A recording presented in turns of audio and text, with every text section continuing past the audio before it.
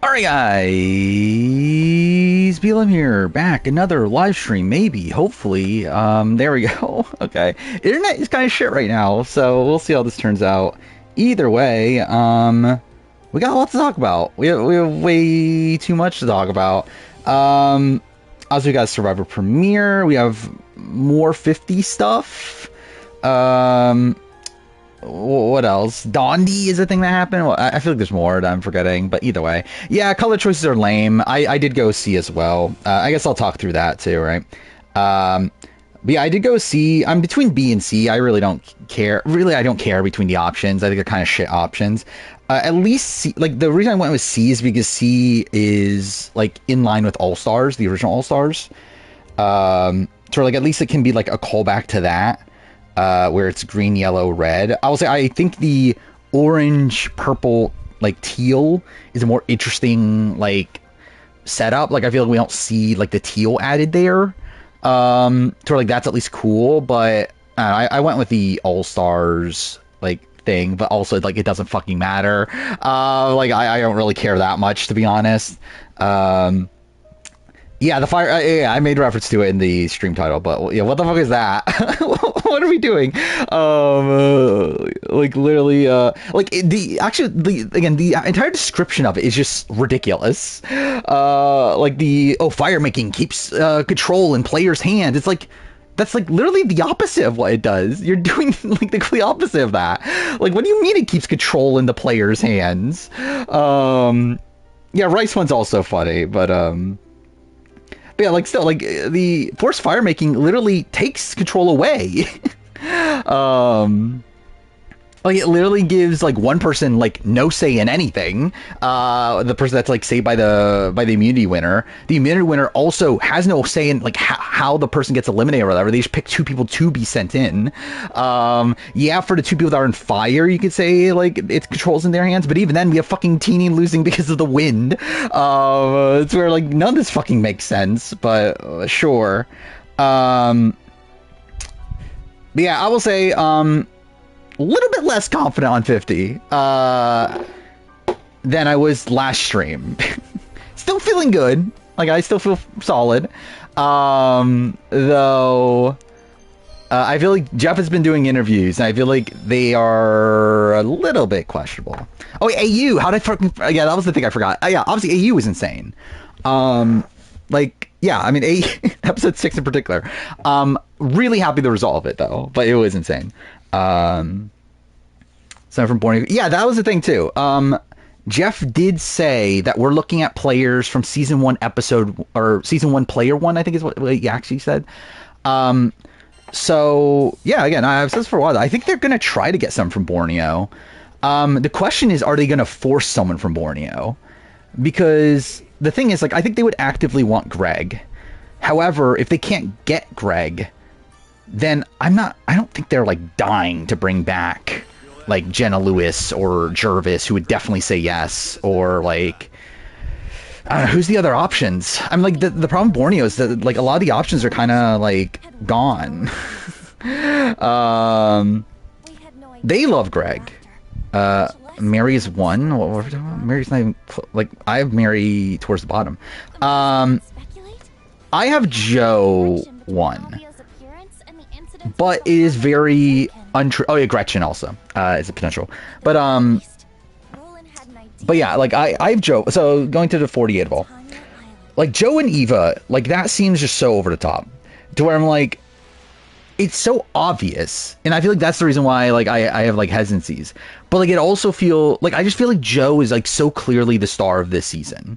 Like the fact that he like has that focus in the intro, he has the first confessional, he has his stuff with Eva. Jeff himself has talked about how this season's about partnerships, and that was like a partnership we're set up at the very beginning, one that has talked about how they're like undyingly loyal to each other. Also, like Jeff like highlighted 4 players in his interview. Eva and Joe are 2 of them. Also, Joe was like a major focus in the preview. Like, I feel like there's a lot of Joe. To where, like, if he's not the winner, he's at least, like, the big, like, he's, like, one of the biggest presences of the season. I'll say also someone like Joe winning also feels like why they would like the season. But yeah, I think that's the thing. It's like it feels too obvious. But again, I did think he had a really good premiere. Thomas also had a very good premiere. Like Thomas had, again, the initial setup to his relationship with Bianca, had the California girls, was a big narrator. I feel like Thomas, there was a lot of good there as well. Who do I have next? Kevin at 4. I don't know. I don't know. Like, I don't actually feel that great about Kevin, realistically. I think he had, like, a fine edit, but, like, I feel like there's definitely holes. Thank you, James Geo, for a 23rd month resub. Almost 2 years. Yeah, it's insane. But, yeah, AU episode... AU was good. I think definitely this set of AU episodes was better than the premiere 48. But, yeah, okay, that's also the thing we have to talk about. Like, Suri, or, like, Parvati seemed to just, like, out that Suri is in the running for 50. Which I find funny. Also, Jeff Probst himself seemed to confirm the Carolyn rumors. Which is interesting, too. Again, there's a lot of 50 stuff to talk about. Like, there's so much. Like, Jeff has been doing a whole bunch of interviews. We've gotten, like, a lot of other, like, smaller information here and there. Yeah, there's just like way too much shit to talk about. Worry Kevin will end up being medevaced. I don't. I feel like if he were to get medevaced, I feel like they would have shown the thing. So, like, if you don't know, in the preview for 48, we got a thing of, like, during the Marooning Challenge, someone had to get medical called in. Now we know that it's Kevin, but they edited it out of the show. And Jeff himself, like, so Jeff did an interview. Or did On Fire. On Fire, he was talking about, like, yeah, we just felt like and apparently the first cut of the episode was going to be like 2.5 hours long, and they had to like cut out 30 minutes of it essentially, or like 20 minutes of actual like episode. And they were just like, yeah, this is like the biggest scene that it's like the easiest to cut out. But it's like, yeah, again, like if it actually played a major factor into the season, they would have kept it in. Like, I feel like there's no... Like, if Kevin actually got medevaced from the shoulder injury, there's no way they don't leave that in. So I feel like he's safe from that. I will say, though, that I feel like that's questionable for his, like, win equity, though. I feel like that's, like, definitely something edgically that I'm like, well, they clearly didn't feel like Kevin... Like, that part of Kevin's story was that important. And obviously, just, like, in general, could just not be that important. But I do find that a little bit weird. Also, I feel like there's a lot of inconsistencies with his story of like him and Mary, and then like he blindsides Mary, and it's like that's not good. It's like I don't know. Like Kevin's like good, like he has a good setup, but I feel like there's definitely holes there. Also, Traders UK 2, it's so good. Yeah, it's good. It might be the first time I've referred Guys Alliance. I do very much like the California girls. This is so dumb. You gotta beat 2 people now. It's more complicated now. Oh, yeah. He's talking about final. Yeah, it makes no sense. By the way, that was one of the things I was referring to when talking about, like, I feel less confident about 50. Yeah, it doesn't seem like we're getting a final 2 versus final 3 question. Based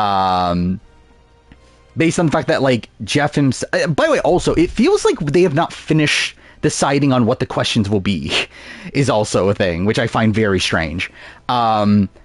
Because it does seem like we are legitimately getting questions every week, likely 4. But, like, based on the way that Jeff was, like, talking in his interview, I think it was with Dalton Ross, was, like, as if, like, they don't even know what, like, a lot of the later questions are going to be, which I find very weird. But, yeah, it doesn't seem like he's into the idea of Final 2 versus Final 3, which, fuck you, Jeff. But, whatever. Who did he go tell me? I'll talk about that probably later. Thoughts on Max as a player? Bad. Like, really bad. Not, like, worst player ever or anything, but, like, I mean, like, his entire, like, plan was so stupid. Yeah, Tribe Colors are shit. Bomb Squad, yeah, great. I find it so funny, like, both the fact that, like, it's literally obviously the same name as, like, the Big Brother Alliance, but also the fact that Rich just says Bomb Squad, like, over and over and over again. When you have a 0 vote finalist, every final 3. I mean, to me, that's not even, like, what... Like, okay, do I want to go into rant about the final 3 at this point? Because, again, I get Jeff's point of view. Like, I get the concept of why you would want a final 3, why you would want force fire making. because to them, all that matters is the result. They only care about the result. They only care about who the winner is. Is that person likable? Is that an interesting story? That's all they care about. Like, they don't care about this person has to make this move here because they need to make sure they're better insulated for Final 2. They don't give a shit about that. All they care about is, like, is the person that's going to win likable, rootable? Like, that's what they care about. And if you want that, a Final 3 with forced fire making, you are more likely to get that. Like, at the end of the day, yeah, people are going to be targeted earlier because of these things, yeah. But someone has to be there. Like, there has to be 3 people at the end. There has to be 4 people there during the forced fire making round. Like, there's only so much you can do in terms of taking out the threats beforehand. So by, like, opening up the field here to, like, we're essentially at the point where 4 people are going to get to the point where, like, the game's essentially in your hands. Like, by that point, more than likely, a player that they like is going to squeeze into that position. Like, it's very rare for them to get to an outcome that they're just, like, actively, like, dislike. Mind you, they got that in 43, and they kind of got that in 41. But, like, still, it does decrease the odds of that happening. So, like, I get why he likes this format. My qualm is that, like, why do you give a shit? Like, why do you care about who the winner is? Like, I think you should be much more interested in your path there. And again, to Jeff also, it's like, oh, they play so dynamically that this doesn't matter. But, like, yeah, fuck you, it does. But whatever. Stephanie is just very middle of the road, I think. She's fine. Max is hot. I mean, good for him. I guess he is. Yeah, that's the thing. Is, like, a lot of casuals care about the winner as well. Which also, like, I don't know. I feel like watching more, like, I think it's like when you get to the point where you've watched this many Survivor seasons, why do you care? Like, there's so many people that have played this game and at this point have won. It's like, why do you care that this, like, one specific person won on this season?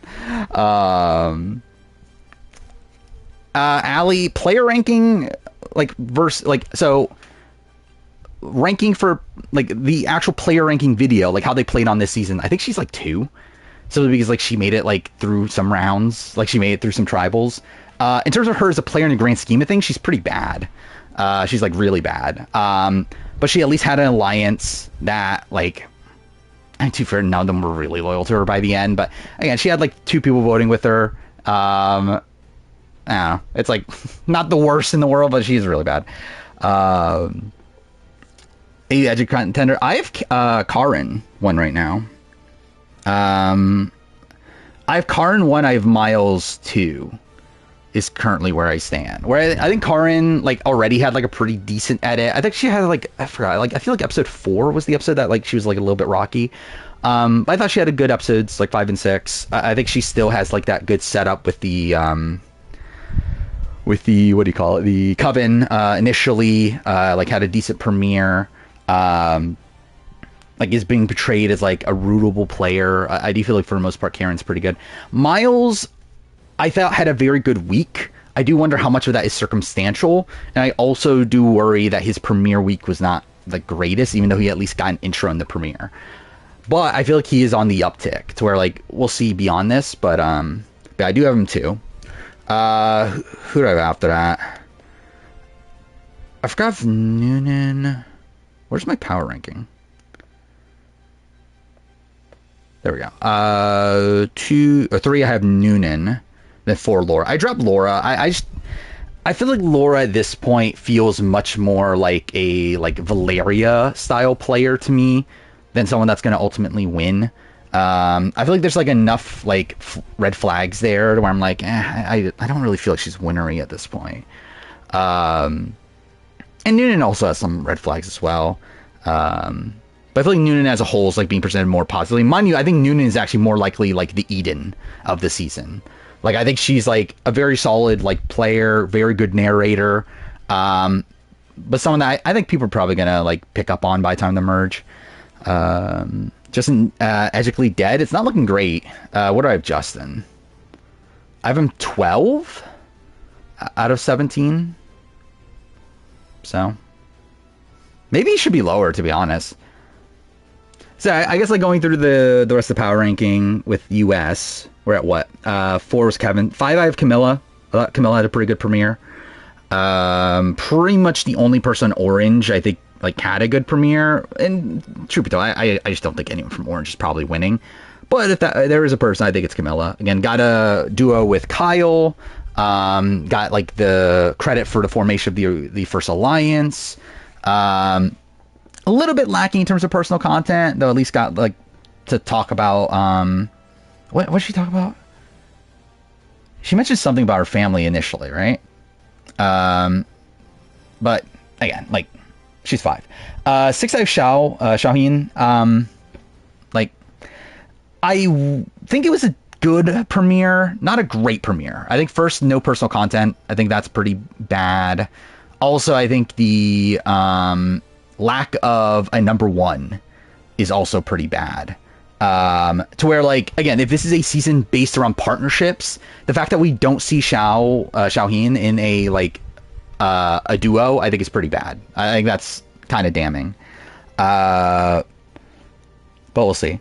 Bianca I have at 7, simply because I think the Purple Tribe set up for success here. I think a lot of the people in the Purple Tribe are doing well, or like edited well. I think she at least had her duo of Thomas, to where like I could see this being a world where like they just gave her a quieter edit in the premiere and then she pops up afterwards. Mind you, if she doesn't pop like by, that's too far. I know. Actually, I'll give her until the merge. At this point, like who the fuck knows until Mergatory. But I think there's decent setup here, even though she only got 1 confessional. But realistically, not looking great. 8, I have Mitch. I don't even know if I stand by that. Mitch is fine. Had good personal content. Yeah. Who's next? It is Kyle, 9. Which I don't feel good about Kyle. I think Kyle very much screams out to me as like the Danny McRae. Like this person who's so circumstantial in the premiere gets like a massive edit in the premiere and is probably going to be invisible for the rest of the pre-merge. Like I just feel like Kyle like just 100% feels like this, like again, he got so much content because of him going on the journey. He did get the setup with Camilla, but even then, like Camilla got a lot more of that narration for like all that setup. I mean, Dwight. I guess Dwight also, yeah. Well, actually, there's a lot of black men that have that in the premiere, don't they? Because Brandon also, right? Brandon for 44, like also have that edit. They do that a lot. I never realized that. Which, like, it is circumstantial, but, like, that is very strange. It always, like, it just, like, happens to black men over and over again, seemingly. But, yeah, again, I feel like Kyle's content feels very circumstantial.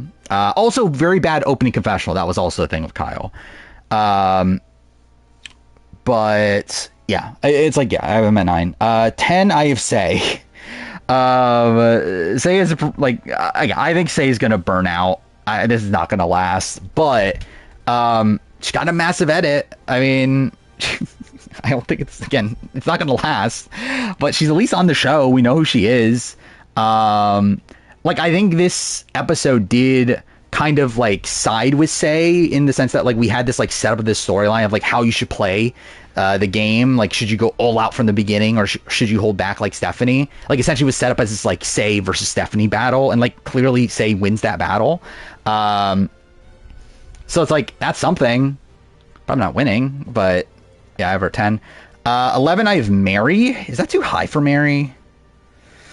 I don't know. Again, like I think the thing about Mary, she at least has that setup bond with Kevin. That was the thing. And I think that's a good sign for her. The problem is, I think like logistically, it seems like she's pretty screwed. She's on the weakest tribe and like seems to be someone that should be taken out next. Especially considering Say has an idol, which, by the way, also talking about the actual strategic decisions made in this episode, I think this was a really bad move to not take out Say, especially from Kevin. And like supposedly, like, so Mike Bloom posted their voting confessionals, and like both Kevin and Justin were talking about how like, Stephanie, you're such a good player. This is our like chance to get you out or whatever. It's like, what the fuck do you mean? Like, Say has a fucking idol. Like, you're at final 5 on a tribe that's like going to tribal over and over again. If you're not trusting Sei, like, why aren't you just getting rid of Sei? Now Sei has like so much power in your group, especially if she has like Cedric as like a very solid number 2. And again, maybe like we're not seeing everything. Maybe Cedric isn't that close to the Sei and whatever, but like it does feel insane they're giving like Sei that much power. I hope there's a swap. I don't feel as confident as I was coming into the 47-48 seasons about a swap than I am now, but I hope there is.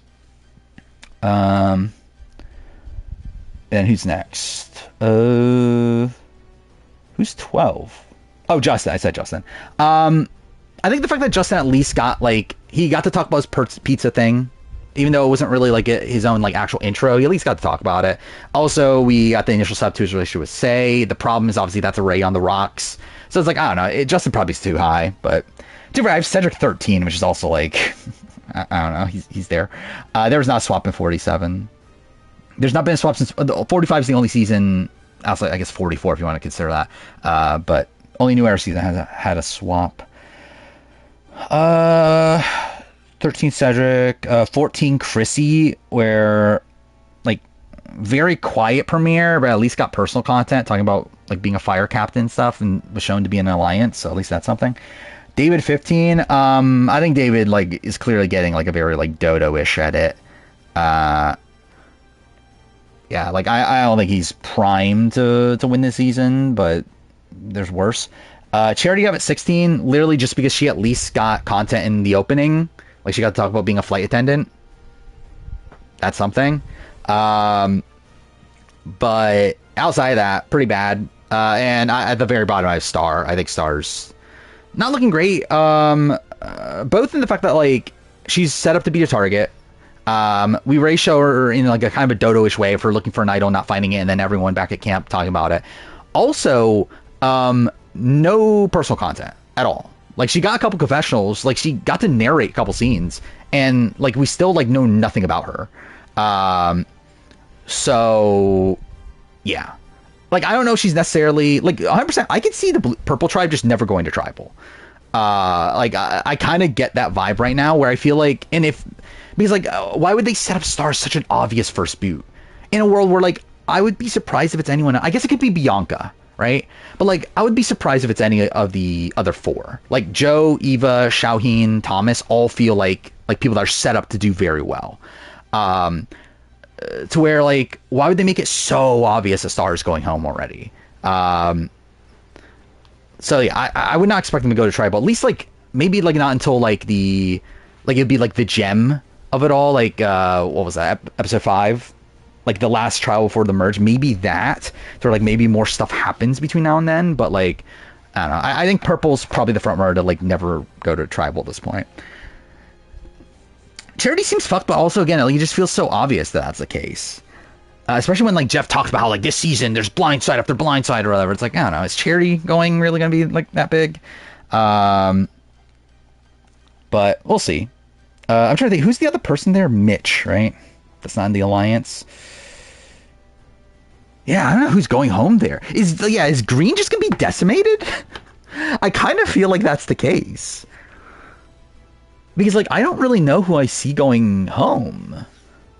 And again, there's a world where like Star and Charity, like these like obvious initial boots do go home, but like it's not going to be for a while if they do. Like I feel like they're not going to go to tribal like next episode and Charity and Star go home, because like they already set it up so obviously. So they're going to allow for like things to happen in between. To where I feel like next episode definitely is just Green going to tribal again, right? Unless like again, unless there's a big blindside, but I don't know. I don't know if I expect that. Senator Justin goes home. Yeah, I don't think it's Mary, because obviously that would be like the obvious vote at this point would be Mary. But again, like we got the Kevin set up. Could like Justin get like idled out? Like, so yeah, Sei could obviously get taken out with the idol in her pocket. However, Jeff has said, and again, this is obviously reading the interviews and stuff, but like Jeff has said the fact that like this cast like learned a lot from the 46 cast. To like, I feel like I don't know. I'm not expecting like I'm still going to be pretty loose with using idols here. So I think it's more likely that Say uses the idol and then takes out like Justin.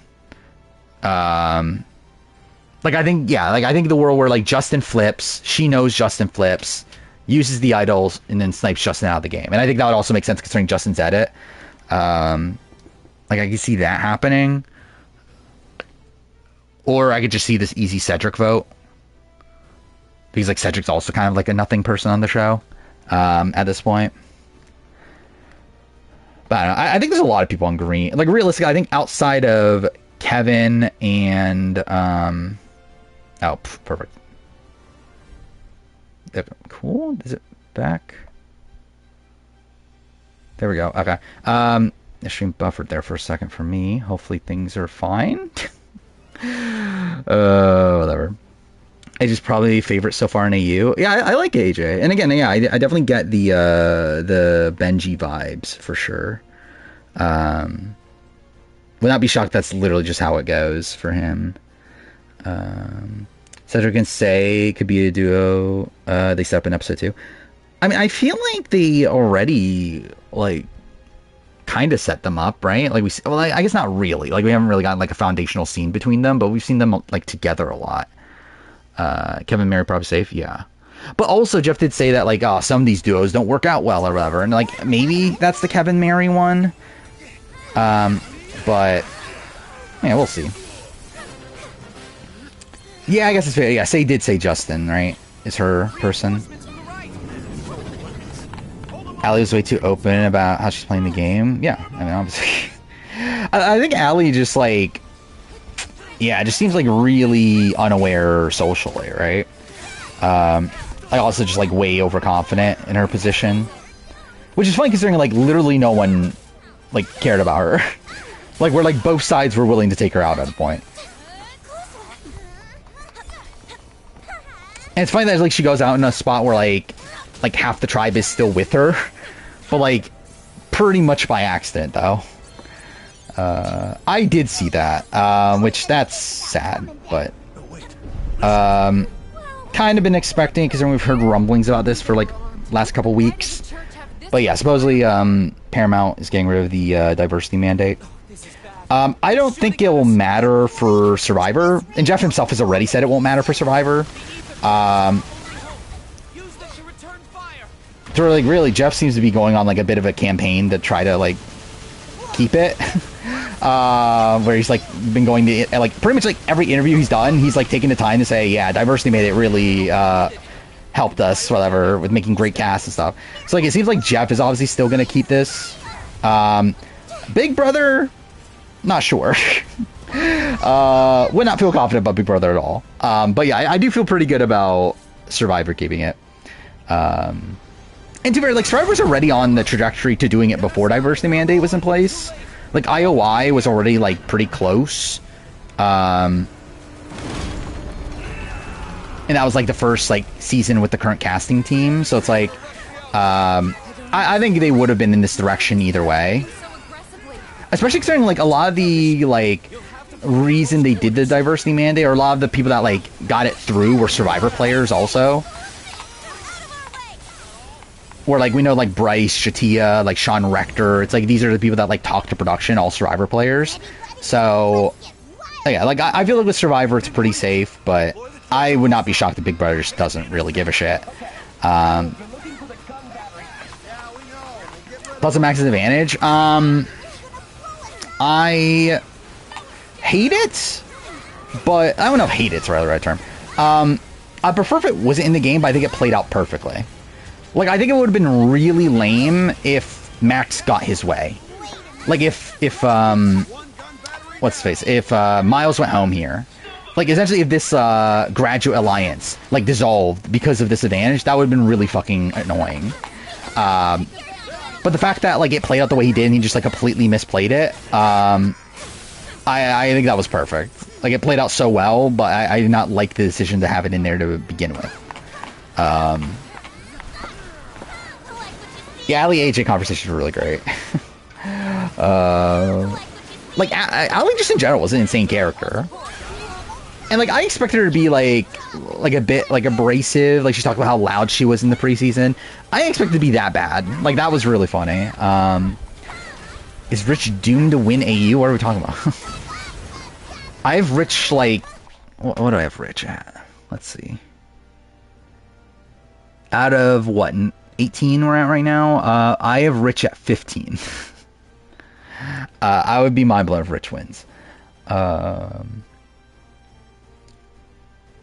Well, so many big personalities on AU we're talking about, which yeah, I mean obviously Kent and Nash back to back, and then obviously now Allie. It's like yeah, it's a lot of big characters.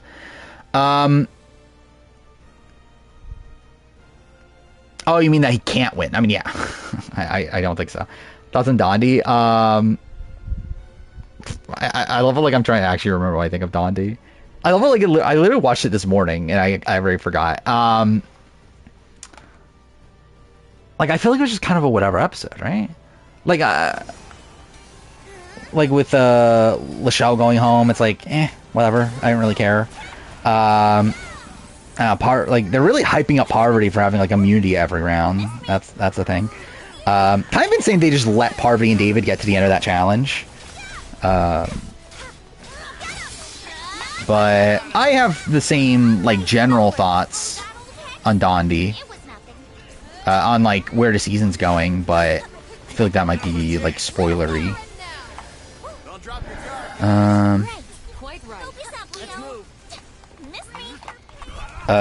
Dondi's so good for Parvati fans, yeah. Sri doing Snake in the Grass for yeah.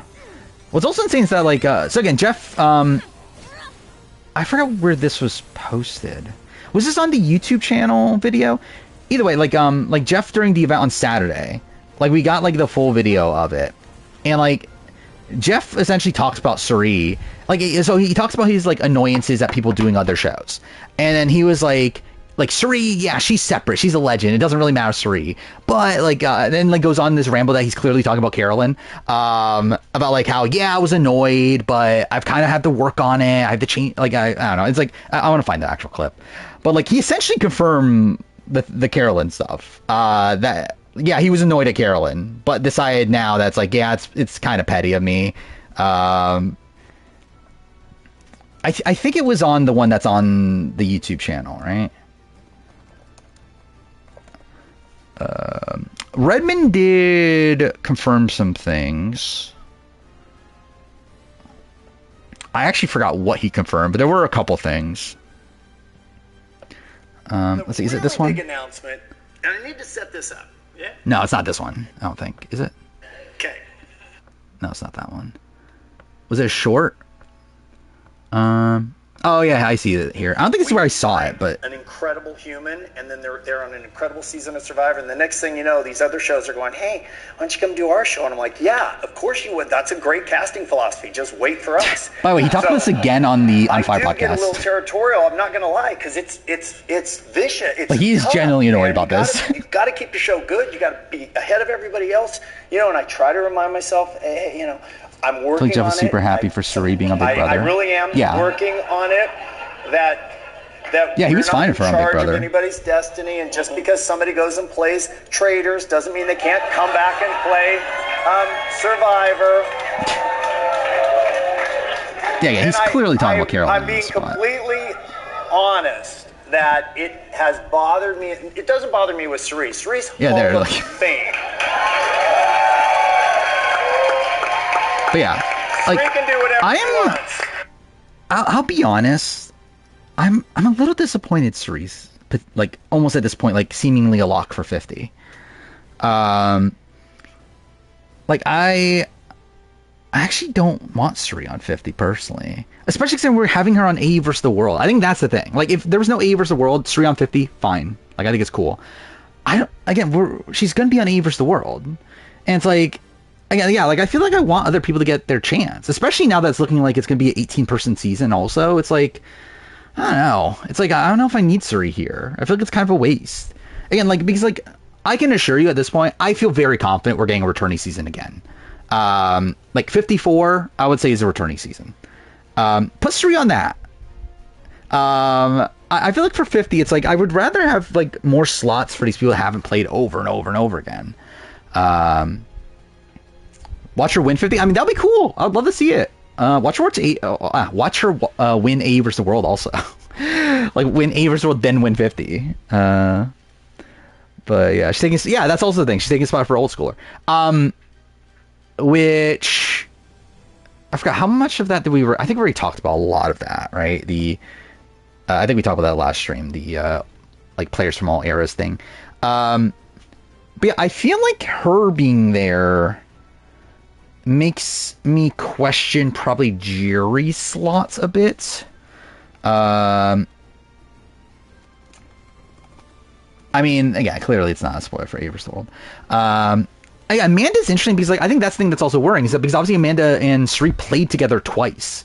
So it's like, are they looking at that as like an interesting relationship to bring to the game? Or are they looking at that as like, oh, they're competing for the same spot? And I feel like that's a worry because I would rather have Amanda on than Sri, personally. Even though, again, I've never been the biggest Amanda like person, I feel like for this specific season, I feel like Amanda is a bigger get than Sri. Well, Suri's only played 4 times in the US. Like, we're talking about, like, globally, I guess. Like, are we including that? To say Suri's a 6-time player, but, like, I would personally still label as a 5-time player, because I would only include US in this. Don't want that many old schoolers. I want, like, essentially what I described in the video, like, I think, like, half new era, probably like a fourth, or not fourth, a fifth. Oh wait, no, fuck me. Wait, no, yeah, I was right. A fourth, yeah, a fourth from the 30s and like a fourth from old school.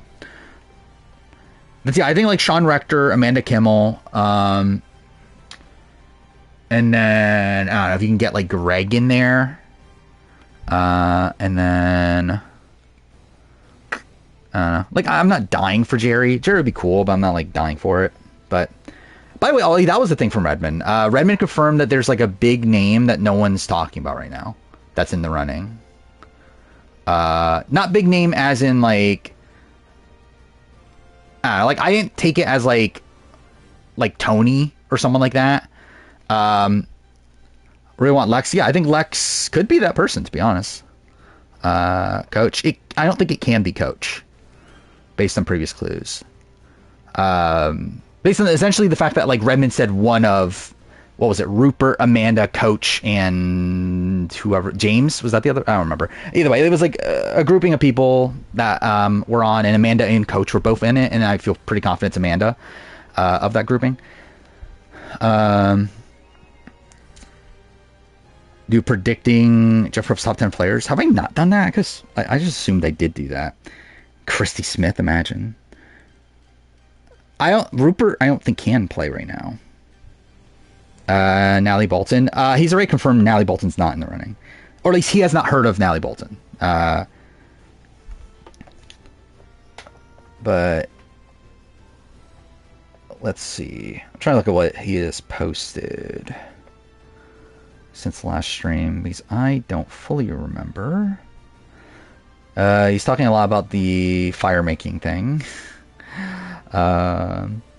He did say I can't imagine 50 without a Borneo rep, is something he did say today. But I don't know that's based on like actual information. That's just like him speculating. I would assume it's him speculating because I like based on like the clues he's let out before, it doesn't really make sense that he would know a Borneo person. But you never know. Oh, he did confirm that no one-time player in the 20s is someone he's heard of.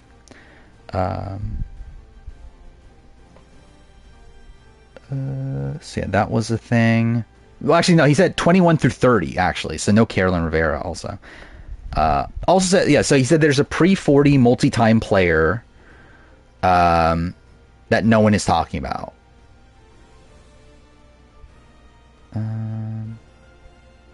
They said there are names missing that got called that I haven't seen posted anywhere. And he said they're pre-40 multi-time players. So, I guess that means multiple. I didn't realize it was multiple, but he does say that, like, he does say names.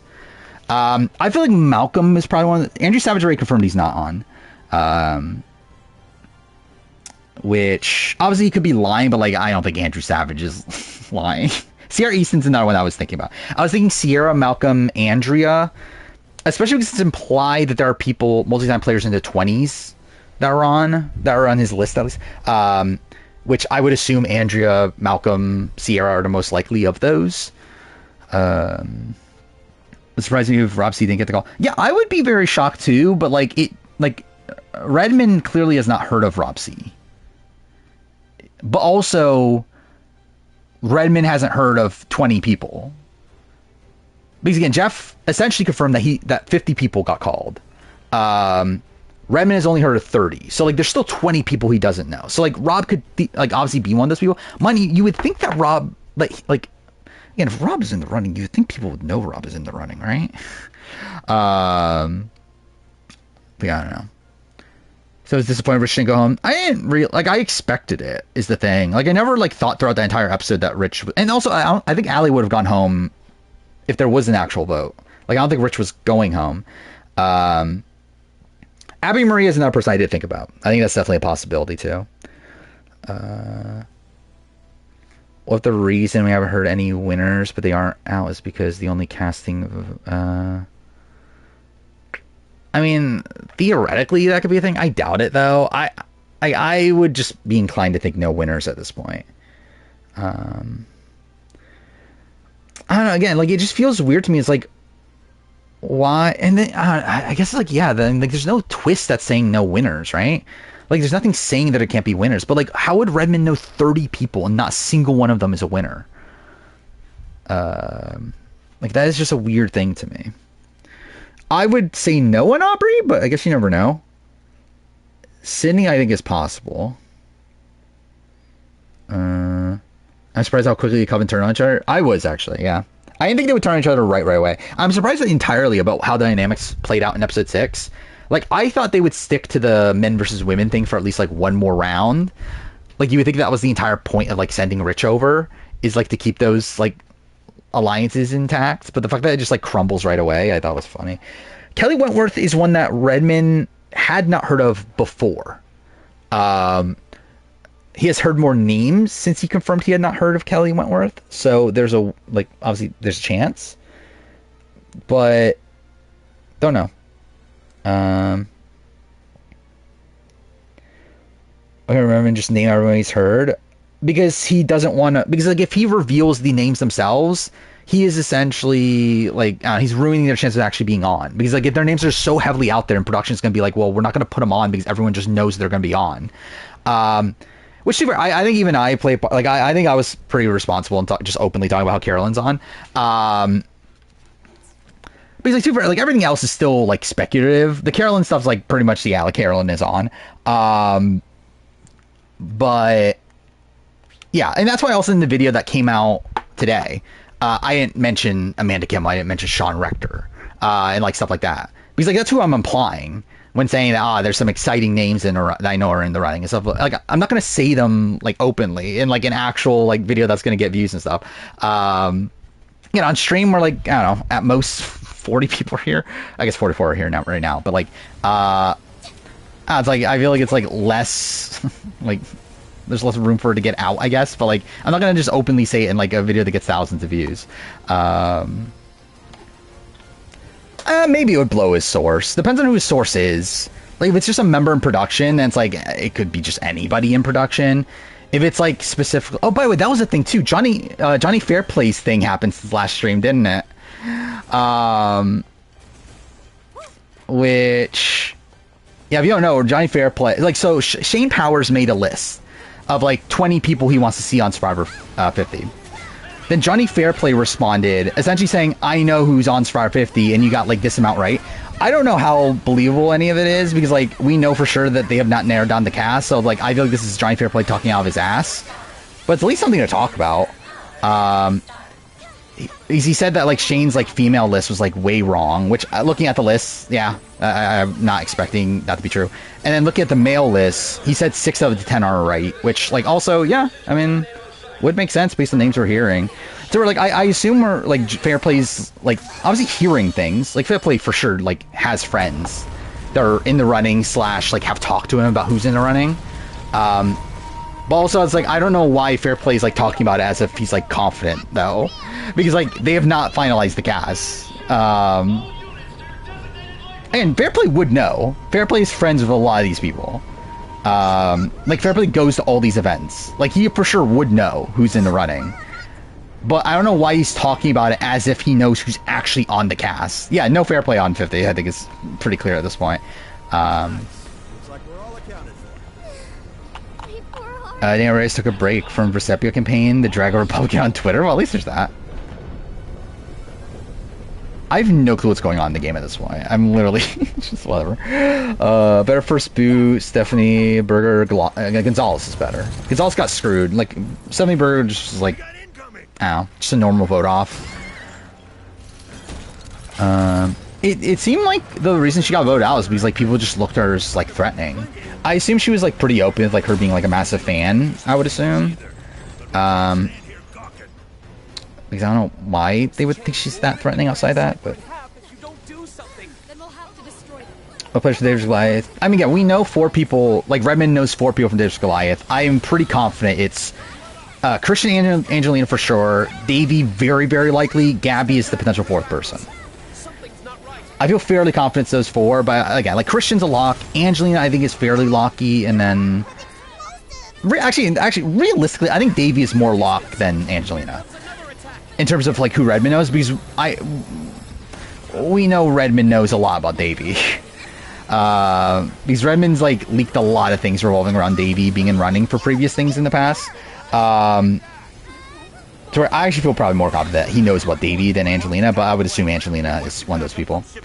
Knowing Natalie Cole. At least Redmond does not know about Natalie Cole. And also, I would not expect it, considering Natalie Cole just openly talked about 50 at the White Lotus premiere thing. Yeah,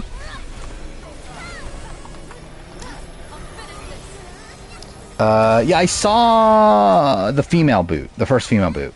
Is that the only new thing? Which, sure, yeah, not really that much to say.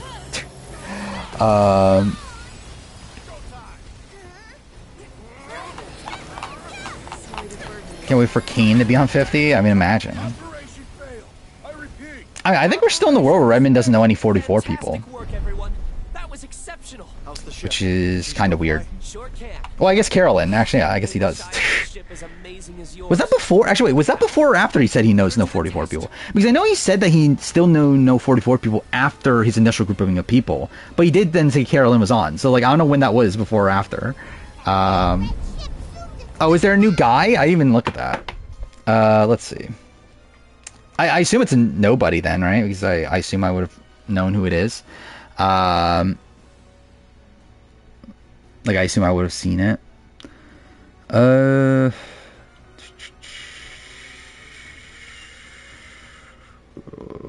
Where? Like, when was this posted?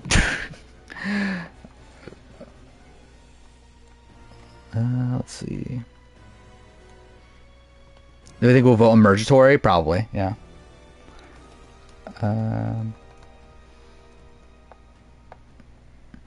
Let's see. An hour ago? I didn't see it.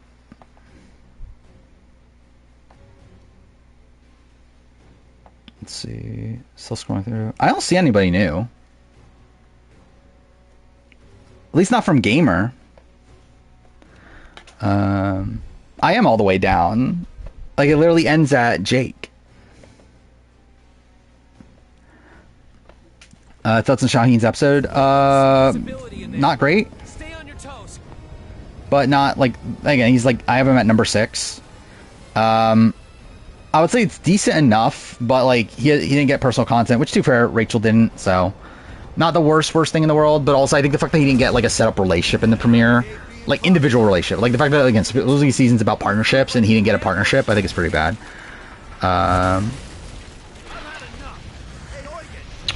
Jody, episode 48 we're talking about? I thought it was okay. Not my favorite premiere in the world. Not bad either. I thought it was better than 47's, probably. Just because I feel like 47's was, like, really bogged down with the idol stuff that I didn't give a shit about. Like, this wasn't as much. But, I don't know. I thought it was just okay. To say Stephanie's stuff at the end was pretty good. Oh, I actually like that challenge way more, actually. I forgot about that. Yeah, they did change up the challenge itself for the journey. Yeah, I thought that was way better than last time, where it was just essentially just, like, searching for things again. Yeah, Andy's moment was pretty good. But, like, I feel like the episode as a whole, though, was pretty meh. Where I feel like I care a lot more about, like, the actual events of the episode this time around than last. Outside the Andy. Like, I think the Andy thing is probably, like, the top thing that happened across both episodes. But I feel like almost everything else I would give the edge to 48 on. Yeah, Cal breaking the pot thing. That was funny.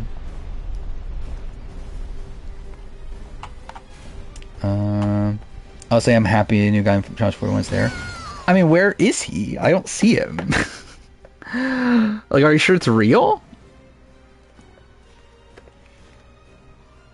Like, it's not on Gamer's cast thread. Like,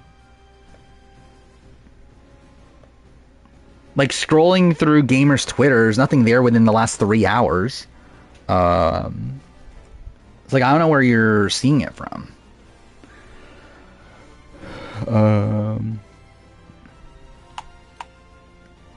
It's not from Gamer? Who is it from, then?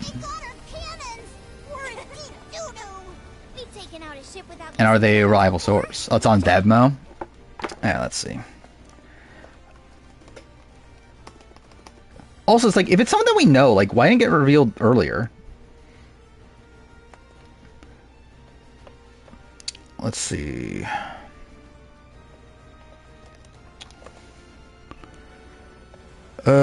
Which page? The spoiler... The cast spoiler one? Let's see. Wait, why didn't it load? Cool. There we go.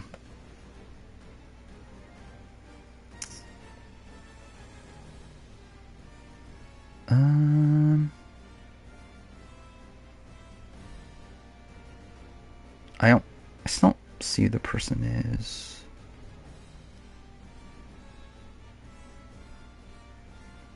I don't see on the Vevmo thing either. Yeah, I don't know who you're talking about.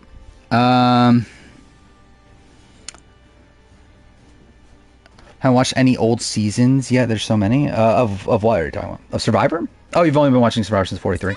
I mean, you're missing out on a lot. A lot as in, like, all the better seasons.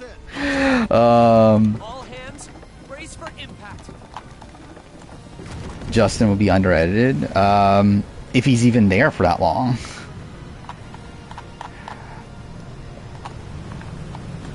Wait, what is happening in the game? Like, why is it that camera angle? That was so weird.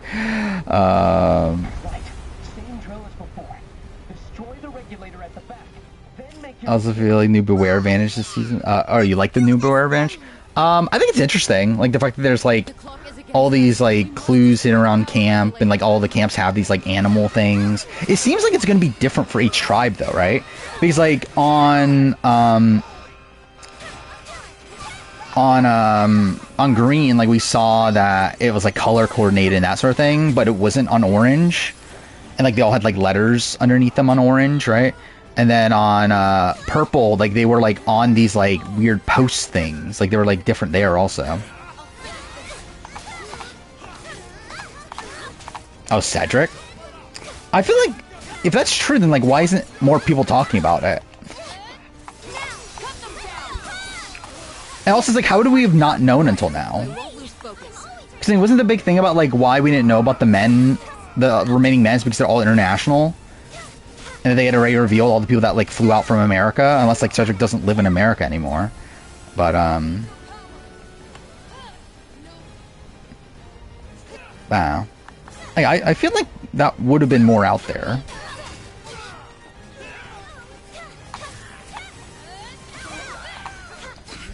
But yeah, it makes sense. Like, I think Cedric's obviously the type of person that would be on the challenge.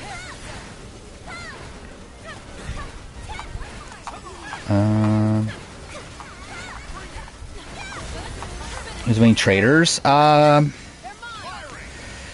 don't even know. I go back and forth. Like again, like there's two outcomes. It's Gabby Dillon win, Faithful win, or Brittany Trader win. I would say edit wise, I'm leaning Brittany. I think logically, I would lean Gabby Dillon.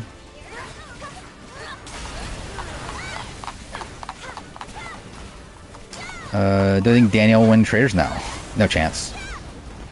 Like literally 0% chance. Like they would not edit her this way if she were to win. Like my prediction is more than likely she gets screwed over by the Seer twist, and that's why they edit her. They edit her like this. It's because they don't want the person screwed over by it to, like, they don't want like the audience to be like pissed off that that person got screwed over by the twist. I do want Danielle to be toppled. I would hate for her to be because of the Seer. Yeah. I think that's the most... I mean, to be fair, like, people already have sauce on Danielle anyway, right? Like, I don't think she's long for the game either way. But, like, I feel like the fact that she's, like, getting such a negative portrayal, though, feels like there's a reason behind it. Kind of shocked Shaheen didn't get more content. I did too. And I was, like, really hoping that he would find himself in a duo. But he didn't, so... Shit. Like, the fact that they focused on, like, because obviously, like, we got him as, like, a fundamental part of, like, the trio between, like, of the California girls. But we, like, despite us seeing a lot of him and Thomas, we don't get any, like, foundational scenes of their relationship. We instead get a foundational scene of Thomas and Bianca, which I think that's very bad for Shaheen. The fact that, like, it seems like he's the closest to Thomas, yet Thomas has his own separate duo that the edit focused on. Do I think Tom's next Spanish? I could see it. I would say my gut would be Danielle, but again, if Danielle's screwed over by a Seer... Oh, wait, did I fail? I was not even paying attention. Cool. But, yeah, I would have said it's Danielle, but if Danielle's screwed over by Seer, obviously she can't be eliminated this next episode. So, like, I don't know. I think it's a... Like, there's the economy there. Try to warn you about Stephanie. I mean... I'm trying to remember. I was high on Stephanie. I did think her interview was pretty good. I was not high on Stephanie before her interview, though. It was really her interview that, like, got me higher on Stephanie. What's funny is that, like, I believe, like, one of the reasons why we were, like, worried about Stephanie is because of the, like, Mary not liking her, right? Which, like, we saw this, and, like, Say not liking her, but, like, we saw the Say one work out, or, like, turn out, but, like, the Mary one, like, was completely unfounded. Again, there's no way Ivar's winning. I think Ivar's set to be murdered, right? Like, I feel like they would... The fact that he's, like, so quiet in the edit, he's either murdered or he's, like, the last faithful banished, like, during the final round table thing, or fire. I think it's, like, one of those two options. But I think, like, practically, I would expect him to be murdered, because I think, like, in terms of who you murder, I think it's either Ivar or Dylan, and I feel like, yeah, I would be surprised if it's Dylan. And I think, like, from a, like, game perspective, I think Danielle still thinks that she has, like, Dylan in her back pocket. Cool. Name everyone a Braun tribe. I mean, I could probably do it. Let's see. So, like, in total, like, obviously Candy and Nash are gone. Let's see. I'm going to do it, like, just top of mind, which is actually the worst way to do this, because it'll probably mean I forget somebody, but either way.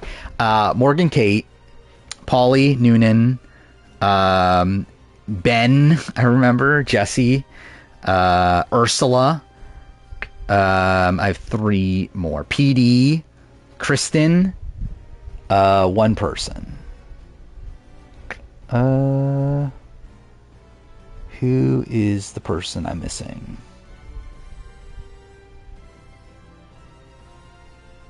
Well, actually, are we including Rich? Because I guess Rich would be another one. Fuck, who am I missing? Again, that's why this is, like, the worst way to do it. Is because, like, if you miss one, it's, like, very difficult to remember, like, which one you missed.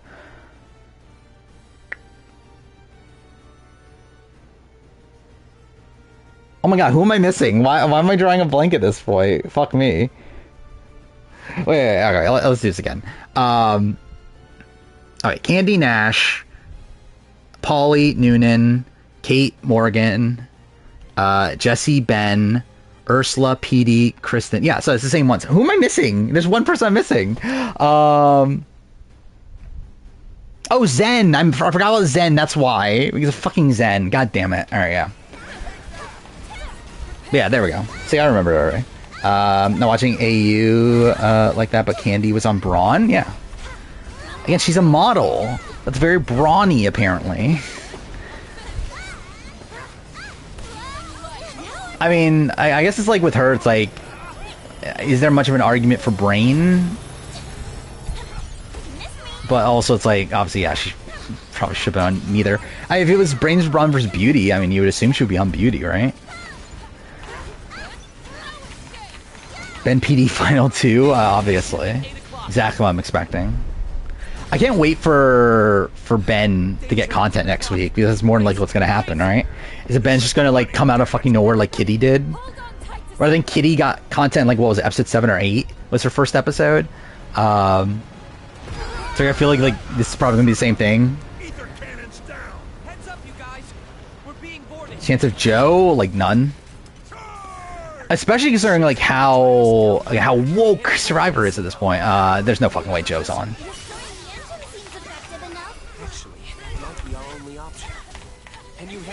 Like, really, I don't think they've talked about Joe at all since Edge of Extinction. Oh, Joe 48 we're talking about? I mean, depends how the season plays out. Again, I think he's set up for a deep run, to where at that point, probably looking good. Probably looking bad for Dominic, if that's the case. But, yeah, again, I think very possible. Again, I think that we have a chance of, like, 4 people from 48 being on 50. Mind you, I feel less confident about that now, after to talk about how, like, we need players from all eras and that sort of thing. But yeah, I mean, my initial gut was that we're getting 4 people from 48. Yeah, no, I think also the fact that we're probably getting an 18-person cast at this point also is probably a bad sign for that. I'm with you. We're in a hurry here. I'm a bit surprised we didn't get as big of a David edit this episode. Where I assumed David would be like the big character of the season. Yeah, it seems like he obviously got some content, but I feel like we got like more like people talking about him than like he himself having anything like that fun to do. Actually, really in general, I'm surprised at how few of the confessionals from the preview we got. Like we didn't get the chocolate milk confessional. What else was there? I feel like there was another. Like we didn't get Xiaoheen's Mozart confessional. We didn't get Stephanie's tarot card confessional. Like I feel like actually almost like none of the confessionals from the preview were in the episode. I feel like Eva is the only one that I can remember that she had that same confessional. Dude, what's happening in the game?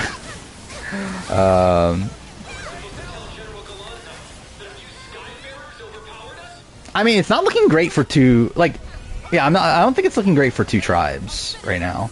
There's still a chance there's a vote for it.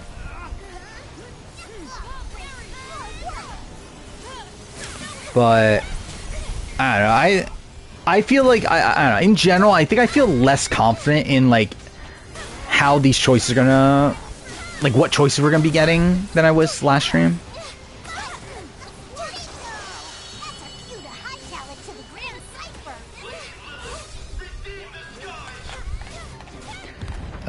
Come out of the center, Siva doing well at all. Like I thought she'd be at the I thought she'd be like Venus, but I just assumed that, like I guess like Venus, that like the tribe would just never go to tribal. But yeah, it seems like she's actually like a pretty central player. Also, I was surprised at oh, perfect. Yeah, stream's buffering. There we go. Okay, I think it's back. Yeah, my internet was pretty shit coming into stream, so it's not shocking. I don't know why my internet is like so inconsistent recently, but whatever, I guess. Trader Circle Jerk Reddit is now a thing. Well, that's great. What is it? Is it all like mocking the Danielle situation or whatever? Does describe the trend for every even season of Survivor, the winner is the last 15 seconds. I don't think that's intentional, but I feel like it has been recently, right? Like Kenzie got the final confessional in the 46 one. Jam Jam was at the end of the 44 one. Was Marianne at the end of the 42 one? I think it was like her face, right? I don't remember if she actually got a confessional in it, but like... Oh, you know, she was in it with Omer, right? That was also a thing too? Like they showed the clip of them finding the Beware Vantage for some reason. Yeah, I didn't... Like, so... Yeah, so we get two colors also. Like, look at what the colors are. I believe those two colors... Like, they're like the, what do you call it? I forgot what you call those colors. They're like the ones that are like on the other side of the color wheel. I don't remember what you call them, but like yeah, they're I don't know what they're there for. Like are they like they're like not necessarily like because they're what do you call it? Like so like I think the assumption is that they're like the color like they're going to be colors that are like going with them, right? But like I feel like that's kind of weird because like they're I don't know, they're on like complete opposite ends of the color scheme. They were like I don't know. It's like when looking at like the buffs for most seasons, like you don't usually have like that many colors going on, right? Complementary, is that what they're called? They're highlight colors from the buff. Are there like 3 colors usually? I guess maybe there is now I'm thinking about it. I always thought there were like 2. But I guess there's like because there's like the main color, then there's usually like I guess yeah, maybe there are 2 in the other stuff that's there. Gonna be like this. Yeah, like I guess yeah, like actually I think these look kind of interesting. But yeah. Yellow Tribe 43 had green highlights. Yeah, like I remember there's like at least like another color, but I didn't remember there being 3 colors. But I guess maybe there are 3 colors. Because you have like things like there's like a black buff with like red outlines and stuff like that. Like I remember there being like 2 colors, but I guess if I remember right, that actually had like white in it too, right? So I guess maybe there are 3 colors. Oh, are those from 44? Okay, I've never actually seen those before. Mind you, I never pay attention to like the emblems that they utilize, but what I think will happen in 48 in terms of what. I assume partnerships will happen and big blind sides, and I assume idle plays. I think that's what Jeff is saying will happen. Yeah, I think it's late. I wish they like I get the fact that they didn't want us to like be able to pick every color, but I think they should have given us more color schemes to pick from at least, and ones that are more variant than that. Where like, literally 2 of them have orange in it. Cool. To like at least like make them like very different. I'll say at least credit to them. At least these are like none of them are ones that have been used recently, right? Like I think only one of them have been used in the new era, right? I believe blue, orange, green was used in 42. That was the only one. But at least like none of them are color schemes used.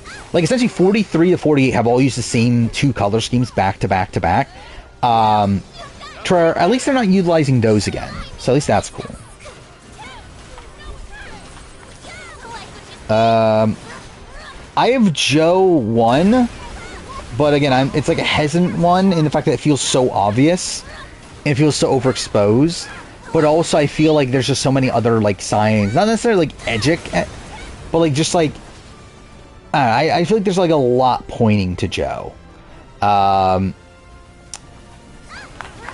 And then I have Thomas 2, I have Eva 3, Kevin 4, Camilla 5, Xiaoheen 6. Oh yeah, it's Joe. Stream buffering? No, it's not. How's Steph rank as for I don't know where she actually ranks, but like I would say she's like towards the middle. Like she seemed to be a competent player. Kind of like seemed to be just looked at as like too threatening, and that's why she was targeted. I don't think she does like that much like actively wrong. I just think like it was a spot where like there's not much room to maneuver, and she just gets like outplayed like in the first like 10 minutes of the game, and then just wasn't able to recover from that. Joe would be so boring if he won. I mean, we'll see. And again, also I think the fact that like I feel like it's clear that production loves Joe. I think like him winning the season would make sense for like why they love the season. Where I am inclined to think a guy does win this season. Understood. Let's go, Captain. Was Mary on the list? I have her like 11, I think, right? Like low. But like also like not dead. And really in general, like it's very difficult to say people are like completely dead nowadays. Like considering like again, like Rachel's someone who's like, while there were signs that Rachel win, I feel like none of that was like really concrete until the merge. Like I feel like it would have been very difficult to like really say like Rachel's a front runner until like what was it, the second episode after the merge. So like I'm not putting like that much credence into really anything until Mergatory. But again, Mary, someone that like could still win, but like I like the fact that like Kevin blindsides her by the end of the episode is not great, considering like it does seem like a lot of her stories like based around Kevin. Rachel was like as expected. Did I fail again? I don't even know. But yeah, I think Rachel is fine. Cool. All right, what the fuck am I meant to like? Am I just meant to be doing this like quicker?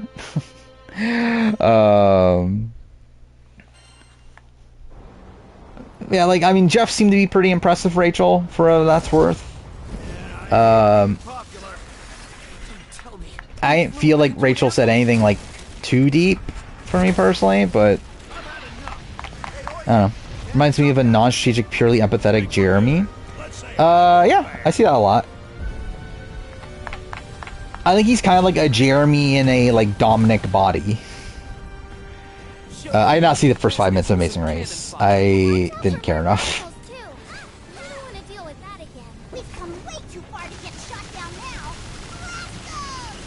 Has Jeff been unimpressed? I wouldn't say like unimpressed, but like actually I guess like not at all really, has he? Because like, even a D, like he obviously talked very highly of D, even though he like very much disagreed with like D's opinions on things. And then like he was pretty high on Charlie. Even though I don't know if he like openly complimented Charlie as much as like he did with D, I think. But obviously he was like very smitten with Rick Devens. By the way, he did call Rick Devens, like, actually I forgot about that. That was the thing on the Oddpod podcast. He was talking about like the previous guests, and he said we had the legend Rick Devens. And then like went on to say, oh yeah, winner D, runner up Charlie. But like he was like very much on like, oh yeah, legend Rick Devens. So take that for what you will. Yeah, I think it's too early to say anyway. Like from 48 for sure beyond 50. Like I would say from the premiere, I would say like again, Joe and Eva obviously seem to be like a major focus here. Xiaoheen seems to be like he's gonna be a big player. Thomas also got a pretty like good opening too. We'll have to see about Kevin, like where his story goes. Say is obviously somebody to watch out for. By the way, he did also say, like on the Oddpod podcast, Jeff did say that he would bring Stephanie back, which I feel was weird. Which is like, are we looking at Stephanie on 50? But he's like, it was weird. It was like, I feel like he was like kind of like subdued for the most part. I'm like, he talks about like, in his notes, he said, "Oh, love, love, love, whatever." But he said that about pretty much everybody. But yeah, he didn't like seem like that impressive like Stephanie, especially in terms of how he played. Like he criticized her game, and that she didn't like play hard enough and that sort of thing. But like, yeah, I feel like it was very weird that he just like out of the blue said that, yeah, like we would bring Stephanie back. It's like, why? And I like Stephanie. I'm sure she'll be like fun like post show in terms of like I'm sure she'll do like podcasts, be like a fun character there and stuff. But like in terms of like bring her back, it's like I don't even know if she's in like my top like 5 first boots to bring back. Audio out. Really doing this again? It should be on. Let's see. Let's check this. Okay, it's on there. Thoughts on Logan? I don't know. Like, I think she's a fun character. I think she's like very much like fitting into the Shawnee of it all now. Where I think it's very clear that's like the archetype she's meant to be is like the Shawnee. Player wise, like question mark. I would say in general the Laura like Logan like entitlement of it all I don't love. The fact that like they're like especially in Super, it's more so from Laura, but the talk about how like they're just emotional players and like they're not working for the lines. Like you've gotten your way every fucking time. What the fuck do you mean? You're the one being emotional.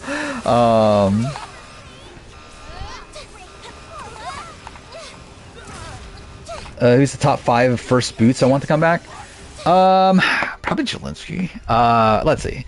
So I would rather have John Lovett back personally than Stephanie. I would rather have Jelinski back. Hannah Rose would be funny, but 44. Maddie, I would love to see back more than Stephanie. Mariah is kind of whatever. I don't really give a shit about Mariah from 43. Zach Wernberger, I would like to see back. And Abraham, Sarah Wilson, who cares? But really, like I feel like almost every other new era first boot, like I would like to see back over Stephanie. Yeah, Reem would be cool. Let's see.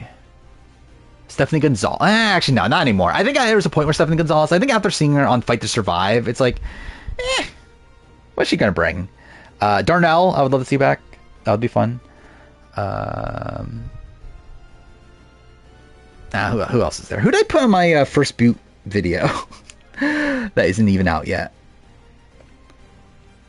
Let's see. That will probably also not be out for like another year. Was it First Boots at War? Oh, So Kim is a person, but I don't need a So Kim return. I guess like old school like First Boots. I don't think I need to see a lot. Nadia Anderson would be cool. I think that would be cool. Pat Cusick would be interesting. I don't need it though. Like I feel bad for Pat, and like ideally I would like to see him get a second chance, but it's not like I would rather see him back than like a whole bunch of other people, though. Yeah, I think like of like pre-new era, I would really just say like Nadia and Reem and Darnell. I think those are probably the 3. And there's like other people that I'd be like fine if they came back, but it's not like I'm like clamoring for them to come back though. Like someone like a Marisa from Samoa. It's like I don't need a Marisa return, but if she came back, I'd be like, oh, that's cool. Like I don't know, Nicole Delma. Chicken. I don't need to see Chicken again. I think we're good. We're just gonna get the same thing. I don't think anything changes. First boots in fisticuffs. What? You want Maria on 50? I mean, you might get your wish. To be fair, this is pretty bad for Maria, right? The Jeff really emphasizing how they want players from all eras. Like I think that's bad for Maria. Considering, I think she's like somebody that if she makes the cash, she's essentially there because of Charlie. But I don't know how much of that we're going to be seeing nowadays. Because you would assume that there's not going to be as many new era people then. What does this mean? What is this? Oh yeah, I did see it. The never seen moments that transcend the show. I'm not sure. I think my first gut instinct to that would be that he's talking about like something like the Joe and Eva scene that we got. But like he was like complimentary. He talked very highly about on the podcast, but like he didn't talk about it as if this is like this landmark moment. So like clearly there's gonna be something down the road that's gonna be this like very like personal moment, I feel like. And like I think the initial instinct obviously would be that it would come from like Eva or from Mitch, but not sure what exactly it would be, because I think it's clearly like not a game thing, right? I think it's more of a like out of game thing. Maybe just that could be a thing. I mean, again, that's also the red flag with Joe, is that like Joe essentially talks as if he's willing to give up his game for Eva, which. The reason I haven't detracted too much from him from that on my power ranking is because I think there's still a world where like him saying that is like more so just like trying to make him look more likable and to really like solidify this relationship, but it also could be actual like foreshadowing that he like gives up his game for her. Like that's for sure possible. Who's drafting to be the first out? I mean, what do we got here? By the way, I think I'm out in the game on this game. Just because, like, fuck this section. I don't care enough. But I think I'll just stick with the game, considering, obviously, like, I'm more so just talking to chat anyway. Maybe I'll switch to, like, Balatro in, like, an hour or so, though. We'll see. Yeah, I might as well update the draft, because I didn't do that yet. Let's see. So who had Stephanie? Ovi had Stephanie. Ooh, Ovi's like fucked. Ovi has Stephanie and like who's gone, and now Charity. Like that's really bad. I feel like he's got to be the first to go, right? Like, who else we got? We got Eva and Star from Jakars. I mean, Eva's looking pretty good. Kyle and Say, it's decent from Julian. I have Shaheen and Joe. I think that's good. Gamers Kevin and Mary. I got the duo. That's fine. I mean, I would assume Kevin at least has longevity. Menace has Chrissy and David. Probably decent for longevity, but probably not looking great for win.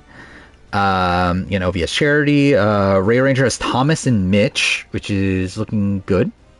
Attack has Justin and Cedric. That's not looking great. That's probably the other contender to be the first out. And Sorko has Camilla and Bianca, which is actually decent.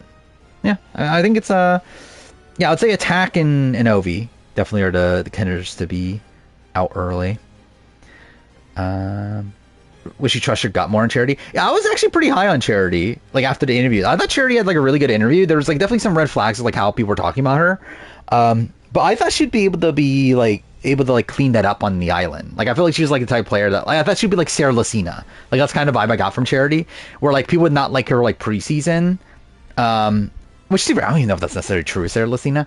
But like still, I think she's like just kind of like has like a resting bitch face sort of thing. But then like once she's on the island, I thought she'd be able to like be like very personable. But it seems like she's not really doing that. So, oh well. Have Stefan, David in the Wilnef Fantasy League. It's over for you. I mean, yeah, it's not looking great. Why'd you pick David? Well, I guess you probably picked Stephanie first, right? And then David was like a second round pick. But speaking of that, Wilnef finished Titans vs. Rebels. And I didn't watch it yet. I haven't finished watching it. I watched up to the Kirby boot. But I did see that, so like I popped into the very beginning of his finale stream. He did mention that he's willing to watch SA, so that's cool. So that might be a thing. That he'll watch Philippines at least. I'm worried about how he's gonna like Survivor SA because I'm not sure he's actually gonna like it, but I'm interested in seeing him at least watching Philippines. He's playing the best game playing the best game. I think that's interesting because I haven't really been thinking about that. Probably Noonan. I think that's like my first instinct, where I think Noonan's played pretty well. Like even though like she got like blindsided the candy vote, I thought she played that round pretty well, and she seems to be in a pretty good spot. Why should I start with Panama? I'm sure like they're not gonna tell him to watch Panama, right? Like, it's not like they told him to watch Borneo. Or even like with Australian Survivor, he started with Champs Contenders 2. So it's like, I don't know, I would be very surprised if they make him start Panama. I think they'll make him start Philippines. Like, I mean, literally, I believe the person that like asked him about it in chat was like mentioning watching Philippines. So like, I assume it would be Philippines. Oh, were you the one that did it? Oh, okay. But yeah, either way, I assume it will be Philippines. Like, I think that's the easiest one to find. That would be like a good like starting point. Because like it's pretty difficult to find seasons 1 through 4 nowadays, isn't it? Like, I haven't bothered looking for myself yet. I'm gonna need to somewhat soon. I think next year, actually, right? I'm doing SA Panama, but at some point, I'll have to find them. Is it next year I'm doing SA Panama? I don't even remember anymore. I haven't fucking paid attention. I like the way I'm working on videos now is so fucked. Where like I don't know. Imagine he finds Africa Panama and watches it on stream. Be the first person to watch it.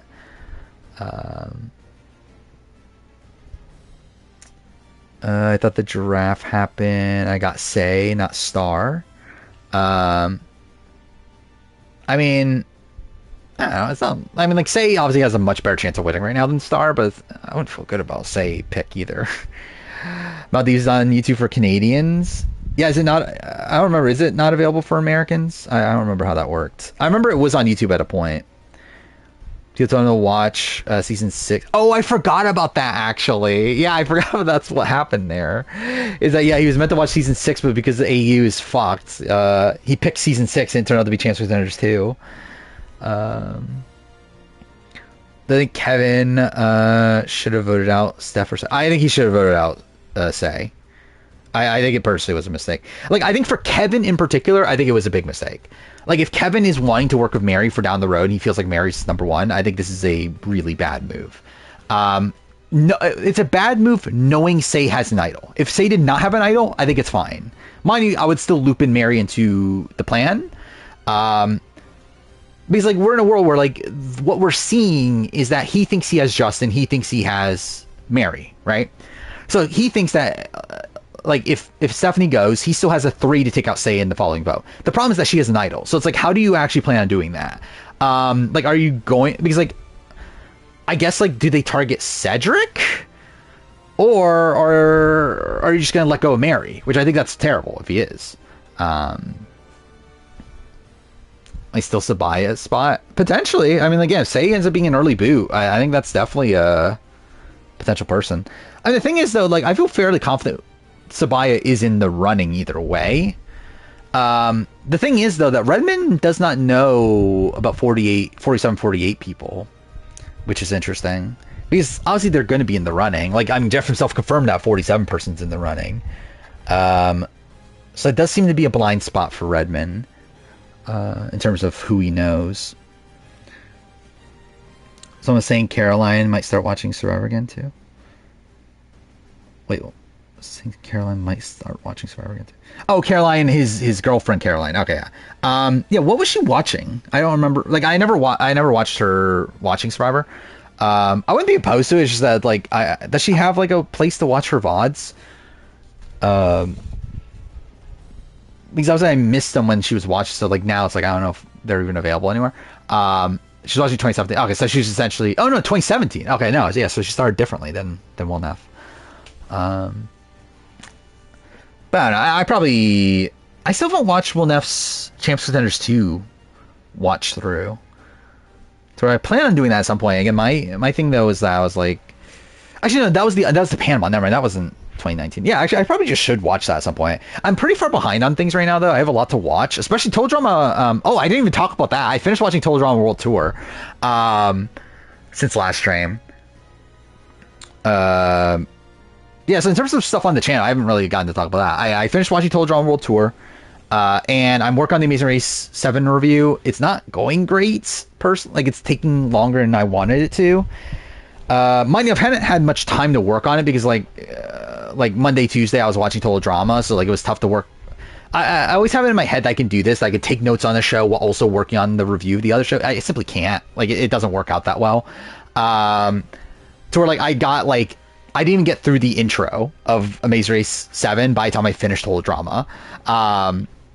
But like I've had today to work on it, and I've gotten through episode 3 of Amazing Race. But it's like that's only like a fourth of the video. So it's like ideally I would have gotten more, but whatever. Okay, talk about World Tour. It was okay. I thought it was okay. Like again, like from someone that hates like the previous 2 seasons, I thought it was better. Like I think it was an improvement. I do think the writing is sharper. I think there's less like fart jokes and that sort of thing. Yeah, I actually like I'm a bit worried about making the review because I feel like there's less to talk about for me. Because like I think the stuff that made like season 1, season 2 reviews fun to make is that it was like just shit. It was just fun to make fun of. Like this one, I don't feel like there's as much to make fun of. Like there's obviously still some things here and there, but like it's actually like I don't know, it was just kind of okay. To where yeah, I mean like I don't really have like like I don't like too much to criticize that is like that different from the previous ones, but I didn't love the singing of it all though. I'll say I did feel like, and I guess like that's kind of the point, is the songs are supposed to be like ridiculous, and it's like these things that they're just like coming up with on top of their heads, but like I don't know, none of the songs like really did anything for me. Yeah, I think the Heather Alejandro stuff's handled very, very well. I think Alejandro's a good villain. I think the minor criticism of it is that it just feels like them doing Justin again, but just better. To where like it just feels like it's slightly retreaded stuff. I'll say I do find it very weird how prevalent like cheating is.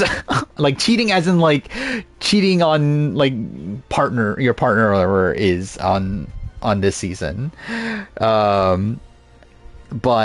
like I feel like that's like kind of a weird thing for a kid's show, but like oh, whatever. Yeah, I watched the Alejandro, so I watched both endings.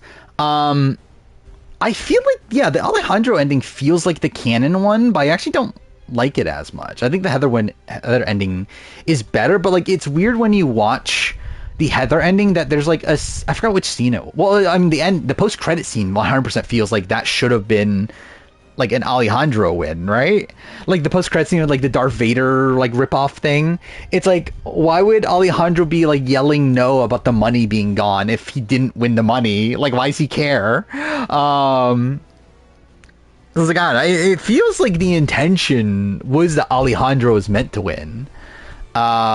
Which I don't like as much. I think the Heather win makes more sense. Even then, though, I guess that's like, I guess that's whole drama for you, but like the fact that like they lose the money anyway, and like the volcano thing happens, all that, like I love that. Like I think it's like, especially considering like it feels like this was intentionally the last season with this original crew. Like I wish they would have like wrapped things up a bit better. It felt very abrupt. And it just felt like, I feel like that was like unsatisfying. Like the fact that Heather wins, I think was like, again, a satisfying like arc as a whole, but I do feel like the actual like end was like, okay, that was like, that just like happened very quickly. Doesn't Duncan's run, I don't even know how, like I think like him, like I think that what happened to him in the premiere I think was funny. I don't know if funny is really the right term, but I thought it was interesting, the fact that they like have him like quitting because he doesn't want to sing. And when they bring him back, obviously you have the like the love triangle stuff, which like I feel like is kind of overdone a bit. I think of the and I guess like it's like further explored than it is in season 2, but like it is something they touched on in season 2 already.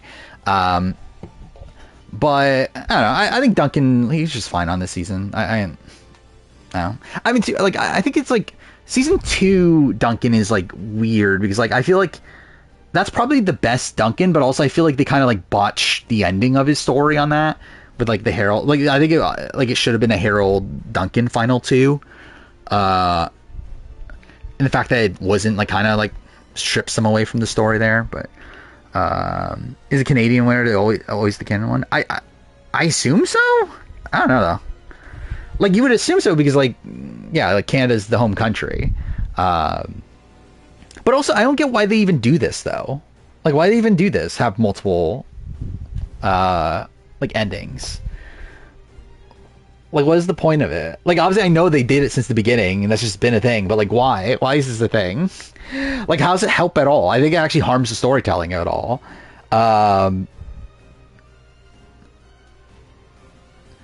I remember Eats Me Raccoon did a video ranking of all the songs. Oh yeah, I remember he did do that. I should watch that video. But yeah, I did not give a shit about any of the songs. None of them stood out to me. That was Zico's run. That was insane. What the fuck are we doing? Like actually, like I like it in the sense that it's like so ridiculous that it's like, I don't know. It's like ridiculous, but not to the point where like this is like it's not like Owen farting all the time. Like it's not like that level of ridiculous. It's more so ridiculous as like this is just insane. Like he privated. Oh no. AU does it too. Or we're talking about AU. I think they changed the winner in drama because they thought the American audience would like Owen better. Oh, is Gwen the winner in Canada? I didn't actually remember that. I remembered Owen was the winner in America, but I don't remember if that was like which ones are. Is it always different, U.S. and Canada? So I know Alejandro's the winner in Canada for World Tour. Who won season 2 action? Oh, films multiple endings. Yeah. Yeah, I guess that's fair, right? Imagine that was the thing with Australian Survivor, is that they like, again, you obviously get the real ending in Australia, but then in America they air it in America, but then they just like change the ending.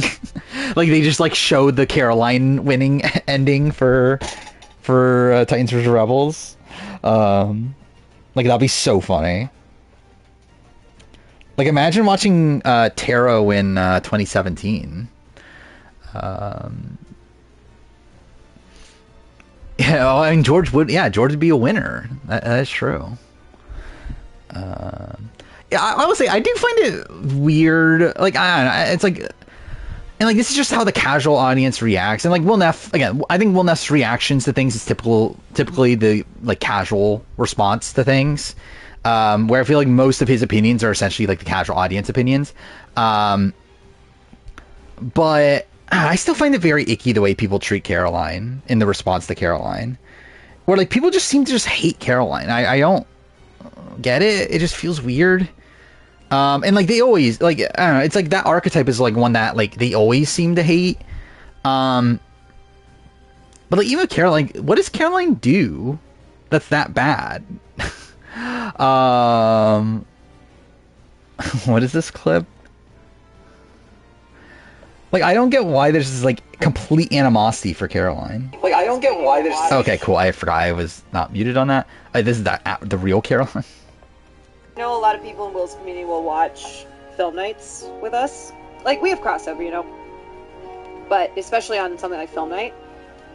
So, I didn't mean to... I wasn't, like, spying. No, I wasn't spying. But I saw a lot of comments with my name. Oh, like she thought she was. They were talking about her. Like, is a XP spawner. All like really mean. Actually, that's kind of funny. When do I think Big Brother will do another returning play? Not for a while. I think at best 30. Probably not for more beyond that. Are we talking about like some returnees here and there, or like full blown? Full blown, again, not for a very long time. Again, some returnees here and there. There's a chance. Even the 27, there's a chance. I would doubt. Actually, no, I would doubt 27 now, considering we know Amazing Race is coming. But yeah, 28, there's a chance. Like I think returnees can be on like just any given season. Like I don't think they're as like strict with that than I guess Survivor is. Where I think Survivor's at the point where now, like I don't think they're going to bring back random returnees. Like, I think they were disappointed how that played out in Edge of Extinction with the returnees there, to where, like, I don't think they're dying to do that again on Survivor, where I feel like with Big Brother, they're more willing to just randomly bring back people here and there. But even then, I don't even think they're, like, dying to do it either. But at least there's, like, a semblance of a chance of, like, 28, 29, like, having, like, a returnee here and there. But, yeah, full-blown All-Stars, like, I don't think it's looking good. Like, obviously 22 didn't work out well. Caroline was the old woman who leaked plans. They hated that. But they hated her before that, right? Like, they hated her from, like, even before the Viola boot. They were already hating Caroline. Well, yeah, too. Yeah, that is the... Is there any woman that like Will Neff loves? Well, I don't know if there is. Am I going for a long haul till drama? I think eventually. I'm not sure if I'll actually do. It's like on the schedule. I have the next season. I forgot what it's called. Revenge of the something, right? But I have that season on the schedule for next year. I'm not 100% locked in on doing it next year. Just because one, it's not even the anniversary.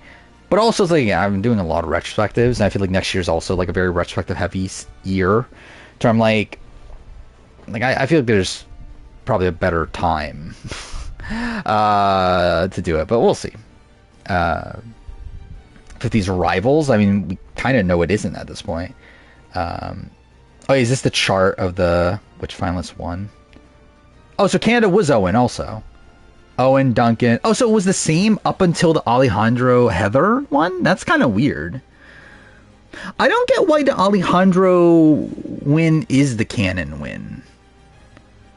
Also, I'm seeing for season 4 that like literally US is the only one that had a different ending for season 4. That's kind of funny. But yeah, like I don't get why like Alejandro is the canon win. Like that feels weird, right? Because like Alejandro's like clearly meant to be like the villain. There's like you would think that they wouldn't want the villain to win at the end. I guess like obviously you could just try something new, but like I feel like Heather like felt like the perfect result, right? Her being like a villain still, but like obviously like the antithesis to the real villain of the season. It's like I don't know. I think that was like good enough of like doing a different like style of ending. To where, like I feel like you didn't need to go all in on like making it the new villain that wins. I feel like that's I don't know. That's Extracted. It's still fine. I think it's a fine show. I think my issue with Extracted as a whole is that I feel like it's probably better as a show to binge. I think I'm not loving the episode format. Where I feel like they're like I don't know, it doesn't really feel like it's structured well for like weekly episodes, but it's fine though. I think it's a fun show. Like an interesting concept. Season 4 is the only season you watch as a kid. You love the US winner. That's kind of funny they did that though. As a football player, okay. Wasn't season 40 originally supposed to be rivals? It's not confirmed to be, but that's the rumor. Yeah, Russell says it, and then we know Lex was in the running, where like he also has said it, that he thought it was going to be rivals. So it seems like the people that were called were thinking it was going to be rivals. And I think if you look at like the list of people we know of, there's a lot of rivalries there. Like I know Brad Culpepper and Candace were called, so people were like assuming that they were going to be a pairing. And then Twyla Eliza, right? I think was also one that people were thinking about. Even though I don't even know if it's been confirmed. Was Eliza in the running for 40? I don't even remember, but I know Twyla was. But yeah, like that was definitely like it's a highly speculated rumor. Yeah, I don't think it was Russell and Laura. Also, yeah, I think it was Russell and Sandra probably. Because I don't think I've ever heard about Laura being in the running for 40.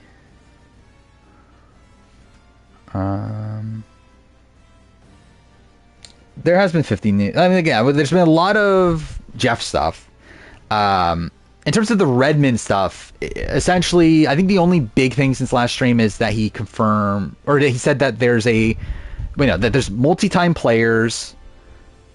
What was it? There's multi-time players well, it would have to be pre-40, right? But anyway, he said pre-40 multi-time players that no one is talking about that are in the running. And then also said that that no one-time player from the 20s, like 21 through 30, is in the running. That he's heard of. Again, that he's heard of. Where like that was actually, we didn't talk about that also. There was a like someone on Survivor Sucks posted a list. And that's what like part of what it was responding to is that someone like that list had Jonas on it.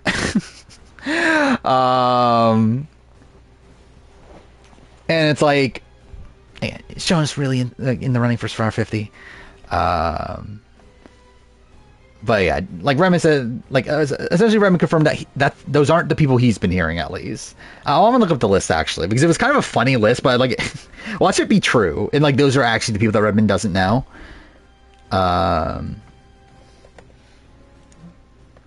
Let's see. Yeah, someone responded if I don't even know if Jeff Probst remembers who he is. Okay, so this is the list here. This was a Survivor Sucks poster. Guys, Colby, which theoretically, yeah, Survivor Sucks is still around. But yeah, Colby, which again, theoretically makes sense with the Jerry, because it's either Jerry or Colby, 1 to 2. Lex makes sense. Sean makes sense. Rob Cesternino, sure. Rupert makes no sense. Rupert can't be in the running. Okay, Rupert can't even like pass medical at this point. Penner, sure. I would like to see it. Earl, there's people again. There are rumors of a winner from that era of the show, but also it's like it's not from a reliable source. But again, this person's claiming Earl. Coach, again, not looking great. For Coach, considering at least Redmond doesn't know Coach. At least that's the thing. And then Jonas as the only player between season 18 and 36. By the way, also, this person's claiming that this is actually the list. Like, this is not like, oh, I only heard of these names. This person's claiming that this is actually who is in the running. Like, this is literally the entire group. So, again, literally no player from 18 through 36 outside of Jonas. And then Dominic, which, sure. Christian, yeah. Also, again, Ray not fitting in Redmond, the fact that only Christian from 37. Because, again, like, I would feel pretty confident about Davey. Devins, makes sense. Xander, we know. Deshaun, not all the run possibility. Jonathan, yeah. Mike, probably. Omer, yeah. Jesse, obviously very likely. Austin is there, which probably not. Hunter is there, which I feel very confident about no at this point. Q, yeah. Sam, yeah, very possible. Andy, which also very possible. How many people is this actually? This is actually 25, right? So this actually makes no sense. This can't be it. Because this is not including 48. So again, we know production, like Jeff himself is claiming they called 50 people. That would be including 48. So like, any list that has like 50 people that doesn't include 48 people is already not like very likely. By the way, I forgot about this. I didn't talk about this. I did make a list. I actually posted on the that 50 spreadsheet I did of my speculated 50, and I didn't include 48 people. So again, it's not accurate, but I'll post it here. There. Yeah, I did make a list of like a prediction of who the top 50 could be. And didn't really put much thought into it, but I just wanted to like, I was just thinking of myself, like I just want to see what 50 I come up with. Of like what 50 I think could be in the running right now. Like the people that they would call. Don't need Xander back. I agree, but we know he's in the running though. What is this? This is so funny. You can, yeah. It is insane the wording on this on the forced fire making thing. Oh, did I put Julia there? Oh, Julia Sokolowski. Yeah, I agree with that. Again, there's a lot of rumors about Julia Sokolowski. Do I think they're true? Probably not. But there's a lot of rumors about her from multiple sources. So I'm like, there's a world. Actually, at this point, I could take off Carolyn because it's not looking good for Carolyn Rivera. Not looking good for Carolyn Rivera. I think everything else I mean, Jay is like a question mark, but it's always been a question mark. And again, like this is not including 48, so I guess I could like theoretically like take out like Julia, Jay, and like Carolyn Rivera, and that would leave 3 spots for 48 already. And that would make sense. I mean, I don't even think Jay is in the running. Like he's like one of these people that was just like, I guess I'll leave it there just to make it 50. But I am not expecting Jay on like to be in the running. How do you feel about tonight's episode? I thought it was okay. I thought it was better than the 47 premiere, but still not great. But it was okay. I really like this cast. I think it's a really fun cast. Yeah, save for 50 at this point. It'll be fun. I will say, again, we'll see how the fucking run goes. It could go really bad, but like, she seems fun right now. But yeah, I think like again, Joe, Eva, Say, Xiaoheen, Thomas, David, probably still a potential person. Camilla, I think those are probably like the people Kevin, maybe add to that. I think those are people that like I'll be looking at. I think the problem with Military X is just it's been like too long. Plus, also it's like not to the point where they have like this big nostalgia for it. Like I just think it's in like kind of a tough spot. And too far again, so Julia Sokolowski is someone I put here, but again, at least there's been rumors about Julia Sokolowski. And not just one. Like, again, there's been rumors about Will Wall, but like that was literally like one person. Like Julia Sokolowski, like there's been like at least 2 lists that have had Julia Sokolowski on it. Which again, I don't think is actually real, but like again, at least multiple people are saying that Julia Sokolowski's in the running. So I don't know. I'll put her there. Yeah, I agree with that. This episode 6 of AU is better than 48 premiere.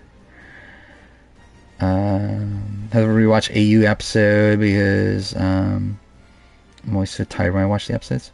And when are you watching it? Have I talked about Jav talking about how he's trying to not hold it against play? Yeah, I talked about that earlier. Yeah, he did say that. He talked to a therapist about it, which is kind of insane. But yeah, I think his entire spiel about that was clearly like specifically talking about Carolyn. Because like he says, oh yeah, Suri's fine, like she's a legend or whatever. It's like looking at the Survivor players who've been on the Traders, the only person that you would like qualm with being a legend is Carolyn, right? And considering again, we know the rumors that they didn't call Carolyn initially and then later did in the process. I think it's pretty clear that I think he initially didn't call Carolyn, was pretty upset at the Traders thing. Then time went on, they probably went through more of the casting process, and probably other people were in his ear or like, are we really not going to put Carolyn on? And he was like, fuck it, I guess we'll do this. Like immediately, so I don't wake up. I just don't check social media. But I did get spoiled on which episode was it? I'm trying to remember. Wait, was it episode? It was episode 2, I believe. Yeah, it was the Izzy boot. I think I got spoiled. One of the episodes this season, I did get spoiled on before I watched it. But and that's because like I just like accidentally looked on. Actually, no, it wasn't even Twitter. It was I fucking went like opened up YouTube, and the first recommended video to me was Izzy getting voted out. So I was like, okay, cool. Thank you for that. Why are people freaking out about Max on Twitter? I believe it's a lot of like. And I do think there's been a lot of like kind of like borderline icky stuff with Miles. I did see this. This is like insane. These like update things. Like Eva did not tell Star she has autism. What a post. And then like another one. Like I know there was like Eva updates, which I'm assuming that's what this is parroting, or is it the other way around? But either way, that said that like Eva told Joe about her autism or whatever. Like these are such weird things. Yeah, like I think there's been like icky stuff around like how people have treated Miles, like the fact they're like associating him with being sneaky, and like yeah, there's a lot of like racial stereotypes that feel like they're being played on there.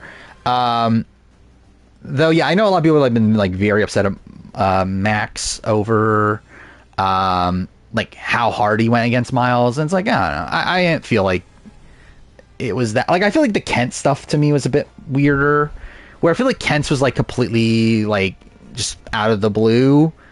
So like I feel like I would criticize Kent more so for like playing into racial stereotypes than Max, where it's like Max literally like heard like Miles coming after him, and then proceed like supposedly like Miles has said like on Twitter that like that they like that like Max gave him the nickname, and then like he said, "Are you okay with that?" And he was like, "Yeah, that's fun." Yeah. I don't think the Max thing is something I'm bothered by. Yeah, I think Indy's the worst player of the season. Gus Bolt Alley went home because I had the wiki open on Chrome. Why'd you have the wiki open on Chrome? I think that's the bigger question. Oh, it's spawned from Angela. Oh, is Angela really? I knew that was the thing with Angela. I didn't know that Angela was like the first one to have that be done for her. Had a busy week and haven't seen this week's episodes. And what's the nickname? I forgot, what do they call him again? The Jungle Rat or something like that. But essentially, he just like kept on calling him out for again being a rat and being sneaky and that sort of thing. I like how almost none of the brains are actually smart. Yeah, I do feel like yeah, like I feel like a lot of the brains like aren't really brainy, right? Like Ozzy Miles, like I think fits. AJ I think would fit. I think what was it? Karin I keep forgetting how you pronounce her name. It's Karin, right? Karin. I think she would fit. And then there was another person that was in my mind. But anyway, I mean, like Laura doesn't fit brains. Logan doesn't fit brains. Like Logan is actually like kind of insane, right? That she's a fucking wag, and that's like enough to be on brains. Or like at least with like someone like Zara, who is like a stay-at-home mom or whatever. At least she's someone that has like multiple degrees and that sort of thing. Like there's at least a reason there. Like fucking Logan on the Brains tribe. It's like, where did this come from? And I guess I do feel like this is a cast that I think it would have been much better if this is Brains versus Beauty, which like I don't know how much Beauty really like works nowadays. I feel like it's probably not the most piecing thing to do, but like I feel like you could have done that better because I feel like Logan like would fit into Beauty, like obviously like not even necessarily like saying based on like looks necessarily, but like even just like being a wag, I feel like is something you would associate with Beauty. And then you had Candy, who was a model. It's like, I don't know, I think you could have come up with a Beauty tribe. Yeah, like Rich, and like Rich is there because I mean, again, Max is at least a teacher. That's at least something.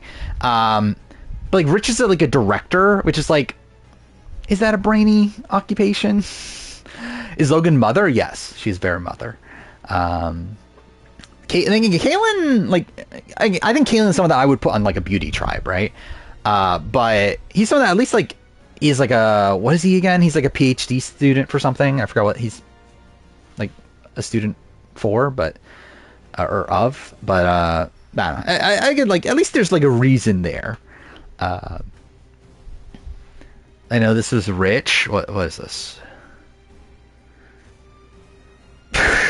I did not. You kind of, I mean, you can kind of see this, like, I don't know, like the face does look similar enough to where, like, I think, like, if you showed it side by side, I'd be like, oh yeah, that probably is the same person. But I definitely would not have like gotten it right away. Should have just called him Titan for Rebels 2. I mean, that's the thing they could have done too. I mean, really, it's like the themes don't matter at all, right?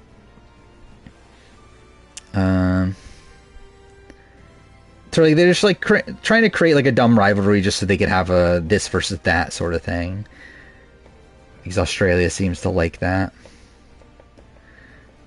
I forgot I still had the Discord open. I want to see if there's anything new. I doubt it though. Actually, there's a lot new. Fuck me. There's a lot of like posts. Doesn't seem like anything important. It's more so just like talking about the vote. It's getting locked for the Matt Here's villain spot. I don't know. I don't think he's like locked for that. I think Kalen is someone that I'm not feeling great about long term at this point. And like obviously he had that confessional in episode 2 that was like, oh, I'm gonna be under the radar or whatever, people are gonna be not suspecting me. And it's like, yeah, I mean that could lead to a season long storyline. I don't know if I would necessarily bank on that though. Like I would guess like mid merge boot personally. Max and Miles for Challenge Rivals. I mean, imagine Miles on Challenge. By the way, Challenge also Rivals was today. I didn't watch it, but I saw clips. Looks good. Oh, did someone post a new list? Or is this the same one? Oh no, there's a new sucks list. I guess this got posted like a... What was this? 6 minutes ago on the Discord. The mail list is the same except for now an unknown 48 person. Cool. I'm sure that's credible. Also, this is over... Or is it not? What the fuck is this? This is such a dumb list. Okay, I'll post this link here to the picture. This is such a stupid list. This is definitely not fucking real at all. The female list. Jerry Manthe. Sure, yeah. Alicia Calloway? I don't know. Nalia? What? Sandra blacked out. So it's like, I guess not anymore, I guess? Party blacked out, which again, Party already confirmed she's not, wasn't even called to begin with. Then Sydney 32, yeah. Julia, again, she's been rumored. Angelina, yeah. Again, this list only has 237 people, so it's already not fitting in with Redmond. Lauren Ashley Beck, I mean, it's possible. I'm not bank on it, but it's possible. Victor Jonas. Janet blacked out. Why? Like, what they called Jan to begin with? Tori Meehan? I mean, are we really expecting Tori Meehan on this at this point? Lindsay? Again, it's possible. Redmond Ray pretty much confirmed he hasn't heard of Lindsay, but it's possible. Carla, yeah, I mean, makes sense. Carolyn Weiger makes sense. It's Uyghur, right? Anyway. D, I mean, like, I would assume not. At this point, it's not impossible, but it's again, maybe. Kelly Nalbandian, again, that makes sense. Unknown 48 woman, cool. Suri, again, we know that now. So I mean, that's something. And then 5 mystery people. So yeah, I mean, D's on the challenge, which will finish filming like at best a couple weeks before 40 or before 50 films. So like, I think it's like improbable from like multiple angles. I think the fact that she was in the casting pool for challenge to begin with is probably something that would disqualify her from being on 50, but then also the fact that like filming is so close to each other, it's like, would they want to do that? Like, would you really want to do like such a physical show like the challenge where you come out of it usually like having like a lot of injuries into spending like 26 days on an island immediately after that? Oh, is these black and white? I can't even tell. Is that supposed to be black and white? Oh, it's like half black and white. Yeah, like half the photo is black and white. Thank God, that was so descriptive. By the way, I didn't have Suri on my list, did I? Yeah, I need to change this on my predicted list. I don't think I put Suri there, because that's just fundamentally wrong now. Who did I take out? I guess Carolyn Rivera, because I think Redmond essentially confirmed no Carolyn Rivera. I'm on the wrong account. So, what did I put Sri on this? I put her as a possibly considered. I guess I was wrong about that.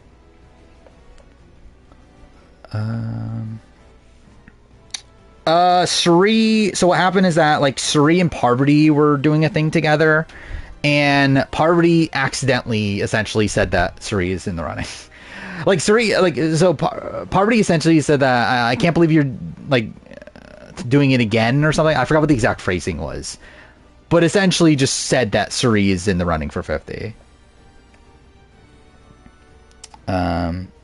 Oh, someone actually made like buffs already. That's kind of cool.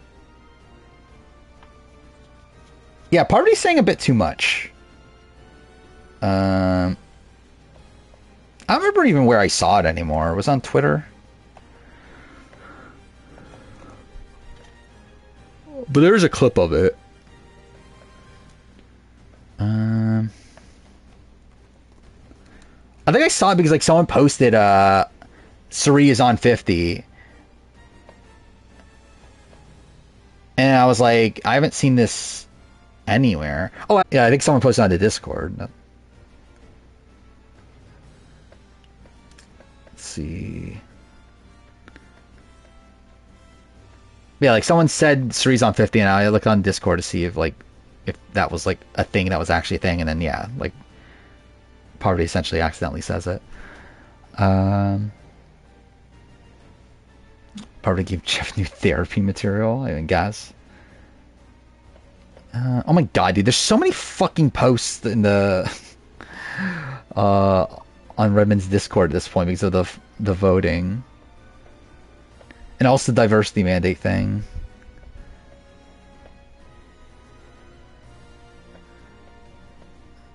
Oh my god, dude, I'm trying to find it.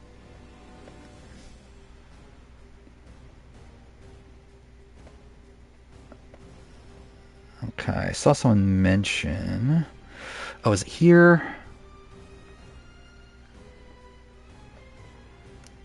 Yeah, I found it. Oh, it's a... Actually, it's not a clip, it's a photo. But either way, this is the thing. So I guess I should actually see the clip for myself. So what was that even on, though?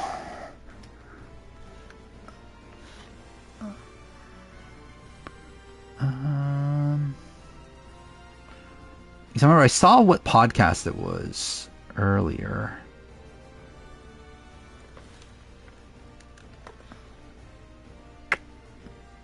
Is it this one?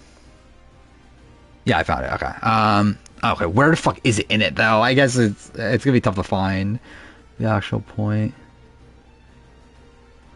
Wait, I found the video. Yeah, this is the video. Watch all podcasts also hinted at a minor challenge spoiler for you. Well, that's something. One of Jeff's tier of players that could be on any show. I think Parvati is on again. Like, I think that leans towards no winners, right? The fact that Parvati wasn't called and Suri clearly was. Like, there must be something in their stuff about like that they don't want winners. Because it just feels so weird for it to not be like the fact that again like Rob supposedly was asked, but like at the very beginning of the process to where like it didn't seem like a formal thing. It just felt like a thing of like him and Jeff were talking, and like Rob was like, "Yeah, there's no way I'm coming back," and he was like, "Okay, yeah, I guess." Eve rang a poll of its own. What is this? Oh, obviously the most important thing. Yeah, is that a thing? I didn't realize that. They call it a snag? Let's see. I would say... What? Bread roll, onions, and... Really, I do ketchup and mustard, but... I mean, if it's only one, I would do ketchup. Do they not call it ketchup in Australia? I just realized that. So let's say there's tomato sauce. Want to forget a vote and jury speech format? We could. I personally don't think they look at it as that much of a difference, but they could. They didn't maybe he didn't call Parv because he made it clear she wouldn't do it again. It's possible. I mean, again, we know that also the thing is that like they narrowed it down to 50 before they made calls. So that must have been like, and that would have been at the point where I think they were fairly confident about who they wanted. And like, yeah, you would think that by that point they were like probably like cutting out Parvati because it was like, yeah, Parvati's probably not gonna say yes anyway. Pretty big detail. I talk about that. I might have to save that kind of a blatant spoiler. Yeah, I feel like yeah, I think it's like if you don't want to get spoiled in Evers the World, probably don't listen to any of the Parvati interviews. Like the one that I listened to was very spoilery, to where it does feel like she's not doing a good job at trying to hide things. I had no idea David was in trouble in AU All-Stars the other day. Yeah, that was the thing. Is that like that? Yeah, after the Daisy boots, like AK and Lockie and Brooke and all of them were like very suspicious of David and were supposedly planning on taking him out, but I don't know if ever got to that point. But they all like pretty much knew that he was the one that rat us out. I see Boss Rob missed his flight and called American Airlines. I mean, I did see he posted something about Amazing Race in American Airlines, but yeah. Imagine Boston Rob on Amazing Race 40. I think that'd be funny. Like, it is funny that we're in a world where Boston Rob's more likely to appear on Amazing Race than Survivor again. They call everything the weirdest names. Yeah, I don't get Australian, like, culture. Or, like, it just feels like they just shorten... And I guess, like, ketchup tomato sauce isn't really the thing for that. But, like, in terms of, like, most other things, they just, like, seem to, like, not bother saying words and just shorten everything. And, like, almost everything by just, like, adding a Z at the end, too, it seems like. Or, like Karin, like, they're calling her Kaz just because, I guess. Like, I do find that funny about, like, Australian cultures. So I was like, if anything's, like, more than, like, one syllable, again, gotta shorten it. Still say AK Brooks, Shawnee didn't go to Rocks. That would have been fun. I'm so... I've already talked about this. Like, I think I talked about this, like, less than a month ago. But, yeah, like, I'm so shocked that we haven't gone to Rocks more often in modern day. Rob should be happy he misses flight during the... Well, I mean, yeah, I guess. I mean, he probably just got on another flight, though, right? Bus Rob on BB-27. I can't imagine a world where Rob's doing Big Brother. Don't think we'll get Rocks in Survivor. I thought this before, like, when I went on that rant, like, I don't remember how long ago it was. I came to a realization that, I don't think we'll ever get Rocks, or at least I think it's very difficult to get Rocks in Survivor US again because of forced fire making. Because it just doesn't incentivize you to go to Rocks because, like, because there's not these, like, definitives in the game at that point, right? Because, like, there's always, if you get to 4, it's fine if you get to 4 because, like, you have a chance of saving yourself anyway. Where, like, before, it's like, if you're, like, number 4 in a 3-person alliance that's, like, really, like, locked, then you have incentive to flip. That's why, like, Kimmy doesn't, like, would have been willing to go to Rocks in Cambodia. That's why we obviously see Sierra go to Rocks in Blood vs. Water. But, like, that incentive just isn't there anymore. So it's like at best, I guess you'll get, like, a rock draw at 8. Like, if someone thinks that they're, like, 5th in a 4-person group.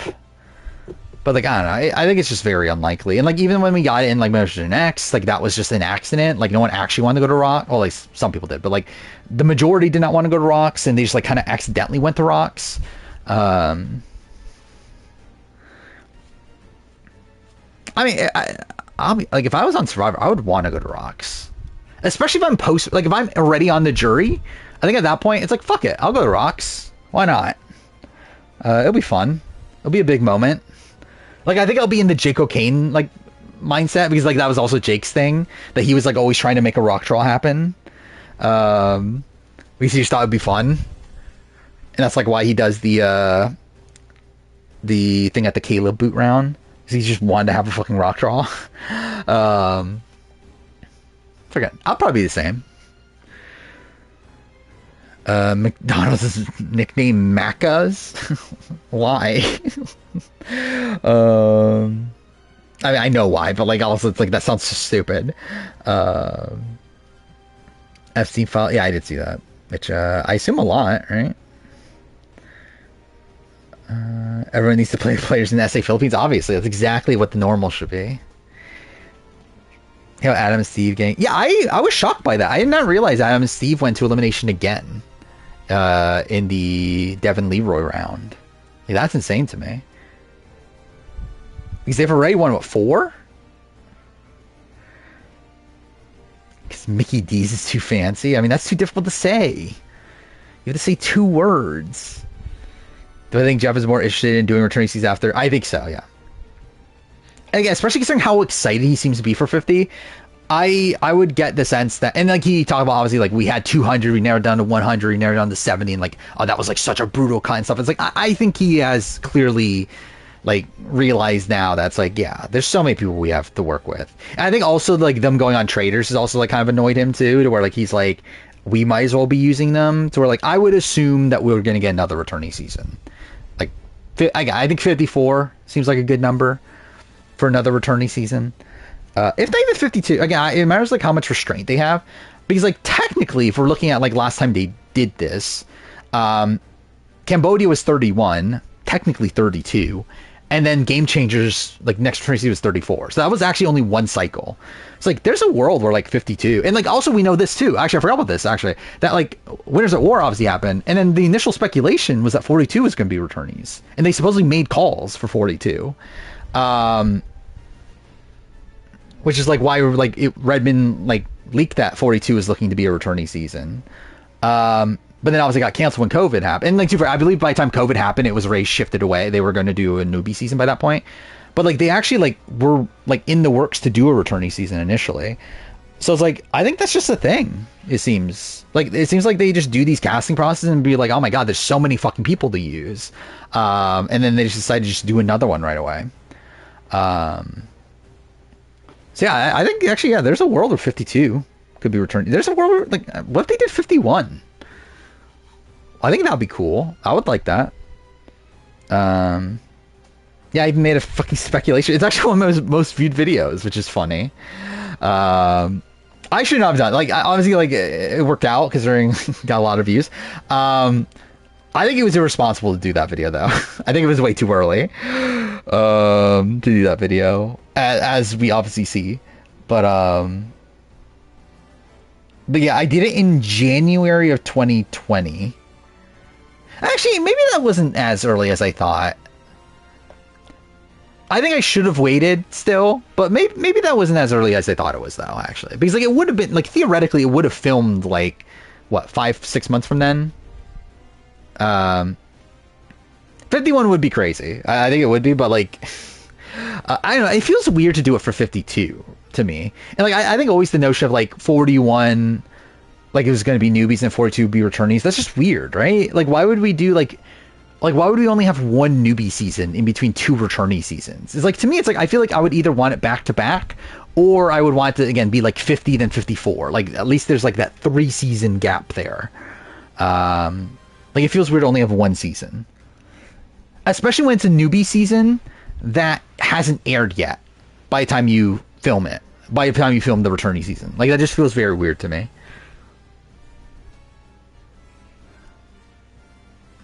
Sarah Sandwich, yeah, I guess. Oh, no, that's not even what I was thinking it was. I was thinking if Sarah Lucina was on 32 and 34. Well, I think Jenna Lewis is last guy, because again, I think they're trying to get a fifth, or trying to get a Borneo person. To where I initially was gonna have Jervis on there too. I don't think he made the cut by the end. But it does seem like they're really into the idea of wanting like someone to represent all eras, and again, Jeff specifically mentioned some from, like, we're looking at people from Borneo or whatever, or he said from season 1, player 1, whatever is the actual phrase. So it's like, I think that, like, I would assume that means at least a Borneo person's in consideration right now. And again, the thing is, like, I think number one contender is Greg. Like, they try to get Greg on multiple times in the past. And if it's not Greg, then it's like, who else are they getting outside of Jervis and Jenna at this point? Because again, Rich can't be on, and also burn his relationship production anyway. Kelly Wigglesworth did not work out well. I don't think she wants to play again. Also, they don't want her to play again. Rudy's sadly dead. Sue is someone that obviously sued the show. They're not going to bring her back, and even then, they'll still bring up the stuff again. Where, like, I don't think they want that. I don't think they ever had interest in Sean. Colleen's off the board. I guess, like, there's a world where they could call, but also, like, again, we're in this world where, like, they only called 50 people. I don't think they're saving one of those slots for Colleen. But again, Jervis, I think, is someone to consider, especially because Jervis also diversity mandate helps. And it's not diversity mandate anymore, I guess, technically, but like, I think they would want diversity though, and I think Jervis would be a decent pick for that. Again, Jenna is someone that has very open and talked about wanting to come back. She was also in the running for 40, so I think she would be a consideration. Greg is someone they've tried to come back. Gretchen, again, is someone to consider. I think she seems like a lesser priority. To where, like, I would expect Jenna over Gretchen. But again, Gretchen has been in the running, supposedly, for previous seasons, but never made it too far, so it's like, I don't know. Imagine Colleen. I mean, that would be insane. I think that would be so insane to see, like, Colleen. I mean, like, Colleen has, like, just wanted nothing to do with the show. Like, Colleen is around. Like, you can find her. But she just wants, like, absolutely nothing to do with the show, though. Yeah, I did see this. This is really funny. Jeff falling during the immunity challenge. Has this happened before? I don't think we've ever seen Jeff, like, fall mid-challenge. Maybe it's a sign of his old age. Maybe he needs to retire soon. I forgot. Was that today? Yeah, diversity mandate is done, sadly, for all of Paramount.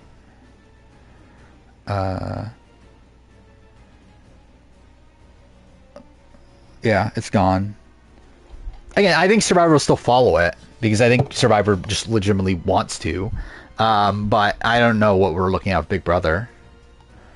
I still think either way it's going to be more diverse than what it was pre-diversity mandate, but we'll see what the exact numbers are. Because, like, Big Brother has always, like, barely hit the metric, right? Like, Big Brother, I think literally every season, at least major season, since diversity mandate has literally hit 50-50. So, again, I would not be shocked if we get under 50. Like, I think it'll be tough to get a world where there's no no POC at all. But like 70-30 is something that I'm, like, a little worried about. Also, the explanation too is really dumb too, right? Because they're saying that they're doing it to go through with, like, Trump's thing, but also, like, Trump's thing doesn't apply to private companies. Like, because, like, Trump had a thing of, like, you can't, like, that essentially the government can't do was it like diversity things, whatever. And it's like yeah, like, that doesn't go to Paramount like that. Like, you didn't have to do that. The DEI initiatives, that's what they're called. So it's like, yeah, again, like, I think it's just a BS excuse that I think they just wanted out. Which, not complete, like, again, Paramount's always been like a, like, at least, like, their audience is a lot more conservative, right? Like, I feel like the audience for Survivor, the majority of which are probably conservative, especially from, like, the casual point of view. You know, like, CBS in general. So, like, I don't think they actually, like, ever, like, legitimately cared. I mean, like, obviously they put it through in a spot where, like, the George Floyd thing happened. And I feel like that, like, put pressure on them, especially considering there was also, like, the Black Voices of Survivor thing happening too. So it's like, it was kind of like a double, and, like, I think production, like, Survivor production legitimately wanted it also, which I think was a factor. But I think now it's a spot where, like, they don't think it benefits them anymore. So, yeah, the whole, yeah. You still see that, by the way, you still see that on, like watching Will Neff's Australian Survivor things. Like, when JLP says come on in, you still see people in the chat saying come on in, guys. It's like, again, get over it. Hey, it is obviously for someone that says guys in my intro. But I think when like, my stance on, I don't know if I need to get through this. My stance on, like, the term guys, that when I say, I do very much mean it, like, just as a general term, right? It's not like I'm specifically saying, hey, men, watch, like, I don't know, like, only hello to the men. So, like, I obviously mean that's a very general term, and, like, obviously Jeff does too. But, like, to me, it's like, I never looked at it as a thing of, like, specifically, like, looking at, like, one gender and that sort of thing. And, like, I get that, like, obviously some people would be, like, offended by that. But I've personally never found it to be a thing that was that, like, big of an issue, but also I don't care if people do think it's an issue. Like, it's like, again, for, like, Jeff got to the point where, like, he does not want to say guys anymore. Just let him not say guys. It's fine. Who fucking cares? Just let him do what he fucking wants to do. And I think there's still the, like, I do still qualm, like, how Jeff handles it in 41, where, like, I do think him trying to pass it off to, like, the cast and, like, making them decide if he says it or not. I think that was really stupid. Especially because, like, it essentially just puts more hate to the person that, like, to Ricard in particular, who is the one that, like, fought back against it. But yeah, I have no issue with, like, obviously like Jeff saying guys or not. It's like either way, I'll be like fine. Like I get why people would think it's something you shouldn't say, but also I don't care. Like I don't know, I don't feel like it's a thing that I see as insensitive, but like I can kind of like I can get why people would. Yeah, that's the thing too. It's like I think it's like also like Jeff should just stop saying it, and like it would have been fine. Like if he just like never mentioned that fact. Like I don't think most people would even notice. And yeah, like AU just changed it and just didn't like AU did that. Like just changed it and didn't say it. So it's like yeah. Yeah.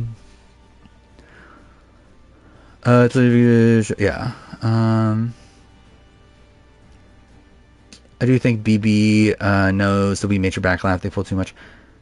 Yeah, I would I would still expect a lot of diversity on Big Brother. I just don't know if it'll be 50-50. Like I could see a world where it's like 60-40, even down to 70-30, but like then again, I mean, like thinking about Big Brother, like obviously like the cookout was such like a monumental thing for Big Brother. So I feel like it would feel like a bit of a betrayal for them to like not keep with diversity mandate.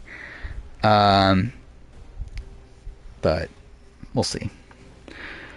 I think I thought it was really bad. You thought the 48 episode was really bad? I thought it was fine. I thought it was just kind of a middle of the road episode. I didn't think it was bad, but I also didn't think it was great either. It was just like, yeah, middle of the road. I think it was like a slight step over the 47 premiere, which I thought that was kind of like, I don't know, not bad, but again, like not good. Like I thought we at least got like a lot more like interpersonal stuff at this premiere. Where like I feel like the 47 premiere was so focused on like advantages and the journey and like all that stuff that it's like I really don't care. I think this at least like gave us a lot more like connections being set up. And we got fighting at Tribal. That's fun. It's like our third best premiere of New Era. Actually, we did get Asia content 47. And most of our content was at the premiere. Like the Eva stuff, but beyond that, that was kind of boring. Like, I didn't find it boring. I mean, I don't know. It's like, again, we got like Say and Stephanie fighting at Tribal. I will say it was very obvious that Stephanie was going home, which I don't know. To be fair, that's like most episodes though for me at this point. But yeah, they were again. You at least got fighting there. I liked a lot of these people at least. Like I thought like. Again, seeing Camilla like do all her strategizing, I thought that was interesting. Especially I was not expecting Camilla to be in that good of a position early on. Yeah, I like the California girls. I like Thomas's narration. I thought Kevin was like an interesting presence here. I still find it weird they fucking edited out his like medical visit thing, but whatever. Yeah, it's like I watch show too much, and also I pay attention to the edit too much to like actually be surprised by most things now. Then we meet Chrissy, the traditional old lady edit makes you sick. I mean, what'd you expect? Worst non-limb episode of Australian Survivor?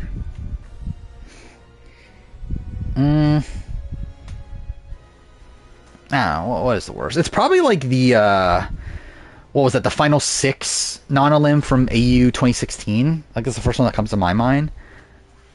And worse as in like most boring. I think there's like worse in terms of like the non-limbs, the most egregious. Because like I think that one's like fine. Like essentially they just did a reward challenge at the end of the episode. But I think that was one of them where like just like nothing was happening. And then we still didn't get elimination. Where like there's other ones where like the actual like non-limb twist is terrible. Like there's ones that like that if we're like rating it on like how bad the non-limb itself is, there's worse, but I think that might be the like episode that I think is the worst. Oh yeah, that's the thing too. Yeah, the Simon. Actually, I think the worst part of that is like not the episode where people aren't going home, but the episode where someone does go home. Like I think the like Simon Black vote off in Champs Contenders 2, I think that was terrible. But the episode that was really bad was not the episode where no one went home. It was the episode where Simon Black actually did go home. I think Champs Contenders 1, the Dead Man Walking episode was pretty bad. where like Steve gets voted dead man walking. Who's Simon? I mean, that is certainly a question. Thought she'd be Lindsay 43. I mean, even Lindsay 43, like initially was like kind of normal. I think Kevin not getting his shoulder. Yeah, I just said this at the beginning of the stream, but yeah, I think it's not great. I mean, like it's not like a completely thing to demerit, because like Jeff did talk about on the On Fire podcast that was like the initial cut of the episode was essentially like 20 minutes too long, and they had to like cut stuff out, and like he just felt like this is the biggest segment of the episode that like isn't actually necessary to the episode, and they just felt like if we take the entire medical visit scene out and then just like put in a confessional of Kevin talking about it, like that's just a quicker way of doing it. And like, yeah, I mean, it makes sense, like his explanation of it, but I also feel like if Kevin turned out to be the winner, it's like, would you really want to edit this out? Like, wouldn't this be like a major part of his story? Like, you would think so, right? But yeah, I wouldn't necessarily say he's like not winning for sure on it, but I would say it's like definitely a red flag to be thinking about.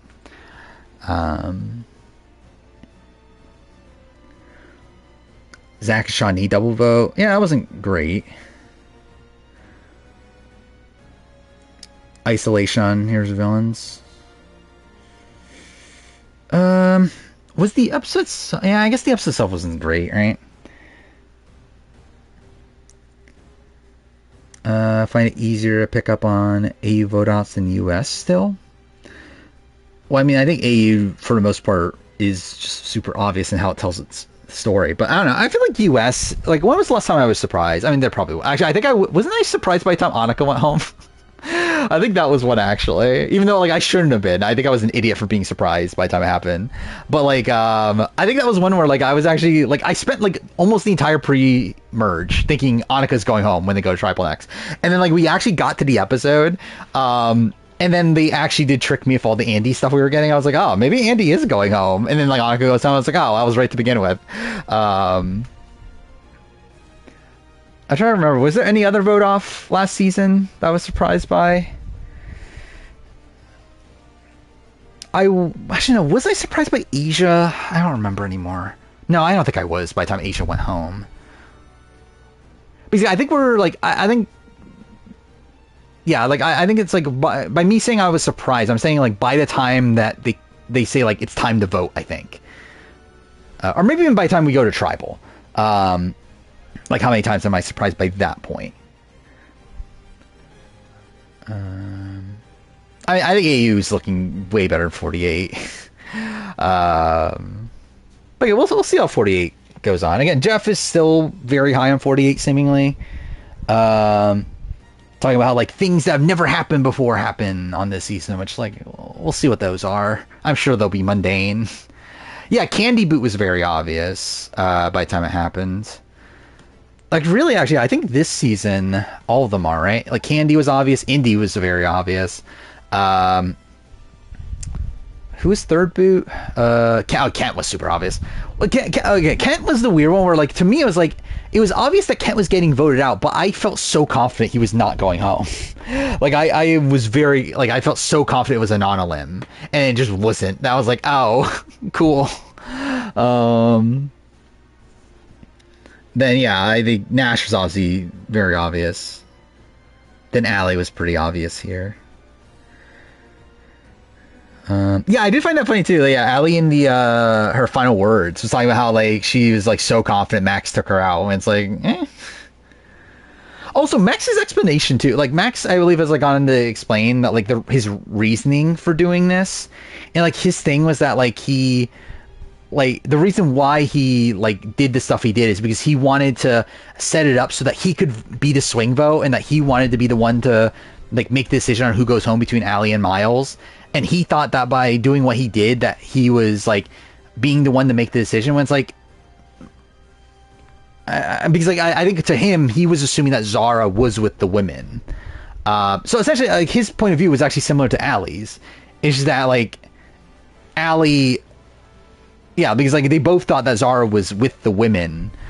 But just that Max sided with Allie. Yeah, Allie doesn't realize that Zara is the one that flipped. But, either way. Yeah, the explanation makes no fucking sense. It's like it really just feels like him like overcooking and then just like not properly thinking things through. I mean, supposedly he knew Kaylin was voting Allie. So the way that Max explains it, at least, that he knew that like Kaylin, Miles, and AJ were voting Allie, and he thought Zara, Logan, and Allie were voting Miles, and he thought he would put himself in the middle, and that he would be like the deciding vote. But it also says that like he did not make his decision.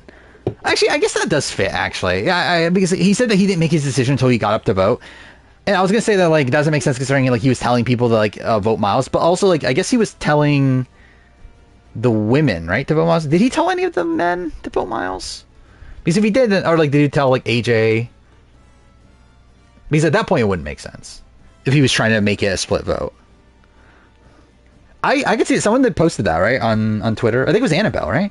Yeah, I can see that for sure. Max and Sam. I think it's Zara this week. I mean, she's still not winning, but I like Zara. I think she seems like a really... I think she's a fun player in the sense that she's like obviously like willing to fight back against like things she doesn't believe in. And I do like her again flipping to side with like Miles and AJ, and I don't know, she seems like a pretty good player. She's not winning though. I assume Ben will get content this next week. Like that's the way it seems like it's been with the recent season, that the person that like gets such an invisible start to the season like finally gets content after the swap. Like that happened with Kitty, I know, at least. So yeah, I think that'll probably happen here. Actually, that happened with David too, right? I think his like first confessional, like one of his only ones, was like... Actually, no, I don't think his was until like even like week 4, wasn't it? But I would assume Ben will probably get like a confessional after the swap. We'll see though.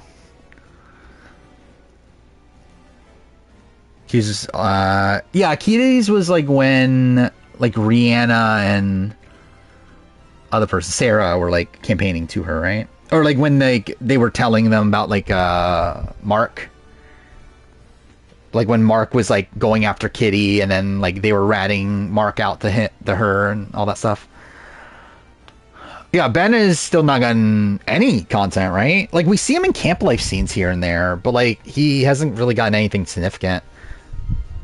Like I think we've seen him like talk at a point. Like I feel like I remember him getting subtitled for something. I don't remember what he was saying, but yeah, we've barely gotten anything from him though.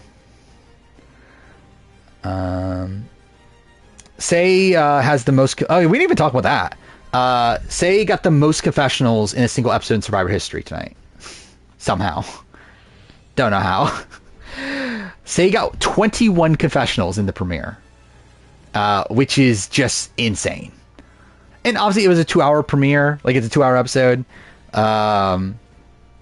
Like that's in comparison to Tony, who got I believe 19 in This Is Extortion, which was a 60-minute episode.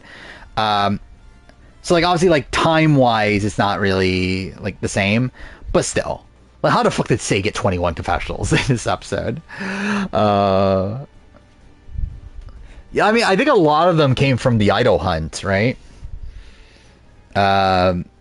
Which I think like that's the same thing happened with Gabe last season. Like Gabe had like a good shot, like not as many, but like Gabe had like a lot of confessionals after the premiere simply because he got like so much during the idol. And same thing with Asia and TK, where they got confessionals from the journey.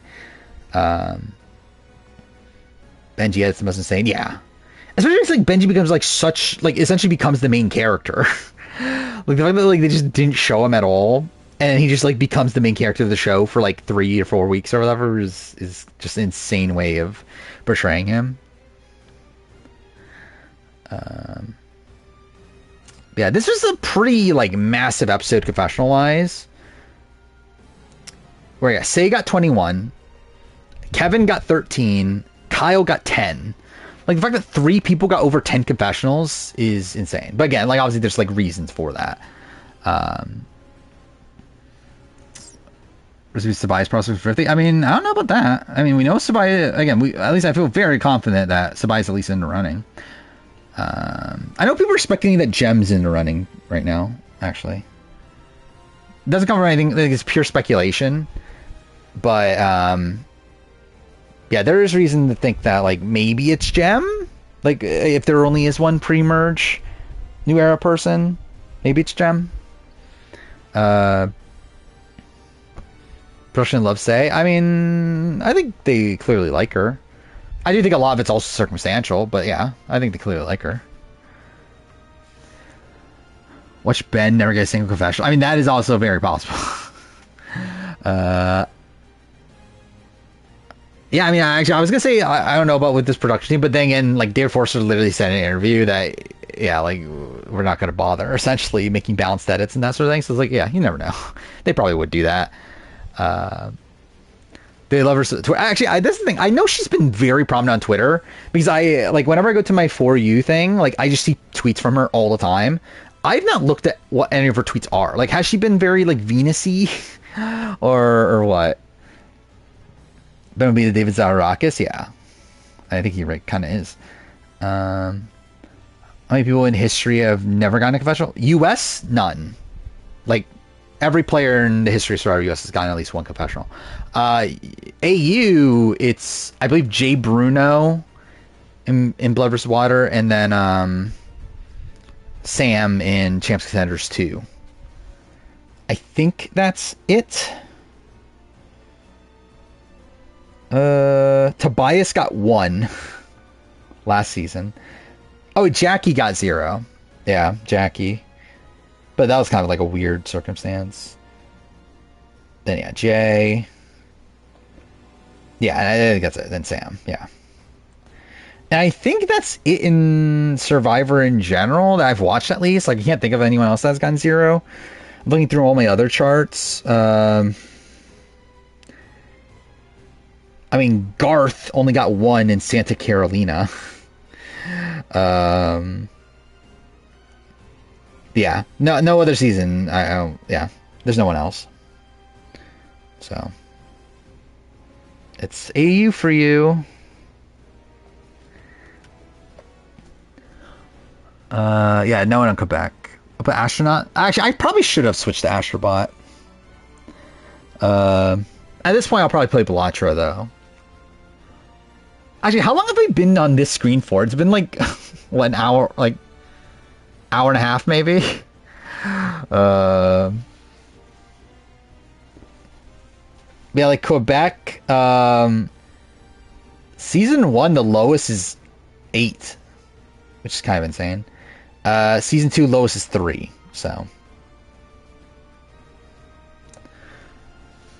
just your 50 vote. I guess that people won't get the control of their destinies. Yeah, I mean that is true. I mean, hopefully, I mean I've been seeing a lot of anti-fire making since the vote started. I hope it goes through. I'm not banking on it though, especially considering the word it like, because obviously like them wording it that way is obviously to manipulate people into voting that way, right? Like they clearly want you to vote for fire making.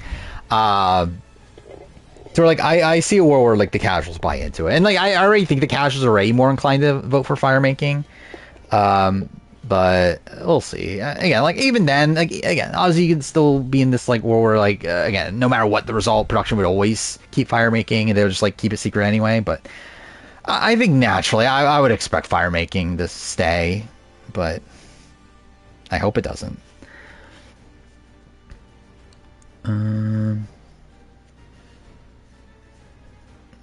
Okay, not giving people content is not important to the overall story.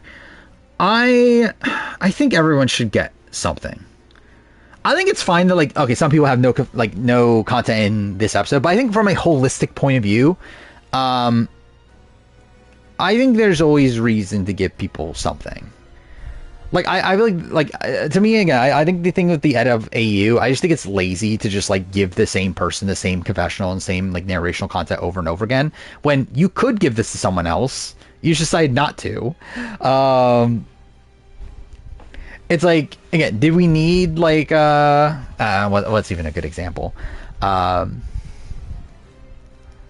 Did we need like 20 Danny confessionals when we could have gotten like a few from Chelsea? Is Chelsea the most riveting TV in the world? No, but like again, I think it's just lazy to just like focus on just one person. How long do you think Say will last? Probably at least one more episode. I could see Say being like a Sabaya essentially, like a late pre-merge sort of boot. Do we think Nash actually threw a challenge? Nash is still saying he did. I think he did. Like based on like the footage we saw, it's like it did seem like he was messing up the puzzle and everything. By the way, also this is the thing. I watched so Nash is friends with Ferris. And Nash was on Ferris's podcast, which I didn't even know he had a podcast. But yeah, they did like a 30-minute like interview with Nash, and it's a really fun interview. It's really like it's obviously just them mocking Nash the entire time. It's actually really funny. I'd recommend watching it. I'm gonna try to find it again so I can post the link. But yeah, it's really funny. Where is it? Okay, here it is. Yeah, the roast of Nash. Yeah, here. Ferris held up on a rewatch. Yeah, I think so too. Ferris is great on this podcast too. Like it actually I feel like Ferris is probably even like more of a personality on the podcast than I expected him to be, based on his Survivor portrayal. I think Nash is 100% coming back. But yeah. Round 4. Final 4 round of BB2. Would Dr. Will's legacy be if he gets voted out of 5 against Bucky? I mean, probably wouldn't be much of one at all, right? Because if he does, then I don't even think he's like even looked at as a good player at that point. Because like I think a lot of the like basis around him being good players, like how he was able to get like Nicole and Hardy to keep him around. If he doesn't even do that against Bunky, then it's like, is he even like anything? Like I think people would look at him as like, oh, he's a fun character, but like definitely not good as a player. Amanda Garcia ever what's this? Ever gone to a fight with Mitch? I could see her saying. I mean, I don't know. Would she? I feel like Amanda again. I don't think Amanda would go there.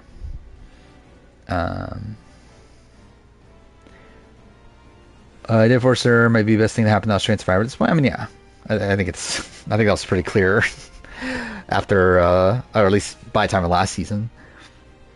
At least he'll come back for All Stars. I think he's more likely to come back for All Stars. Because the thing about AU is that, like, with All Stars, like, they need 24 people. So it's like, if it's an All Star season, I think he's almost definitely coming back. I would actually feel less confident if it's like a random other season. If it's All Stars, then they need him back, and that's why like someone like Nathan will come back. Where it's like, who the fuck is Nathan? But like again, if it's an All Star season, they need 24 people. It's like he's probably part of that 24. Yeah, I think same thing with Kent. I think Kent's definitely still a potential returnee. I would not expect Indy or Candy, right? Again, I think Kent, Nash, Allie is even like maybe. Never know. Oh, you're talking about Dr. Will. This guy for All-Stars? Probably not. Actually, how does All-Stars change if Will... if Will's booted there? I mean, how's the rest of the season play out? I think is the question.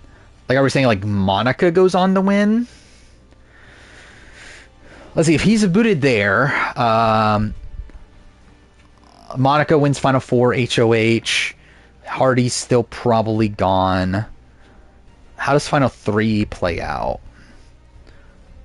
Like, would Nicole take Bunky? Yeah, that's what I was saying. That's what I was also saying. Is because, yeah, Boogie wouldn't be there either. So, like, that really changes things up. But yeah, so, I mean, it probably means... Well, okay. Actually, no Boogie means an extra woman gets put on the cast.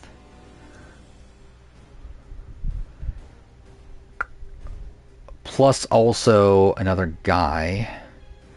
I'm not sure who would have been the next guy to get on. Wait, no, would there be another guy? Wait, no, it's a woman. Yeah, because someone had to replace Will himself. and then Boogie would be replaced by a woman, which probably would be Lisa then. Like, would it be Lisa and Cowboy? Would those be like the two people that get on, or would it be Monica? Because in this world, Monica would be a winner, so maybe they would look at Monica instead. And then would Bunky potentially get on? I don't know. I think they would go Cowboy over Bunky, right? Not sure though. Do they want 4 people from BB5? Probably not, right? Actually, in this world, both BB2 people are gone, so they're definitely going to put one of the BB2 people. See, I would say Bunky.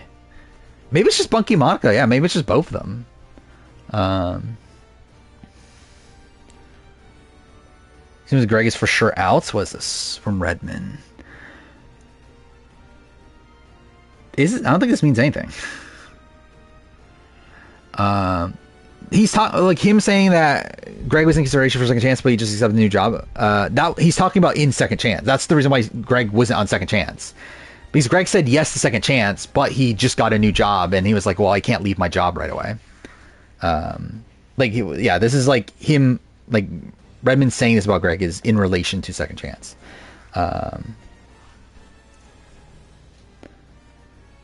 Depends on who wins the HOH. Will's not.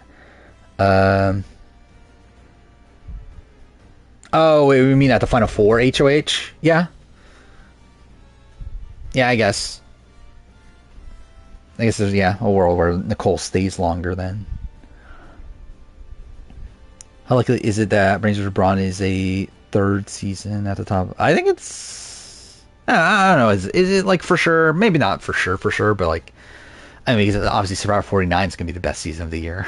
But, it's looking good so far. I mean, I think it has the potential for sure. Who do I think was hated more? Ashley and Amanda around Invasion, or Laurel now? I was not around for Invasion World of Worlds. I didn't even know that Amanda and Ashley were hated at the time.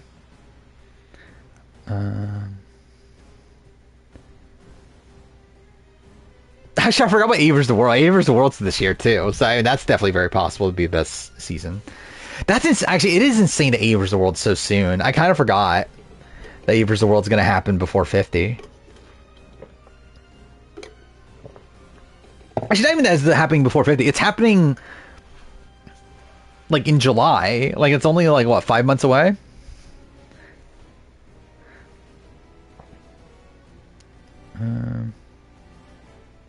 Yeah, actually, that's so fucked. I'm so like I'm very worried about like keeping up with the channel over these next few months, because I've really fallen behind at this point, to where like, again, this Amazing Race video, like it should have been coming out next week. Like I'm literally just starting working on like writing it and stuff. It was supposed to come out a week from yesterday, technically. Like it was supposed to be next Wednesday's video. But the fact that like I'm just starting on making it, like that's a sign of like how far behind I am on things. Could they be done filming? Yeah, that is. Yeah, I'll probably just. Well, actually, not necessarily just finish. Because we're looking at it's 50 filming at the final week of May, which means, considering it's only 26 days nowadays, that means they'll probably end. Let me see the calendar. Let's see. Like, I would say I'll probably start filming around like the 29th, 30th, probably. So like 1, 2, 3. Yeah, so I'll probably finish around like the 25th-ish of June, somewhere in that range. But the thing is, I would have to edit the Persona 3 video, which is probably going to take a while also. Like, if anything, like, again, like, if videos have to come out early, it'll be the videos that are already done. the like non-timely videos, where like those are like the backups. To where like maybe my casting Survivor First Boots at War, maybe that video will finally come out. Casting First Boots at War. Oh, actually, no, that video's coming out this year, isn't it? Even at the current schedule. I was thinking it was coming out next year, but no, it's this year. Anyway, recasting Caramoans if it was actually fans versus favorites. That's a video. What was it? Top 10 players after BB16. Top 10 players before Winners at War. I mean, all those great videos. Yeah, I did see it. I watched the draft, but yeah, this was funny. The Rob clip. I'll fucking end the draft right Oh my now, god! okay? Why did you write that? Yeah. And that's the strength of like not cursing on the normal. Is that like when you actually do curse, it makes it even funnier. Which is obviously something I'm not able to do on stream, but I think that's what made the like fuck off Jag thing funnier. Was this don't want to see what this is. Yeah, maybe. Actually, that's funny to think about. Like, yeah, these people that are going to be on 50, like campaigning for things, but also campaigning for like something that's gonna like harm him or whatever. There's like one non-limit episode in AE vs World. How's that work days wise? I don't remember.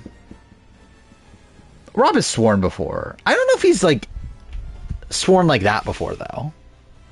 Or like I feel like because that feels very like kind of intentional in it. Where like I feel like before, like I think he's like slipped before.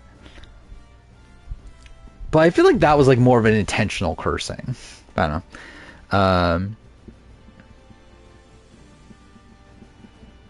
Warner Brothers. Oh yeah, we didn't talk about that. Yeah, Monolith is gone, which is pretty bad.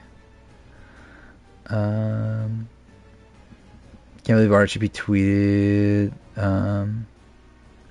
Wait, I can't believe RGB tweeted that was the most iconic curse. I mean, I don't think they want to promote that one. I did actually. It's funny they posted the Taylor one though, right?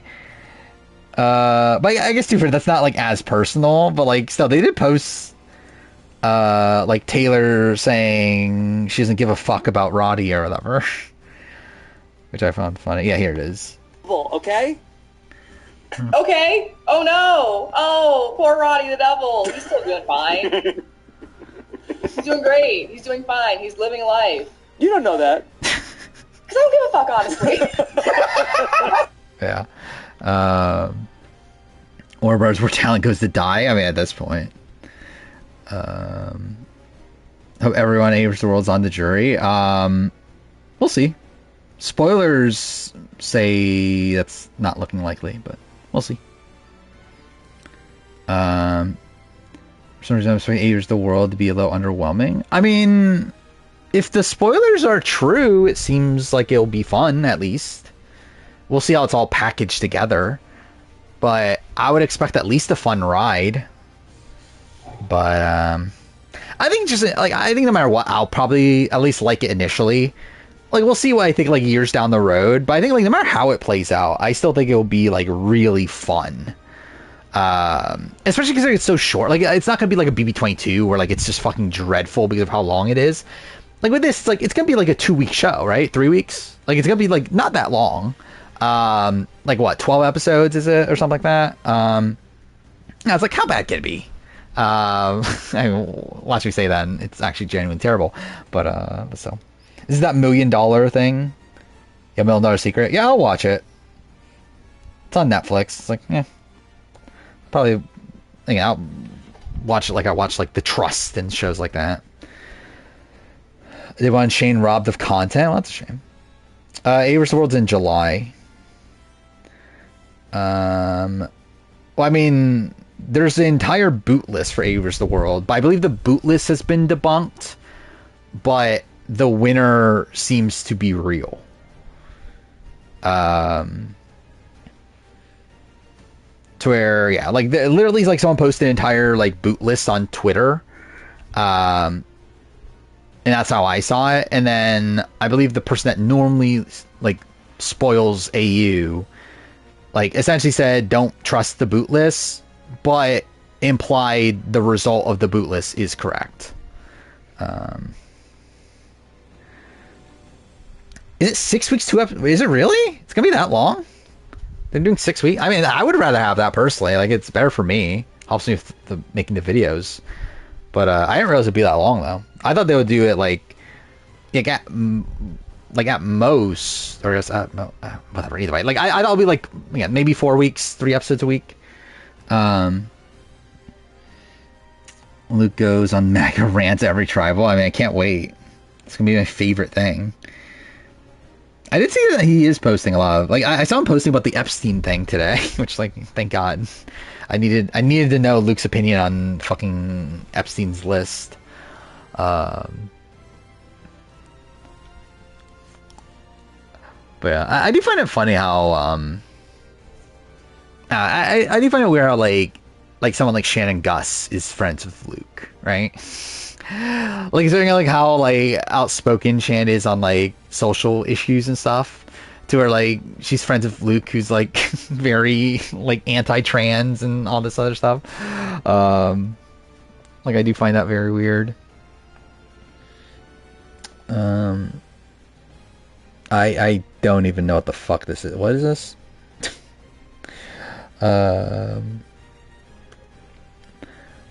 Luke hates Caitlyn Jenner. That was like a big thing on the seasons, that like he was like, oh, you're the first trans person I ever met.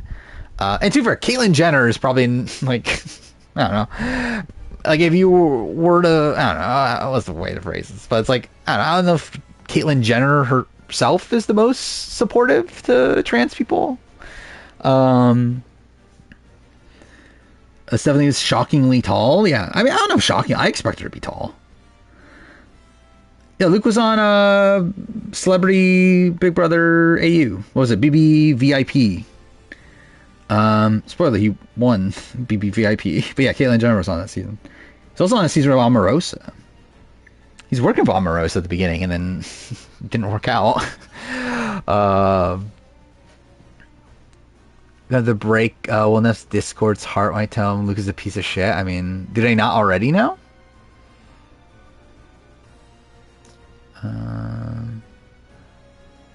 It's probably better representation out there, all things considered. Yeah, I think that's a way to describe it. Creators of the world actually replacing Austrian Survivor, or Amazing Race U. I mean, Amazing Race U, those like happening though, isn't it? Didn't that get confirmed that's happening?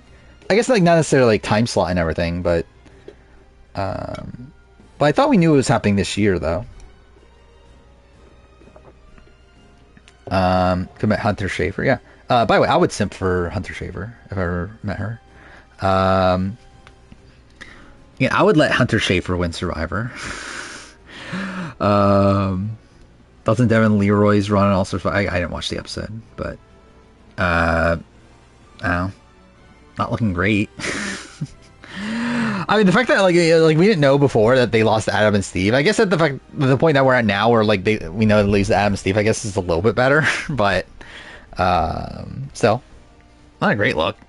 Because this felt like a season that was like prime for them to win. I know I was made somebody say use happening, but if it sucks in the rings, oh, you mean like future? Okay, yeah, maybe, yeah. Yeah, I saw this. The star of the film Holes. It's Peter Harkey, which is just such a niche reference. So we're like, who is he? Like, obviously I know the reference, but like I feel like 99% of even Survivor fans won't even know this reference. Like, I mean, I think it was on TEOS, right? Was that the? I always forget. Is it TOS or is it Historians? I assume it's TOS if Rob is posting this, right? That they did a lot of the talk about holes. Stuff 6 feet tall. I would not be shocked by that. I assume she would have been like. Oh, she's taller than Jeff. Well, Jeff is 5'10", right? Let's see, Jeff Probst's height. Yeah, 5'10". So she's like slightly above him. I don't know. She might be 5'11". And then she's probably wearing heels, also, isn't she? Like you would assume. I would say she's probably like 5'10", if I'm guessing based on the photo.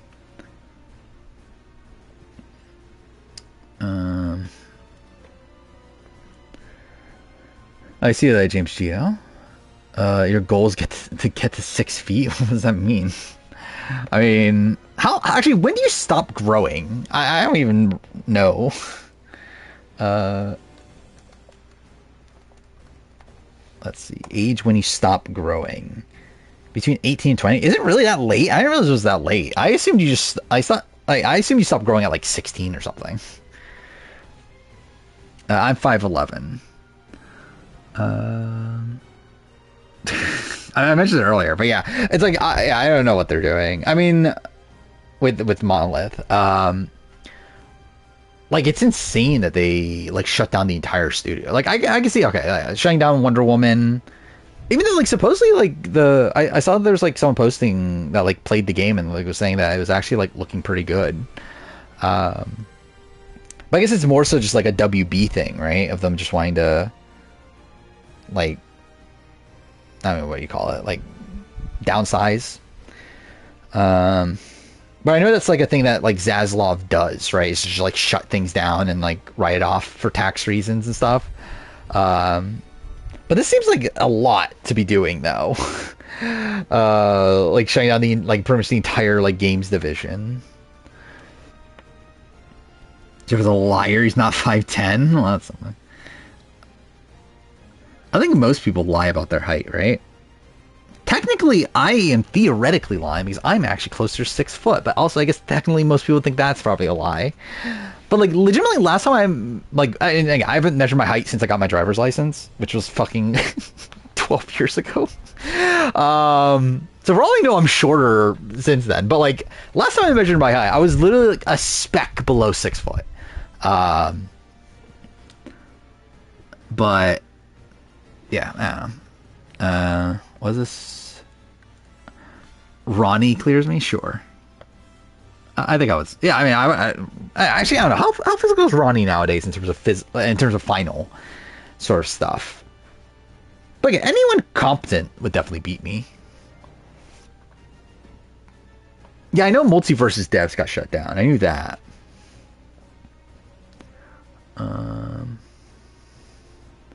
Wait, they were independent, only got bought as a result. Oh, that's kind of sad. So they literally bought them because of like, yeah, they literally bought them because of the success of their game and then shut them down immediately afterwards. Yeah, I don't get how that works also. So like they own the like patent, right? To the Nemesis system. So like where's that go? 5'11". It was 6 foot even. I mean, can I beat Berna in a final? I don't remember how bad Berna was. I know she didn't perform the greatest, but depends on how bad. This is Rob. So is Rob? Wait, I always assume Rob was 6 foot. How does Rob say here? Oh, yeah, it does say Rob's 5'10". Huh. I just assumed like Boston Rob was taller than me. Like that's kind of insane. I wonder how many Survivor players I'm taller than. Because I feel like it's actually going to be kind of shocking. Like I'm sure, like how tall is Tony? Like I assume I'm taller than Tony. Okay, it says 5'9". So yeah, I'm probably taller than Tony. Like obviously I know Russell's short.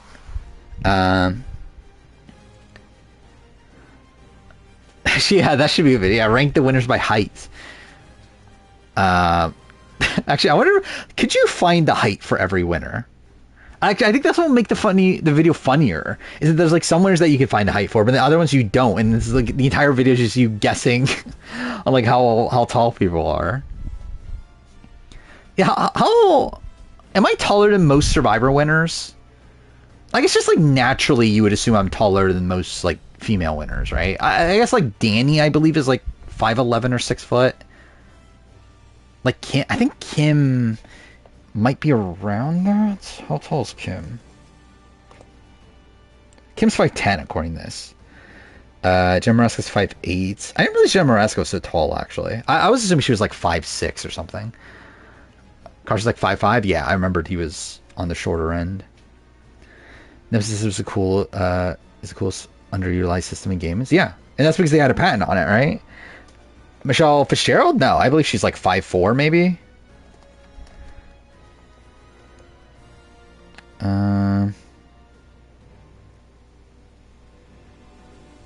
Wait, this is saying she's 5'8". No, this one says she's 5'5". That makes more sense. Oh, there's like a challenge thing that says she's 5'8", but then another one says she's 5'5". I would guess she's 5'5". Like, that's what would make more sense to me. They have the patent until 2036. So, what, another 11 years? Ben from AU follows some questionable people on Instagram. Well, that's not good, but it's not shocking. Dario devoured Devin. I mean, I saw the fight, which, yeah. I'm probably more pro. I don't even know the context of the fight, but I'm probably more Dario in general at this point than Devin. At least modern Dario.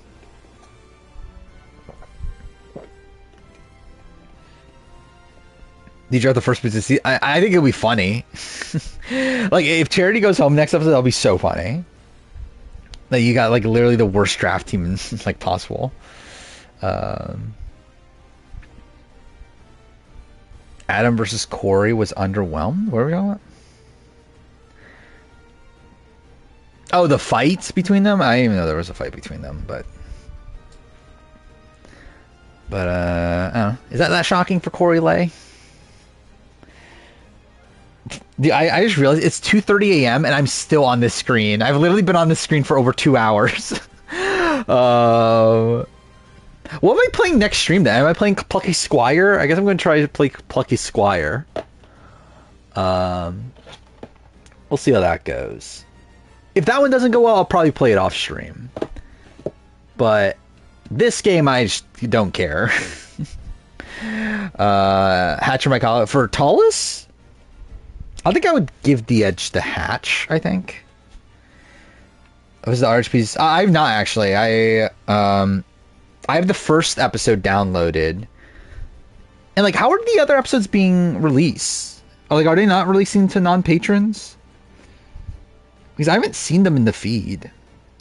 But I at least have the first one downloaded, and obviously I could watch the other ones even if they are like not, like if there are like patron only, but I'll watch them eventually. I'm so far behind on podcasts right now. Like, I literally have, these are all the ones I have downloaded right now. I have the Know-It-Alls from today, Dondi recap from this last episode, the Heroes of Villains one, the feedback show for Australian Survivor, and then BB 6, 7, and 8 retrospectives from Terran, and then the last 3 Puya and Leon lounges. So those are all the ones I have downloaded. It is patron only. That's kind of insane. Why are they doing that?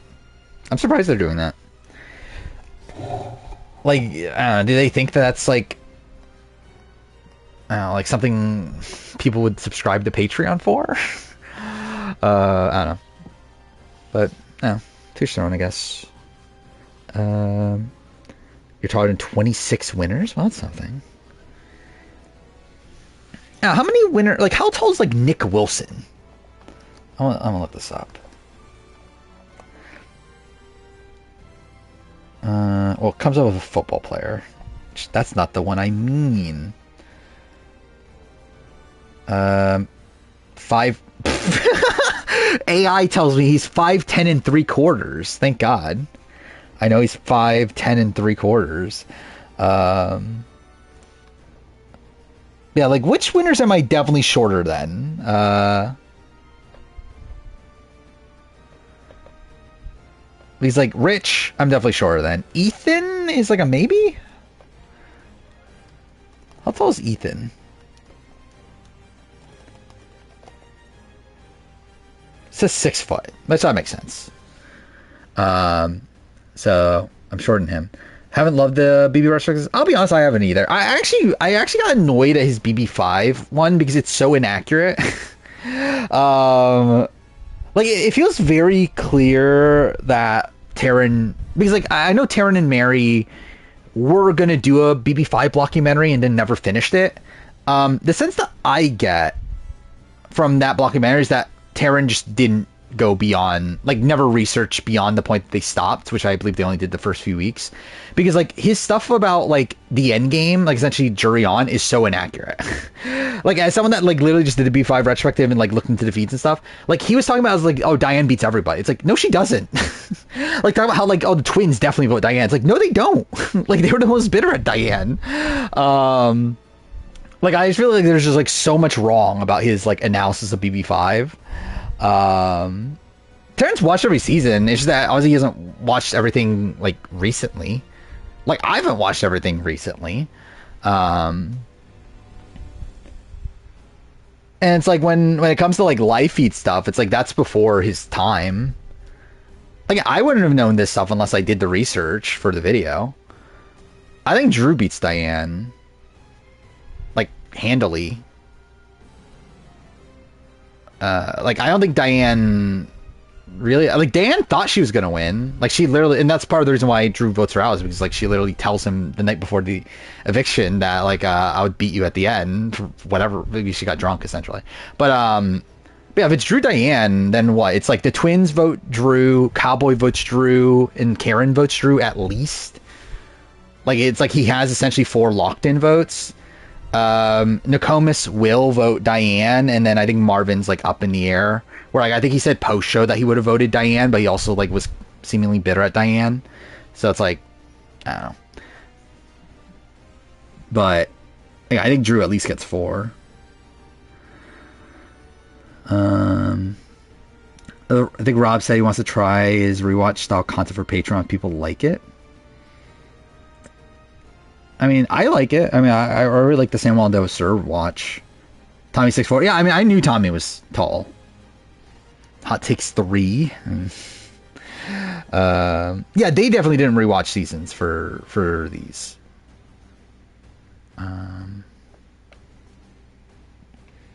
Which, I mean, too, I wouldn't expect them to. They're doing them weekly, to where like that's a lot to rewatch. But like, it's also like, why are you doing it then? Was this Jeff Rope seeing Kyle help Kevin in the challenge? Okay.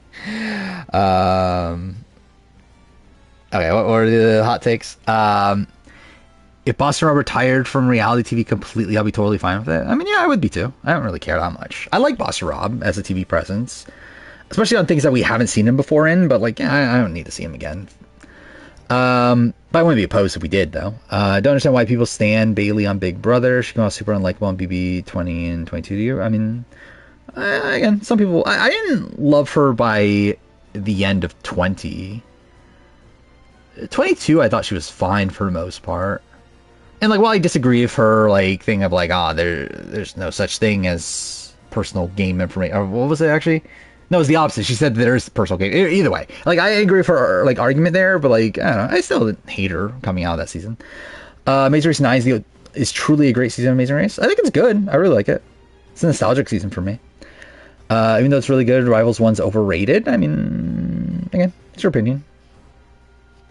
Return from Sydney Co. wrong isn't necessary, even though I like her. I would agree with that. I mean, like, I would personally like to see it, but like, again, if she's not on 50, I'm like, okay, that's a shame, but like, it's not like I'm like that upset for. Again, this was like closer to the season. Like, if this was like, if like 36 was a returning season, and like, and it was a world where Sydney said yes and they didn't put her on, I think at that point I'd be like annoyed. But like, we're at 50. It's like, it's been a decent amount of time. One back for Traders All-Stars. I think that'd be cool. Yeah, I'd like to see it. Like, if I made a Traders All-Star cast, like, he would probably be on it. They should air 2 seasons of Amazing Race every year. I'm kind of whatever on that. Love TJ way more than Probst. I mean, I don't think that's an unpopular opinion to like TJ more than Probst. I don't think Probst is particularly, like, popular at this point. I do think Probst is a better host, personally. Sarah Lucina has never been a boring character to you? That's interesting. Because I never found Sarah Lucina that interesting outside of the merge episode of Kagyan.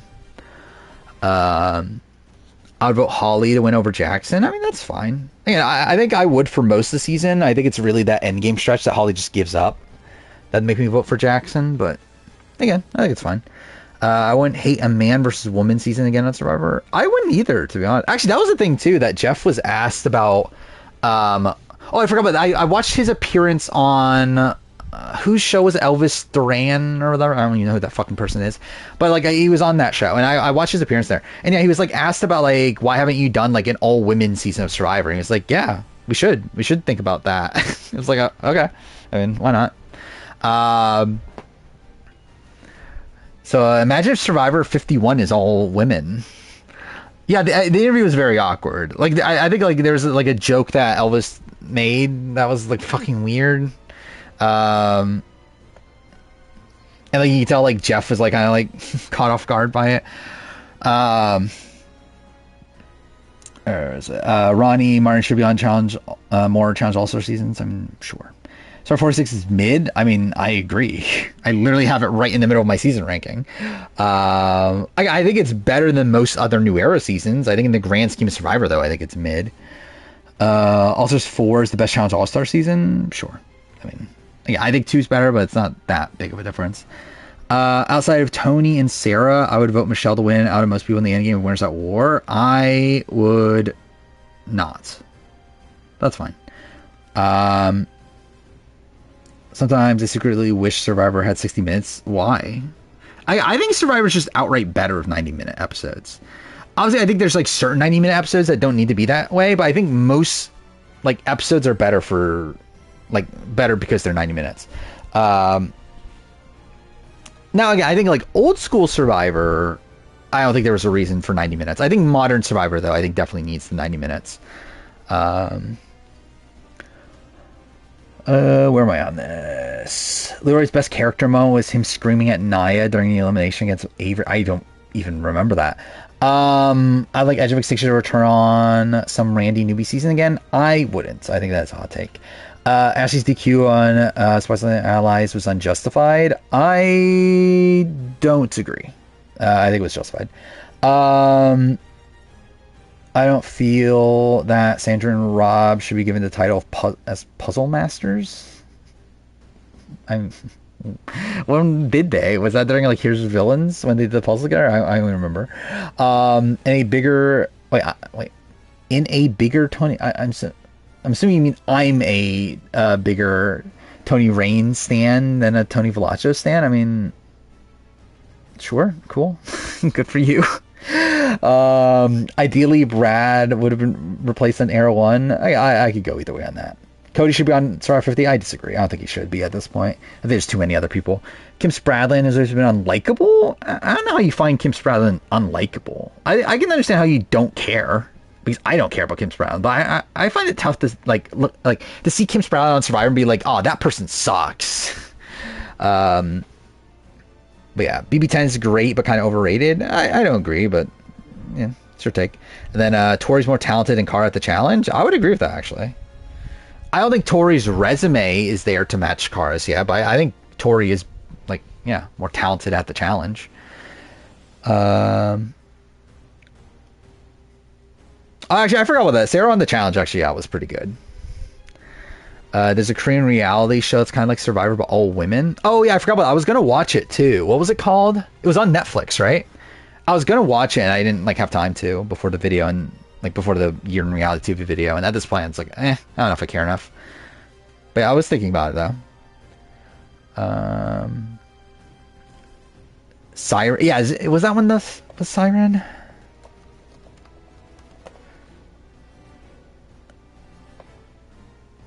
Was this the one I was thinking of? I remember if I think it was. Yeah, because that's what it was. Yeah, they were split up by firefighter, police, and that sort of thing. Back-to-back seasons where one is all female, one is male would be interesting to see. Yeah, I think I assume that's how they would handle it. I think it would be weird, personally, if they did that. I think it would lead to I think there'll definitely be backlash, right, from the the woke of it all. Especially if they aired a women one first. I think that's gonna be a thing. And in general, it's I don't know if there's that much upside from it. I think it'll be an interesting social experiment sort of thing, but I don't know if there's that much intrigue. I don't know if there's that much cool gameplay wise to come from it. By the way, I did find it so funny how Say, like in her pre-season, was talking about how like, oh yeah, I get along better with men than women, and like instantly she just makes alliance with all the men. I did find that very funny. There's no way to like Earl and Kim that much.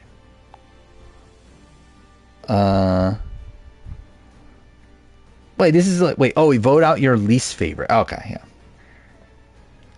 Yeah, that's kind of insane. Like, how the fuck are Kim and Earl still in this?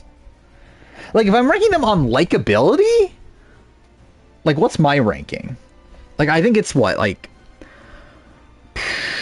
Jeremy 1, Natalie. This is actually a tough ranking. I think Jeremy 1, Natalie 2. I think it's close at that. Like, I think it's Natalie, and Jeremy 1, Natalie 2. Then I think like 3, 4, 5, 6 is like kind of tied between like Yule, Todd, Parvati, Tyson. Like, they're all like kind of on the same level for me. Then I would say maybe like Ethan, then Tina, then like Earl, then Kim, probably. But like, I think they would literally be my bottom two. And then Natalie White, yeah, obviously I mean Natalie White. My favorite winner. With the BB retrospectives, I don't expect Taryn to rewatch seasons because that'd be insane, but the guests should absolutely be considered. Yeah, that's fair. Yeah, I think the guests should be considering. Yeah, they're different every week, and I believe Sasha did, right? Sasha rewatched BB4. So yeah, I think that's fair to expect the guests to at least. Oh, wait, this is the top 10 of all winners? Oh no. How did this happen? Like, how'd this turn out? What? I just assumed this is like just 10 winners they picked out.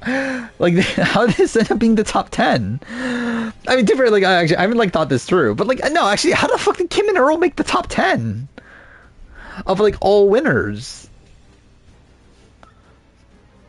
Oh, that's insane to me. I mean, I get like, yeah, they're polarizing, but like, who else? I mean, I guess like, do people not like Michelle Fitzgerald? Like, I don't think Michelle Fitzgerald's games are particularly, but I still like Michelle Fitzgerald as like, like legacy wise, I guess. Like, I would have had her in this top 10 over like Earl and Kim. Chevelle definitely had not watched BB3 in forever. Yeah, I think also like, I think there's a lot of like over glorification of Danielle Reyes with the like, and again, like, not even talking about the trader stuff. Like, trader stuff, I'm actually more so pro Danielle in terms of the arguments against her. But in terms of like talking about Danielle's like gameplay on BB3, I think there's a lot of like just like forgetting all the issues with Danielle's game that goes on RJP. The Scipio's 12th. Okay, here's the full list. Yeah, what is this? So, Nick Wilson last, that's fair. Gabler next, sure. Tommy, sure. Sarah. Chris Underwood that low? Chris Underwood was 41st in terms of likability? I feel like I would have Chris Underwood higher. Again, I don't think Chris Underwood's game is good, but I would have him way higher. Bob Crowley, that's fair. Wendell, sure. Again, I think like I would have him higher, but like I get it. Cochran at 38, I think that's like I get why people don't like Cochran, but like I think this is too low. Rob at 37, again, makes sense. I would not have him that low, but it makes sense. Mike Holloway at 36, sure. Hatch at 35, sure. Erica at 34, I think it's low. Everyone likes big dicks. I mean, I like Chris for more than that. But yeah, I think Chris is a likable guy. I mean, like, he's an awkward guy. But I don't know. He's like a big fan. He like, I don't know. Like, you listen to like things with him post show. It's like, he just seems like a nice guy. Like the fact that he's like lower. I just Tony's on. So they put the multi-time winners here twice. Um, but yeah, then like Erica at 34, I think is too low, but also it's like I get it, but like I would have her higher. I feel like with a list like this, it's weird to have the winners like on here twice, the 2-time winners. Daniel played a pretty bad social game outside of Jason and Lisa. Everyone maybe. I mean, I think like Kiara really liked Danielle when she left. Jerry was pretty decent with Danielle by the time he left. I think the issue is that like I think her management of like Roddy and Marcellus is like abysmal to the point where like even if there was a sequestered jury, she probably still loses the game because of how they would have like gotten the jury on their side even in a jury house. Also, like Josh was pretty. I don't know. I wouldn't agree that Danielle's social game was bad, but I would say her jury management is bad, whether it's a sequestered jury or not. Rachel being top 20 is recency bias. I mean, on likability, I think Rachel's fine. I don't dislike Rachel's like a person or like whether it be on the show or like off the show. It's like I don't know. 20 seems fine for her. Out of Tom Westman lower personally. I don't know. I that's actually kind of shocking that like I guess the thing about like Earl and Kim though is that like because this is a vote against, right? I think that's a big thing, right? Because if this was a vote for, I feel like Earl and Kim would be off earlier. But like because this is a vote against, I feel like Kim and Earl don't have that many detractors, right?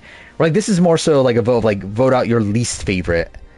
But I just think like Kim and Earl are just like people that like people don't have that many opinions on. So like it's just like they never got voted out. It's kind of like the BBUK of it all, where it's like the like biggest personalities typically go early because they're the people that people actually have opinions on. To where while they're also like most of the times the people that have the most fans, they also have like the most like detractors. So like they end up being voted out still. Camilla is now like 2 of your posts. Well, that's good. Is she gonna be your next J Maya? Guess Marianne rounds out the top 3. Top 3 of what? Oh wow, that Tony, Sandra, arguably 2 of the biggest characters to win. Actually, imagine Marianne wins Survivor 50. Becomes a 2-time winner. Sophie being top 11 is a... I mean, I like Sophie. I'll put Sophie top 11. I mean, too bad I'll put probably Sophie like... I don't know. Is Sophie like top 5? For me? For like favorite winners? I don't know. Maybe top 5 is a bit much. I think top 10 though. I'll put her top 10. Yeah, like, what are my top 10 favorite winners? Like, I think Tony, obviously. Anyway, I'm not gonna fucking bother putting him on twice. I'll just say him once. Jeremy, Natalie. Would I put Earl? Or not Earl, I mean Yule. I might put Yule.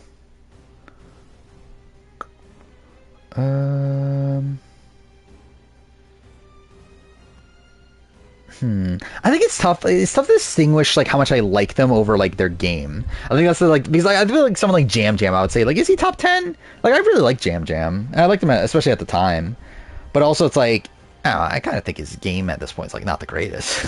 I think specifically in Borneo Hatch is top 5. I could see it.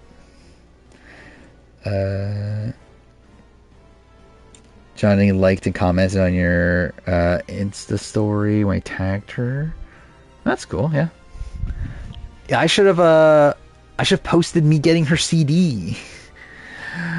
Jeremy top 10. He's likable, not top 10. Jeremy's one of my favorite players ever. I literally pick Jeremy as my winner pick every season he's been on.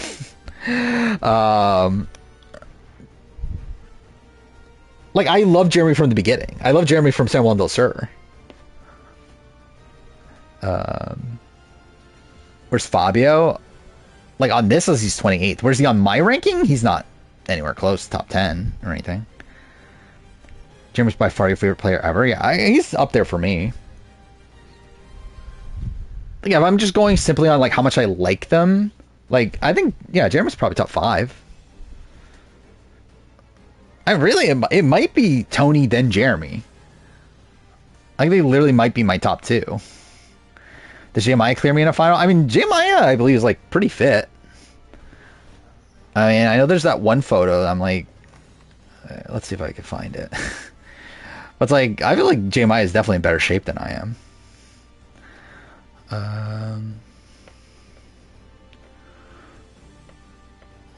Let's see.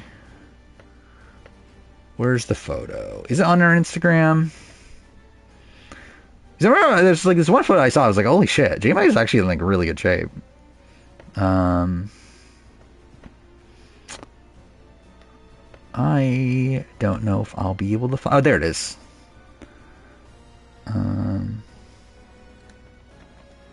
Actually, I don't know if this picture was as impressive as I thought it was, but still, this photo. I think I remembered more like abs there, but that's fine. Who's my favorite challenge competitor? At a point it was Kara. I don't think I really care though that much. I don't think I really have like a personal favorite. I think the thing about challenge that is just like everyone is so like, Jeremiah's physique memorized, obviously. I think I have a general top 6 for favorite players that are mostly interchangeable. I haven't like properly thought it through. Yeah, Tony, Sri, Sandra, Coach, George, and David. Oh, we're including like international. Yeah, I think that list makes a lot of sense. I'm not sure. Like, does my favorite player my character list? I don't think they're the same, right? Because like Jeremy's not in my top like 5 characters, right? But I would say he's one of my top 5 favorite players. But yeah, I think Coach would be up there. Suri would be up there. I don't know if she'd be in my top 5. Same thing with Sandra. Maybe realize I'm kind of neutral on a lot of winners. Yeah, I can see that. I think there's a lot that I'm just like, yeah, I guess neutral is probably the best way to describe it.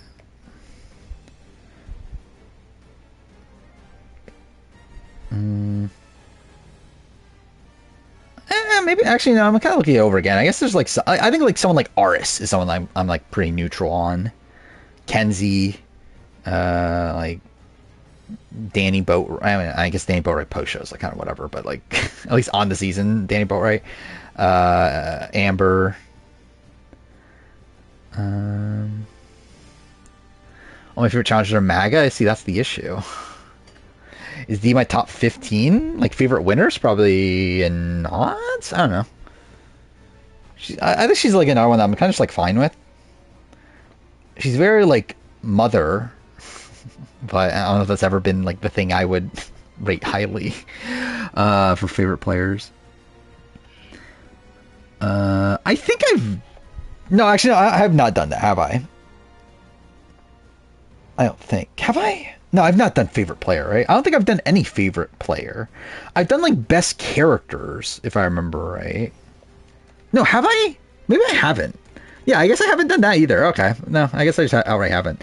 Yeah, my issue with like favorite players, I don't care that much anymore, is the thing. Like I don't really have this like personal investment in like the show at this point in terms of like liking people.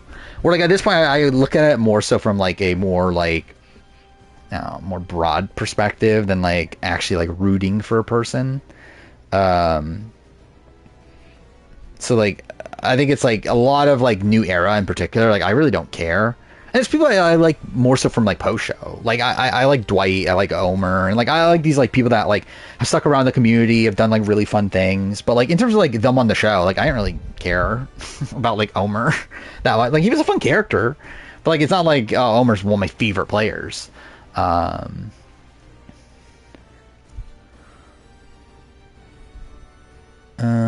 Jeremy, Tony, Sandra, Tyson, Cochran, Todd, Rob Parv, Michelle, Natalie.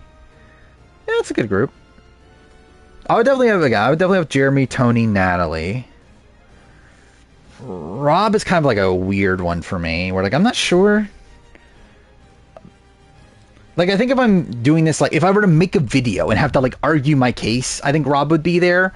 But also it's like I don't know if he is there from like a more like gut perspective.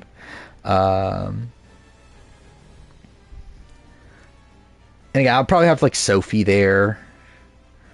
I'll probably like have Yule there, I think. Like I probably wouldn't have Cochran in my top 10. Todd would probably be on the edge. Yeah, I don't know. I just like Sophie. I like Sophie, especially like outside the show is the thing. Like I think like, listening to Sophie on like podcasts and stuff, I really like Sophie as like a podcast guest. Like I think we're like rating Sophie specifically on like her appearance in South Pacific. I would not rank her that high, but I really like Sophie like from a more broader view of Survivor.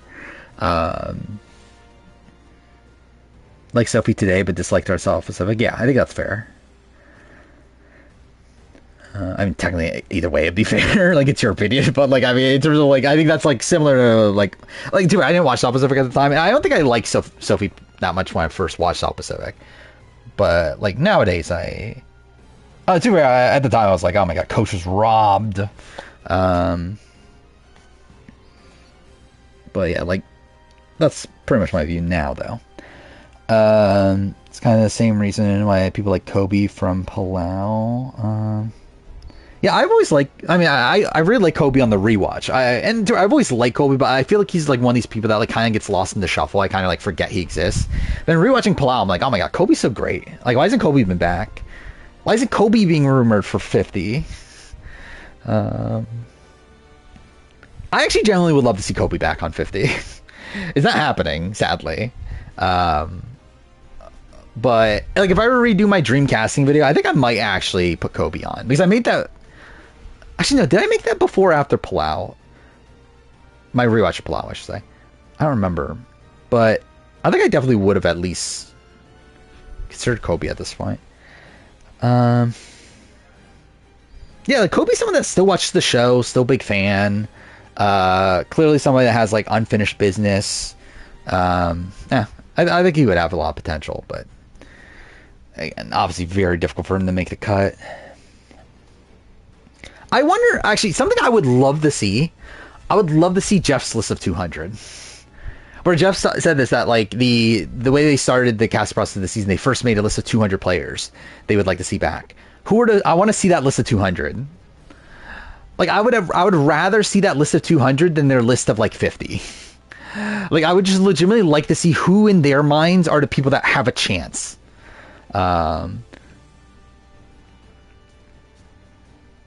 Like I would like to see like is someone like Kobe on that list of 200.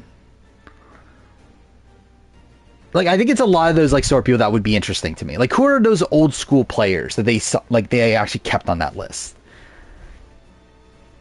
I would pay genuinely I would pay a lot of money for that list. I don't know how, like I would say like max it out at 1,000, I think, but like but I'll pay like a decent chunk of money. When it comes to Blood Water 3 Janu, I mean, how old is Janu now? Like Janu, his daughter Janu, like she's, I forget, she had a kid, right? Because like I forgot what was this, he adopted Janu, right? It's not like a surrogate sort of thing, I believe. But either way, she would still be young, right? Like she's still definitely like at most like 21, right? I guess she could be more than 21 actually, because yeah, Palau was 20 years ago, so obviously she's at least 20. But Sandy Bergen, top 2,000 or top 200. I mean, imagine. Imagine if Stacey Stillman's there. They're like, oh my god, Stacey Stillman would be such a great representative of season 50. I think I'll pay hundreds of dollars just to be in the room while they... Yeah, I would do that. I would pay so much money to actually just, like, see the entire casting process of 50. Like, I think that would be so fun. To just see the casting process of like, a returning season like this. I would even pay a lot of money just to see the casting process of 40. Like, before it was Winners at War.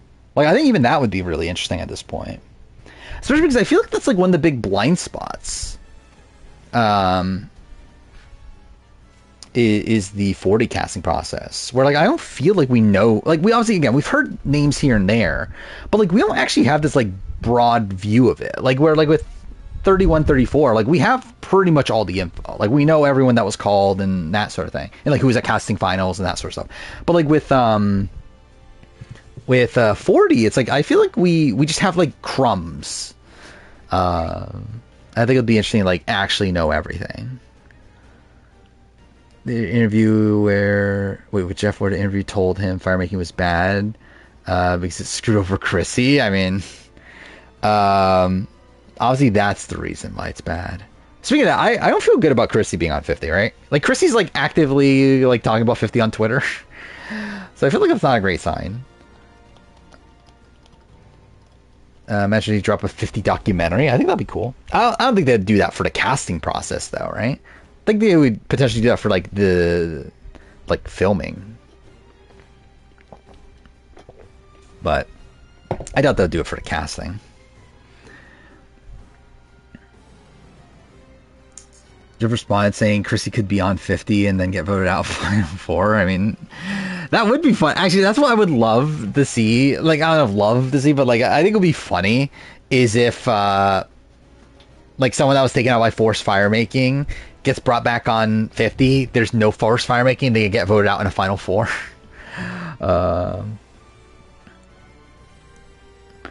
I very little interested in Chrissy play again. I wouldn't be opposed to it. She's not like a top priority for me though. Like I'm not like dying to see it, but if it happens, I'll be like cool. Which get 2-2 vote anyway. I mean, but at least then it's real. I would love it if we got a real Final Four and it turns out to get like and we get a 2-1-1. Like that'd be so fun. Imagine like we get 2-1-1 and Jeff actually changes his mind at that point. And he's like, oh my god, Final Fours can be interesting.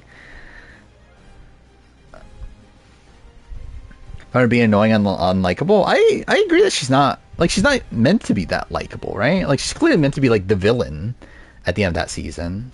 Like she's meant to be like the antagonist to Ben. But again, I just because someone's like not likable doesn't make them not good TV. Hope all idols are kept secret to the audience until the first one gets played. I don't. I mean, I think it depends. It's very contextual. Like if like the first idol's played in the premiere, then sure, I think that'll be cool. If the first idol is like played like deep into the game and like they're just like hiding all this like stuff revolving around the idol, I think that'll be kind of dumb. But again, I think it depends on the context. I think it's like a cool thing conceptually, like it's a cool idea. But I just think like it's gonna be like how like good it would be for the show would be determined on like how like that first idol gets played, and also how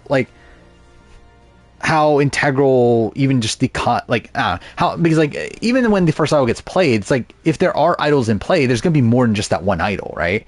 So like it's not just hiding the idol of that first one that gets played, it's hiding the idol of anybody that has an idol at that point. So how does that affect all the other storylines that are going on? Ben was the hero of the season. Production doesn't agree. Ben's the hero.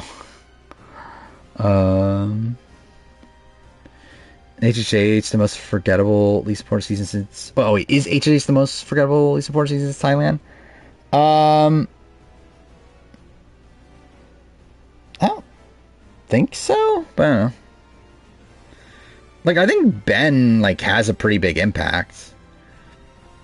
Not even just him as a player, but just the fact that he like idles his way to the end, like the bend bombs of it all, and then also obviously the introduction of forced fire making. So it's like, I don't know.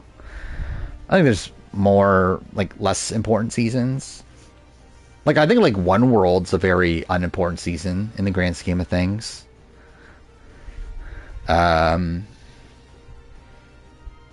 Really, like South Pacific is also like not that important of a season. Where it's like essentially just a redo of Redemption Island. So we're like again, like obviously we had like Coach, like what happens to Coach essentially, but like that's not that important to like Survivor history. I'll say Ben HH is probably never having another returnee though. I would agree. I mean, yeah, if Chrissy's not on 50, then yeah, it's very unlikely.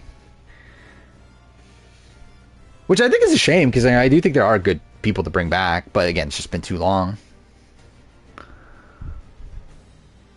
Should you sleep now and get up for your 8 a.m. class? I would assume that's probably your better play, but you do you.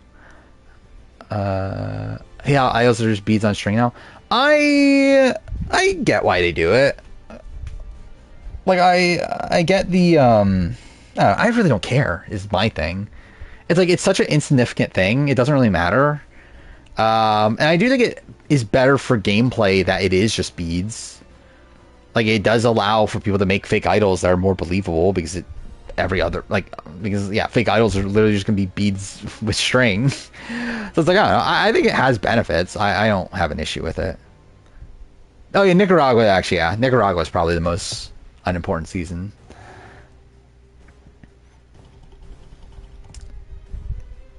Yeah, let's see. Like, what are the most, like, so, like, yeah, Thailand is, like, in terms of, like, because, like, Thailand is, like, important to the progression of Survivor strategy, but it isn't important to, like, the current meta, right? Like, or the current, like, overhead view of Survivor, I guess. Considering, like, obviously, only returnees Xi'an and, like, almost no one references anyone from Thailand postseason. So, yeah, like, Thailand... Yeah, then Guatemala, I think, is like a mostly forgotten season. Even though, again, like there is technically the like returnees of it all, and Stephanie comes back again, but they try to forget that appearance. Then,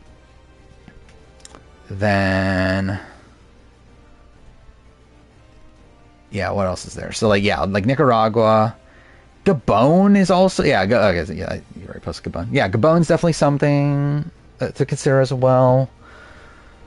Then again, I would say South Pacific, One World. Then I would say like maybe Worlds Apart also. I guess like really Joe comes from Worlds Apart is a thing, but like, do we want to remember that?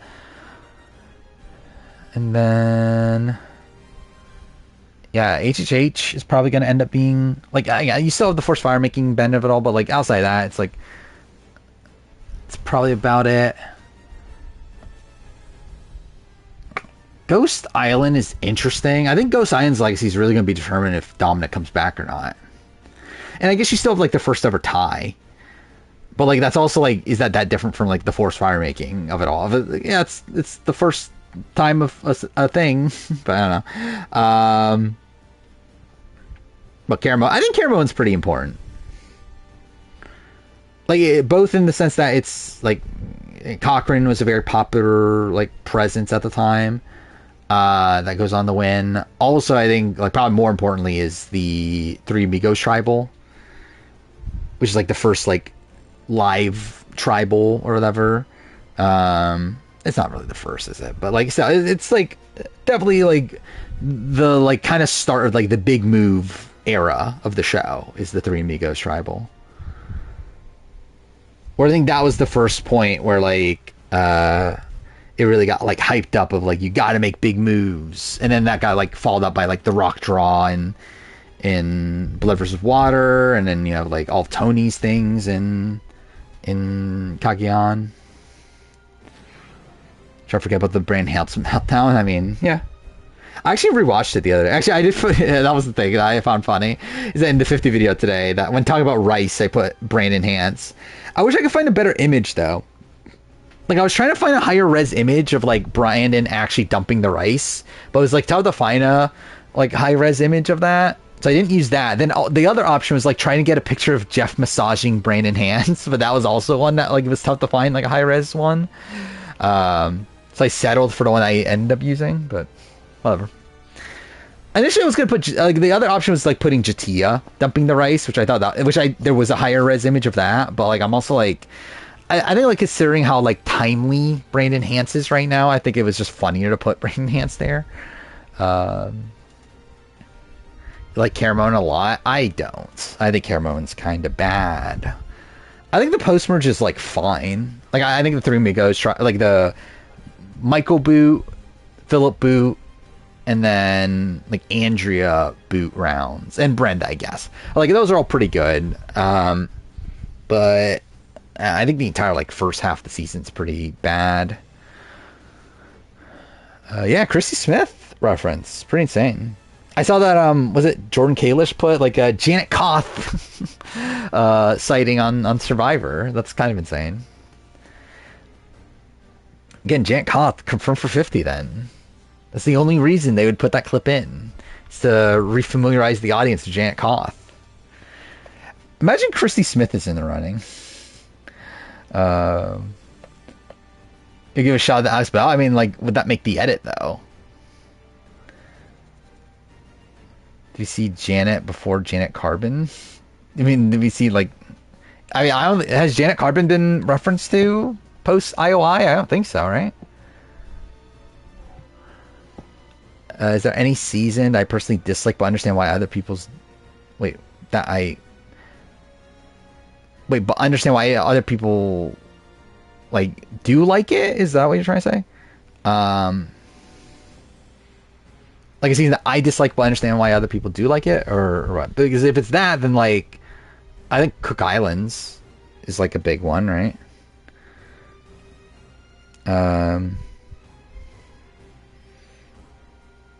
I think like kind of Gabon, even though I don't hate Gabon, but like I'm definitely lower on Gabon than a lot of other people. Like Palau, isn't that one? I don't like Palau, but I get why people would like Palau. Mother Hen Stephanie Favor, obviously. Cook Islands does suck though for the most part. Like there's obviously high points, which is why I don't think it's like the worst season of the show or anything, but like it is funny how like 2/3 of the cast are just like complete nobodies. I like Nicaragua more than Gabon, but like I get why people would think the opposite. And especially when we're looking at like that season in particular, because like even like Parvati is like not that interesting on Cook Islands. Even though she's like a massive legend now, obviously. I think Jeff remembers Kim and Alex. I think that's a question mark. If he remembers them, he probably remembers them because they got married. Actually, I don't know. Kim Powers is like early enough to where like I think he still probably would remember most people from Africa. Maybe. Actually, I don't know. I think season 1 and 2, he definitely remembers everybody. I think Africa's kind of a point where like that's probably like on the edge. Like, does he remember everybody? Not sure. By the way, I don't know if I'm playing Balatro at this point, considering it's already 4 hours in. I just like kept on rambling on. Oh, whatever. Let's side with Parv or Philip. I side with both. I mean, it's like I don't think like Parvati was necessarily like I don't think Parvati's in like the like morally in the wrong, but like also I would understand why Philip would take offense to it. But that's the issue. It's like I would like have time to do one run right now, but like if I'm only doing one run, then is it even worth splitting up the VOD? Oh, by the way, Balatro's on Game Pass. So if I stream from Xbox, I could play Balatro. If I was streaming on Xbox, that makes that a lot more feasible because like I don't have to split the VOD. But on PlayStation, I have to split the VOD, which is annoying. I assume IOI going to be the only full newbie season that has no returnees. Yeah, I think IOI and 41 are probably the two most likely. Where again, it's looking like 41 at this point. We're looking at Xander as the most likely, but again, even Xander, I think, just has like so much competition from an archetype perspective. And especially now too, actually, the fact that like again, Jeff seems to like again talks about like from all eras. It's like that means that you would assume like less from New Era than what we're expecting. To where, yeah, I really do not think they find room for 41. Needs cross save badly, yeah. On fire, I mean, it was expected. Like nothing too special. I mean, like nothing that new either. I mean, like the only thing new was it isn't even new anymore because like other people reported on it. But like the fact that they cut out the Kevin getting checked up by medical, that was edited out of the show, and like Jeff gets to explain like why they did that. But outside of that, like nothing like that interesting. I mean, seems like Jeff likes Stephanie. Said that we would bring her back for some reason. Then what else? He went on a tangent about people taking people from like other shows taking people from Survivor again. Bragged about how much money they spend on it too. That was funny. It's like we spend a lot of money on casting people. And then these other shows just take our people or whatever. It's like, I don't know. Why they edit it out? I mean, I think because supposedly the first cut of the episode was like 20 minutes over what they needed it to. And they were like, well, what's the biggest chunk of the episode we can like cut out and it doesn't affect the story? And they're like the Kevin scene. So where they essentially just replaced it with a confessional of Kevin talking about it. Which again, I think questionable in terms of edgic for Kevin, the fact they edited it out, but I think from a storytelling perspective, I think it makes sense. Though it is weird because I think it's very clear that he was checked up by medical. And like it was in the preview. And like Jeff said that, yeah, like when we made the preview, it was meant to be in the episode, but we had to like cut it out like late into the process. Got to the part in Pirate Yakuza where I can summon dark gods now. That's something. Yeah, I'll play it eventually. I might stream it. I don't know. I'm debating if I actually care about it or not. Well, how good is it narratively? I think is the question. If it's not the greatest narratively, then I'll probably stream it. If it is supposed to be good narratively, then I'll probably play it on my own. If they use people more often and paid more, they wouldn't jump to other shows so easily. Yeah. 100%. Which again, why I'm hoping Jeff takes that as the thing of like, oh, we need to do returnee seasons then to keep our people. And like, Jeff like talks about that too. Like in the thing he did, he was like, yeah, I get it. They like other shows are offering them money, and who am I to say that they shouldn't take that money? And like, yeah, like he gets it. I think he's just like, you know, like very like territorial. Haven't looked at Challenge 41 spoilers, but hope Mother Ashley Mitchell's still there. I mean, yeah. I think only one set of people have been eliminated at this point, right? Watched The Monkey yesterday, it's good. Which one's The Monkey? I know I've heard of the movie, I just don't remember which one it is. Samoa Joe is on Pirate Yakuza, well thank God. I'm largely focused on side content so far, can't comment on that. But yeah. Oh, he's like a boss? That's random.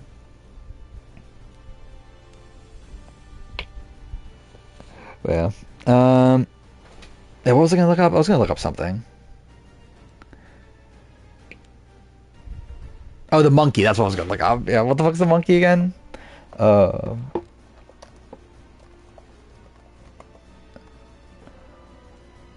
it came out this year? Okay, maybe this isn't what I was thinking of at all. Is it a Stephen King inspired movie? It's remade its money back, so that's something.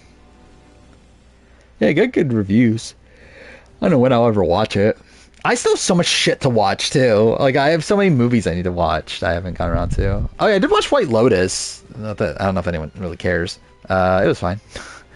I'm trying to think what else did I watch this last stream.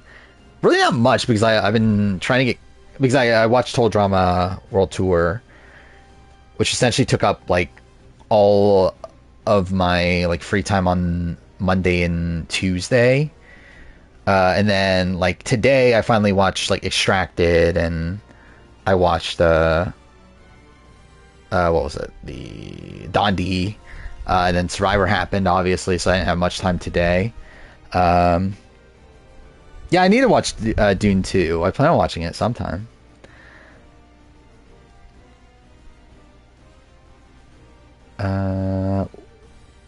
Long Legs? I don't think that's... I think I was thinking of Monkey Man. I think that was the movie I was thinking of.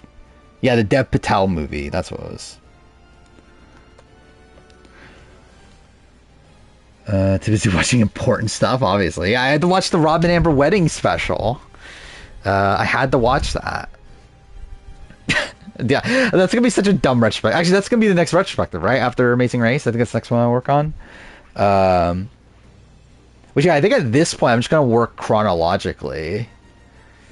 On like the retrospective / reviews. So like, tomorrow's Traders, keep up with Traders, watch, or not watch, do the Amazing Race retrospective, then Robin Amber's wedding special, then I think BB Can 3. I'm debating on when do I watch. So next show I have to watch is going to be BB6, but I'm not sure when I watch it because like my instinct is to watch it when I'm working on the BB Can 3 retrospective. That's what like I kind of been doing. But also like the BB6 retrospective is not coming out until July. So like that's a decent amount of time from now. Like what is that? Like 4 months from now. And again, I'm like behind on working on these retrospectives. And just by watching BB6, it's just gonna slow down the process of working on like the BB Can 3 retrospective, which again should be out about a month from now. It won't be. I delayed it, but like again, like that one's already coming out late anyway. I think I should wait until after BB Can 3. Maybe I'll watch it when I'm working on the Total Drama World Tour retrospective. We'll see. What's new? I mean, a lot. If Honora wins Best Picture, I'll watch it. If it's on a streaming service, I'll watch it. I want to watch it. I know I'll like it based on what I know of it. I forgot about that. Viva's an alternate on both. Yeah, that's funny. Oh, yeah, whatever. I mean, yeah, again, there's a lot. Let's see that anonymous Oscar voter put out they even watched Dune 2 because they didn't like Dune 1. I mean, yeah, again, and the Oscars are weird because, like, obviously they, like, you would want them to watch everything, but they also, like, won't. Which is what makes, like, the Oscars, like, such a, like, I don't know, like, biased sort of, like, grouping of people. But also I think that's, like, kind of the point, right, of the Oscars, that, like, they're being voted on by their peers. And it's kind of like a jury vote from Survivor.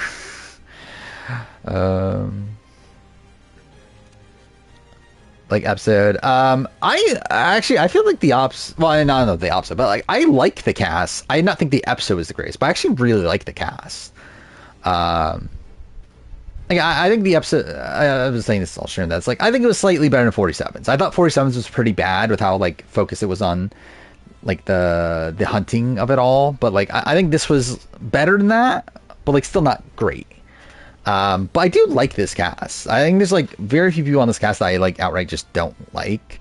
Like, or, like, I don't think are, like, good for the show. Like, I think, like, someone like Cedric is someone I'm like, yeah, he doesn't do anything for me.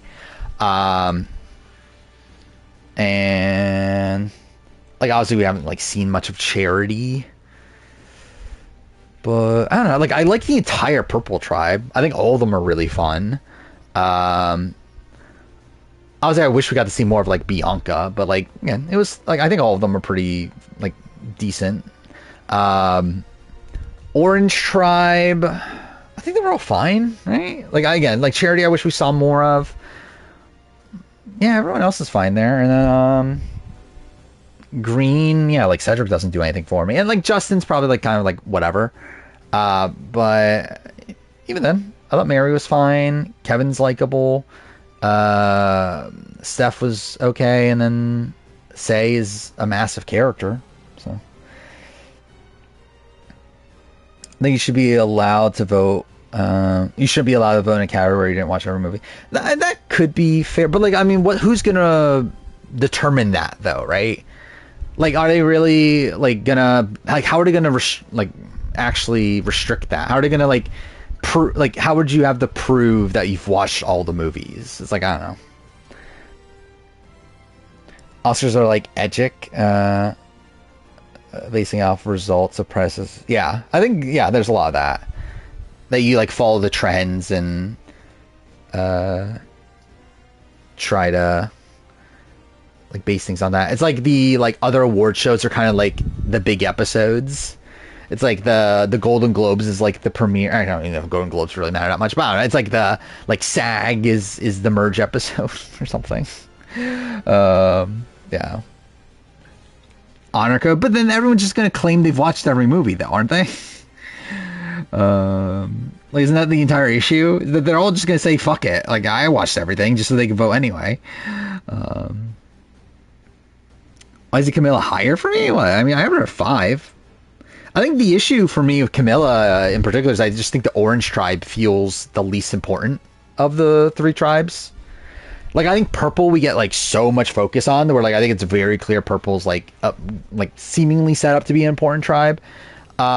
With Orange, it's like, again, Charity's barely on the show. Especially like we see nothing of Charity in terms of her like connections to other people.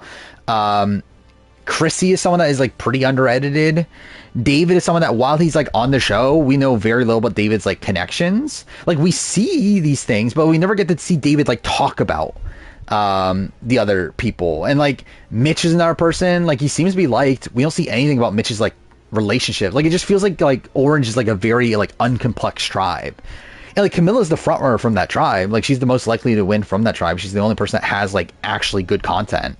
But like when your entire rest of your tribe's lacking, then I feel like you're probably just being set up because you're like, you know, the most like important of your tribe, but not because you're actually like that important to the overall like season storyline.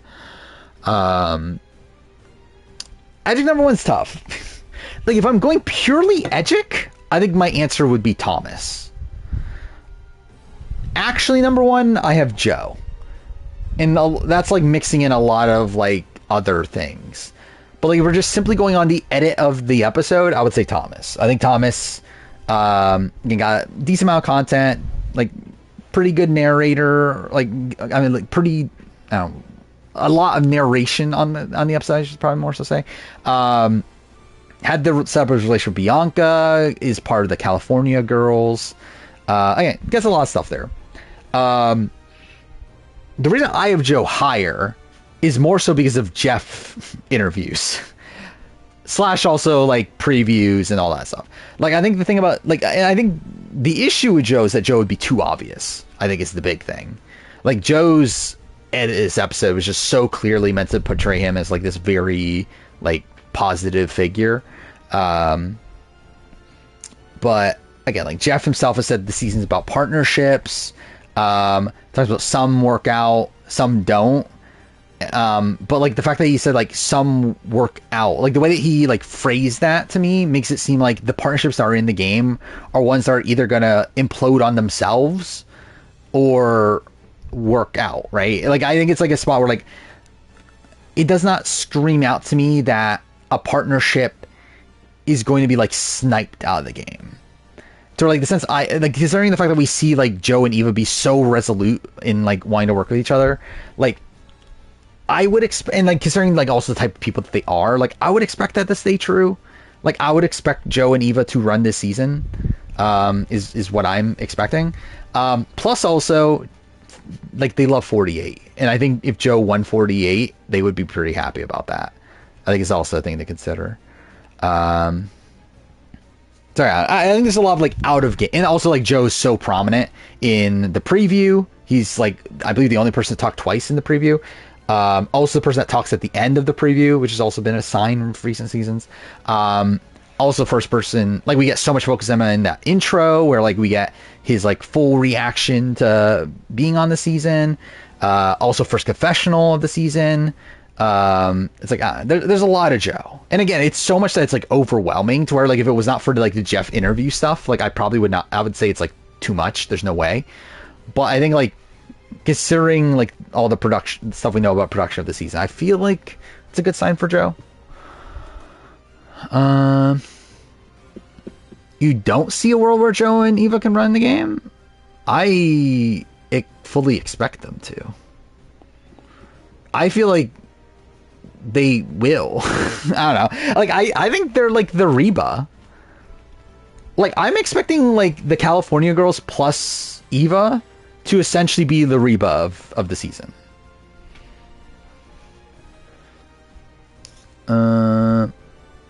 In Just World, Ariana Grande would win supporting over Zoe Saldana. I mean, yeah, not looking like the world we're in. I think Zoe Saldana's won like every major award, right? Doom will probably win sound and visual effects. That's it. Yeah, I assume it'll just win technical awards. But yeah, I mean, like, I think Dune's the type of movie that, like, I would never expect to win Best Picture. Or, like, usually these, like, big, what do you even call them? But, like, this, like, sci-fi and, like, those sort of movies. Genre films, is that what they call them? But yeah, like, usually those don't win too big. Like, obviously you have Lord of the Rings. But, like, I feel like that was, like, a special case.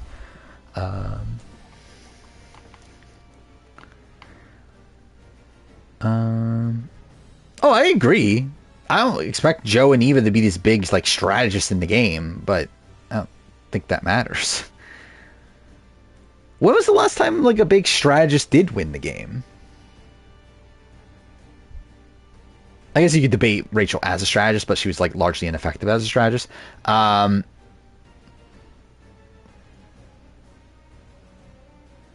mean, I guess like Mary, yeah, actually, yeah. Like looking at Kenzie, definitely not. D like has like the move, like has like the final seven, debatably final six move, but like I would say for most of the season she was being outplayed by other people. Like not outplayed, but like I think other people were making the decisions over her. Then Jam again, I think Carson was making a lot of those decisions. Gabler definitely not. Marianne not until like final six. Erica not until like what, final eight. Yeah,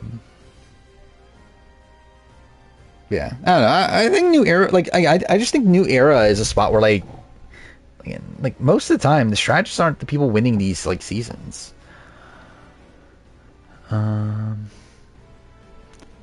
Still taking this swing at Mikey Madison, pulling out the victory.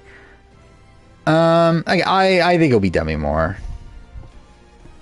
And this is someone that like hasn't really been following the Oscar stuff too closely, but like I just think like she just perfectly fits into like what they typically like to reward. And to be fair, I remember who was it? There was one time I was like very confident a certain person was gonna win, then they didn't. It was like back when I was actually following film. Was this? Am I thinking of Stallone for Creed? I think that might be what I'm thinking of.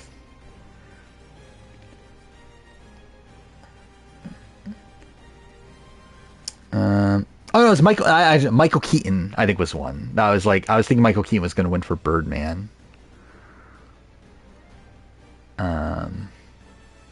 Which he should have.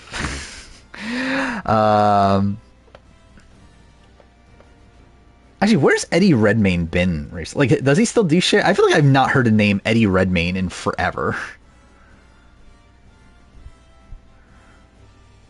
Let's see. Was he doing a show? The Day of the Jackal? I've never heard of that show in my entire life. Hasn't done a movie since 2022. It's kind of insane. Oh, I agree. Actually, that is something that I realized that. Yeah, Joe never talked about his sister, which, yeah, you would think that would be in the premiere, but no, we'll see. Want Demi to win, Bobby. So yeah, I'm fine with either. Like, if I were to guess, I think if I was actually voting for Best Actress, I think I would probably give it to Mikey Madison if I were to guess. Yeah, I haven't watched any of the movies. But, yeah, I think Demi Moore winning, too, would be fine. Wait, Dave the Jackal is good, not too much? What? Yeah, I've never heard of that show in my entire life.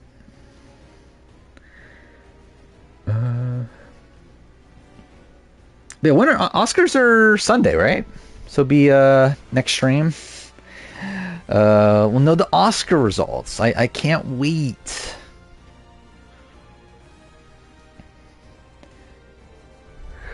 What's I guess like Best Picture is like kind of up in the air at this point, right?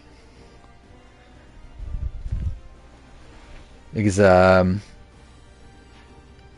what was it? These like Nora's won a whole bunch of shit. Conclave's won a lot of shit, right? And like at a point, The Brutalist was going to be a front runner, right? Watching Nora Friday. Well, good for you. I'll watch it whenever it's on something that I can watch it on. That wouldn't have me go to. Actually, is there? Actually, I want to look this up. Is it playing in a theater near me? I never know about like these like artsy sort of films if there's like theaters near me that play it. Closest one to me is 25 miles away. Yeah, I'm not fucking doing that. Fuck me. I didn't realize it would be that far away. Watch me just hate it. I mean, I think that'll be funny. So I can't believe, well, actually, that was a thing. How long ago was that? Was that like 2 years ago? What was that? But, I don't know, again, knowing my taste for film, like, at least what my taste used to be, I feel like I would like a Nora. Conclave, I don't know much about. Like, I know it's about, like, conspiracies within, like, church, like a religion thing, right? So it's like, I don't know, I feel like that's kind of maybe something I would like.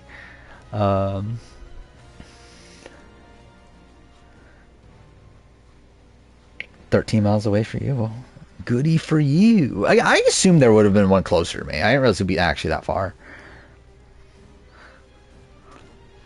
Like, I assume it'll go to a streaming service at some point, right? Maybe. Actually, who knows? Considering it's A24, right? Who distributed Nora? It's an hour and 20 minutes, that movie? Oh, it's Neon. Oh, it was Neon. What else has Neon done?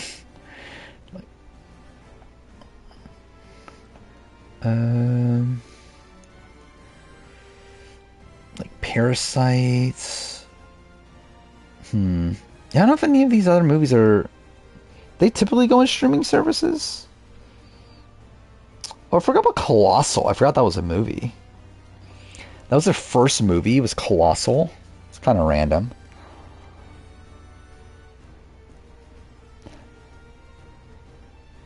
Actually, it's funny looking at it. Like, there's so many movies I've missed out on in the like last 8 years.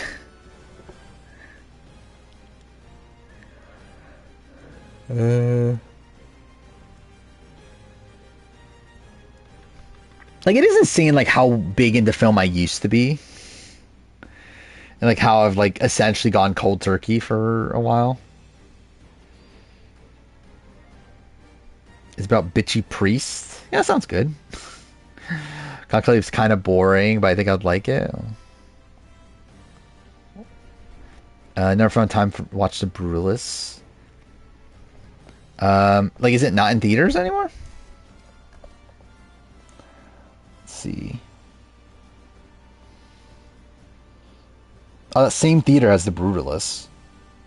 So if I wanted to, I could drive 22.5 miles away to watch The Brutalists. Conclave, they have to elect a new pope by finding a suitable nominee for their side while beating out their rivals. I know it was something about them trying to find a new pope. But it's like they find but there's like a conspiracy behind it, right? Essentially a live tribal, and that's my favorite. Conclave, isn't Conclave on a streaming service? Yeah, it's on Peacock. Yeah, so I could actually watch Conclave. I have Peacock.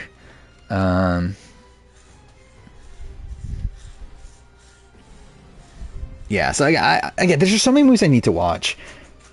But right now, there's like things that. So, what am I trying to watch right now? I'm still trying to finish Will Neff's Times of Rebels watch through. I have not watched Dwight's Blood in the Clock Tower streams from the week. What else? There's something else. Eventually, I want to watch Laser's Metaphor playthrough, but that's not like a major priority. What else was there? I feel like there was something else I was trying to watch.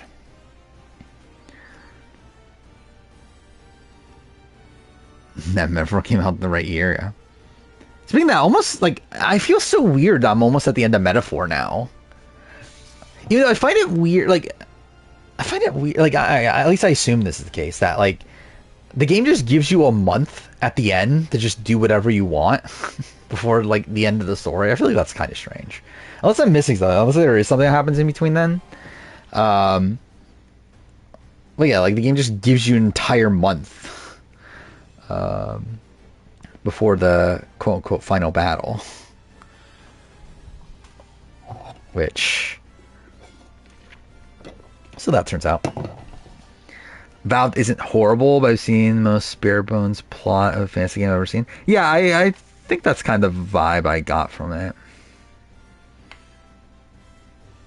You have a lot of stuff to do, but it's fun. I mean, is it like, is there main story stuff, or is it just like obviously like all the side stuff and like bonds and that sort of thing? Like, is there like a story thing that happens in that time, or is it literally just like I can just do what I want? Makes me want to play Dragon Age. I was thinking about streaming Dragon Age because I did buy it. But then again, I feel like I'm definitely not finishing it if I do stream it. So like, I don't know if it's worth it to even bother playing it, but I don't know. But yeah, next stream I think I'll play Plucky Squire. Yeah, after Plucky Squire, I'm not entirely sure what I'm going to do next. I thought about streaming Dustborn because I think it'll be funny because I hear it's bad, but also a lot of people that say it's bad are saying it's bad because it's woke. So I think that actually makes me want to play it even more. But legitimately, I don't believe it's actually that good. But like, I don't even know what type of game it really even is. I know it's like it was published by Quantic Dream for whatever that's worth. Oh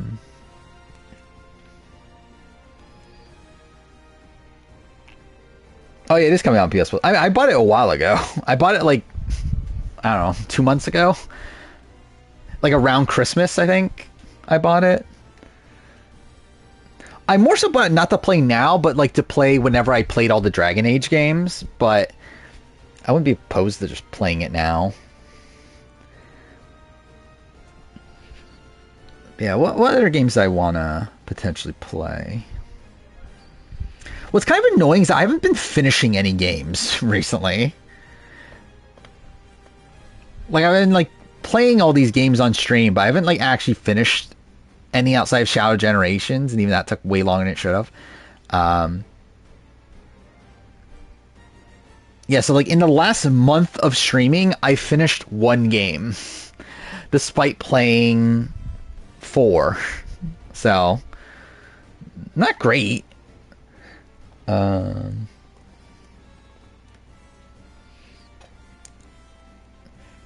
Yeah, so what this year I've played Astrobot, which I was already like halfway through that playthrough. I finished that. Dragon Ball Sparking Zero, which kind of like I played the Goku playthrough at least. And then Lego Horizon I generally played. Then Tales of Gonzera I gave up on like right away. Star Wars Outlaws I gave up after like what, 6 hours, 5 hours. Shadow Generations I finished, even though I gave up on Sonic Generations, but that's fine. And then Granblue Fantasy Relink I gave up on.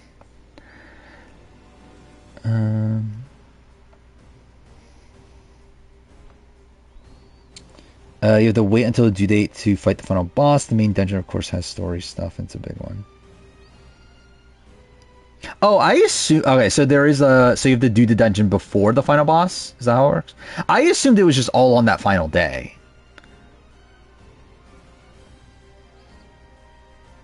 Yeah, otherwise, it's side content. There's a bunch of quests, challenge dungeons. Okay, yeah. I wonder if I can finish out the bonds by then. Guess we'll see. Because I think I'm finished with most of them. I think there's like I think Basilio is the only one I'm not like close to finishing. And then like I think Yufa I'm still like only rank 5. But I think everyone else I'm like rank 6 or 7 on.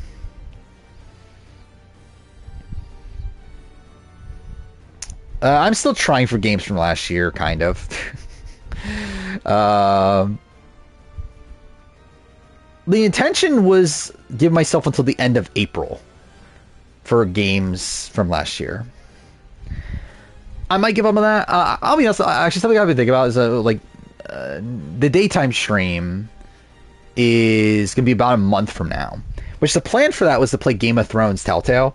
I'm a bit debating on... Okay, cool, hit the mic. But yeah, I'm a bit debating on if I'm going to bother playing Game of Thrones Telltale. Just because I feel like it's a bit early. Because now that I've like shifted like how I work on videos and when I work on videos, like I'm not going to be making that Game of Thrones video for like a while. Like probably not until like... Actually, yeah, really a while. I don't think that video comes out until October. So like realistically, I won't be like making the video itself until like August, like I don't know, July, August, September sort of time period. So it's like I don't know if it's worth even playing it now.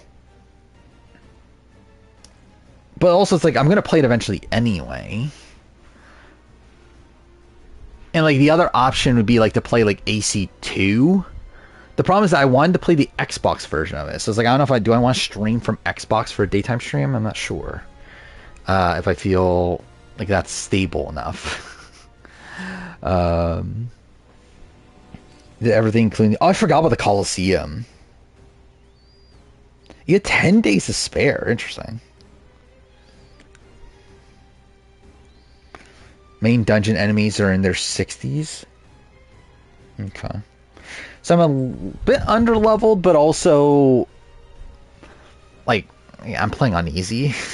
So, and I haven't had difficulty so far. I think I did fight a level 60 something, didn't I? And it was fine.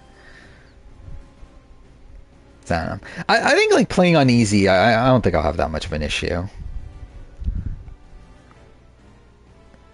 But it does seem like obviously playing not on easy is kind of difficult.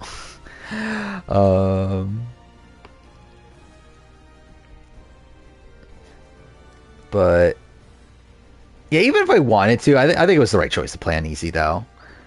Like, I do think I'm obviously taking away a bit from, like, really going all in on, like, learning the combat system. But, I think just time-wise, I think I'm better off doing this. Like, I've been playing it for almost 2 months already. Like, I think I started January 2nd, I believe.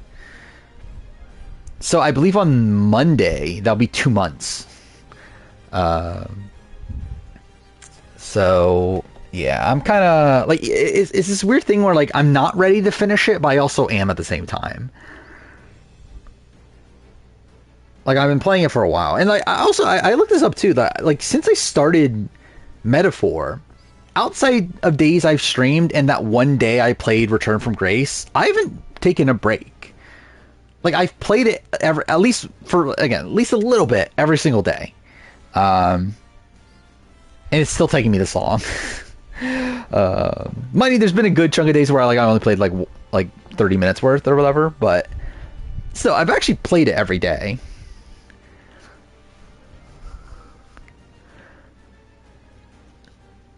But yeah, so like I'm hoping to finish that like within the first like half of March.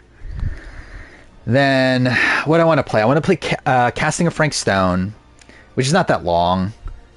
I mean, I think it's like 7 or 8 hours, right? But like, so I'll play that. Well, I'm sure it'll be shit, but I'll still play it. And then I might play. I don't remember, when does Neva come out physically? I think that comes out like April, right? Mid-April. So maybe I'll wait. Maybe I'll play. Then I'll play Infinite Wealth probably. Play Infinite Wealth. Then when I finish that, play Neva, and I'll probably play Grease also. Because I might as well. They're both short anyway, so I might as well play both of them back to back. Watch me like I fucking hate Grease, and I'll be like, why the fuck did I buy Neva? But no, I'll still play it anyway.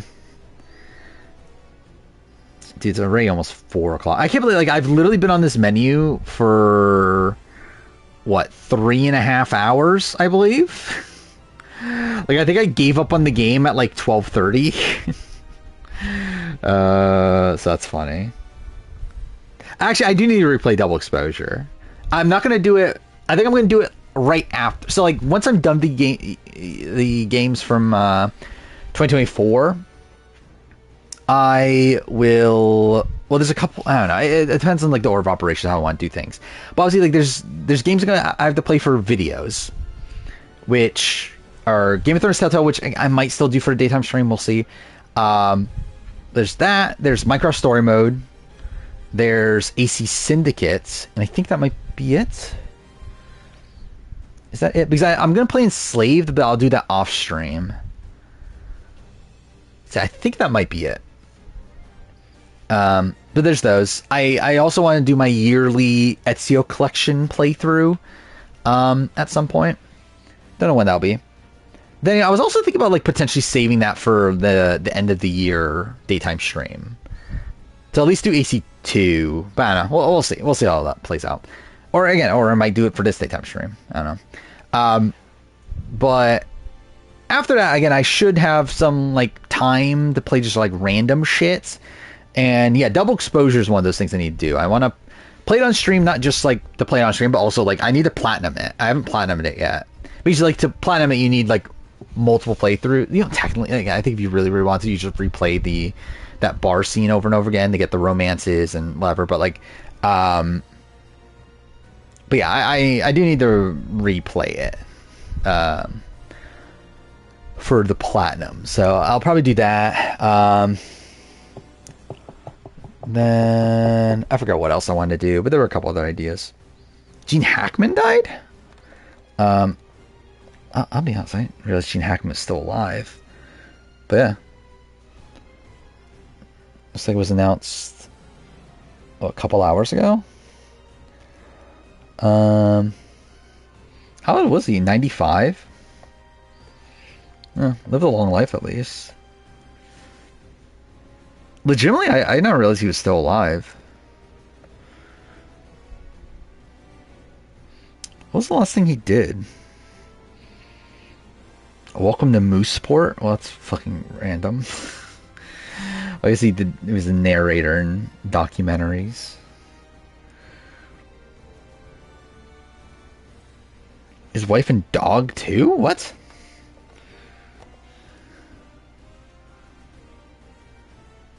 Oh, wait, what the fuck?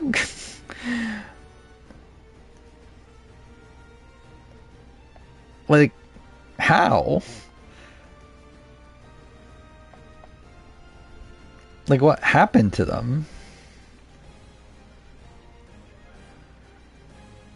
This is no foul play. Really? That's actually really depressing. They fucking died of carbon monoxide? Like, for someone to die at the age of 95 from carbon monoxide, that's kind of sad. That's just... Like, you would assume that, like, you'd die of natural causes by that point. By the way, also Michelle Trachtenberg, is that her name? Passed away. That's also sad. I had a big crush on her when I was a kid. Remember, a Euro Trip was like one of my favorite movies when I was a kid. Weird Al lost his parents that way. Yeah, it's kind of just sad. I mean, like, obviously, like, any death is, like, most deaths are sad, but like, I think that's just like a really depressing way to die. Especially if it's obviously by mistake. Also, obviously, like, that'll also be, no, it's kind of a dumb way to go, I guess. Yeah, I think we'll probably call it a night. We're already at almost 4 o'clock. So I guess I'll play Plucky Squire next stream. See how that goes. Watch me give up on it like right away again, but whatever. Then yeah, I mean, we'll have a new Australian Survivor episode. We'll have Traitors still happening. Then your third favorite character in Buffy. I never watched Buffy, but yeah, she was like a main character at a point, right? In that. But and she was in, wasn't she in Gossip Girl? Was that the other show she was on? Like, realistic, I don't think I've watched her in anything outside of Euro Trip.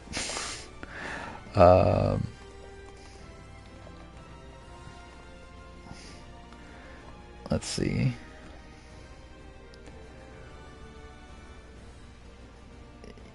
Yeah, I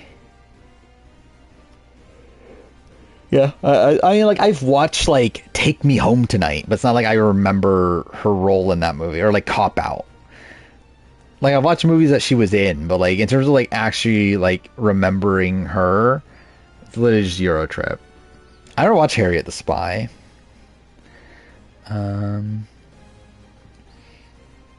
She was in Inspector Gadget. Well, that's something. But again, Euro Trip is one of the greatest movies ever made.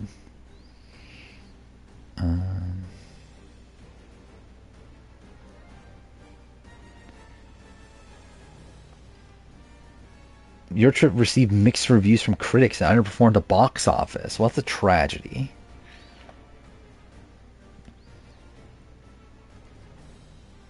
It has a 47% Rotten Tomatoes, which that's probably fair, actually.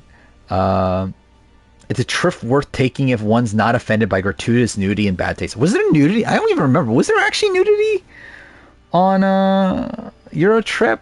Like, I remember there's like a scene of like Michelle Trachtenberg's character like flashing people to like get them to stop to like the, what do you even call it? I don't remember what you call it, but like the take them somewhere. But like even that, like I don't think they show anything, right?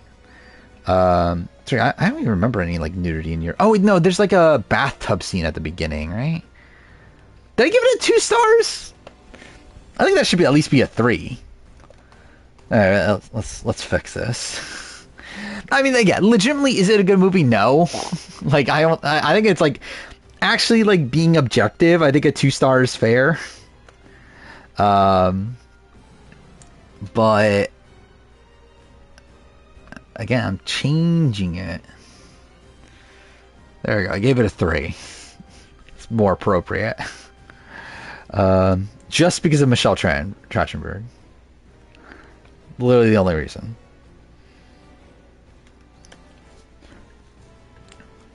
One of the highest performing movie that features Survivor. I saw that someone made a list of like on Letterboxd of all the movies that has Survivor players showing up in it. I haven't bothered looking at it though. But I'm sure like a Survivor player showed up as like an extra in a movie and it's like a good movie. But if we're talking about like a major role or like even like a supporting role, then yeah, it's probably not looking good. Yeah, is this the one? By the way, I love how I was going to end stream. Now I'm going to this fucking tangent about this, but I've watched 35 out of the 407 movies. Well, that's something. let's see. How do you rate it? Rate it on average rating. Holdovers? Who's in the holdovers from Survivor?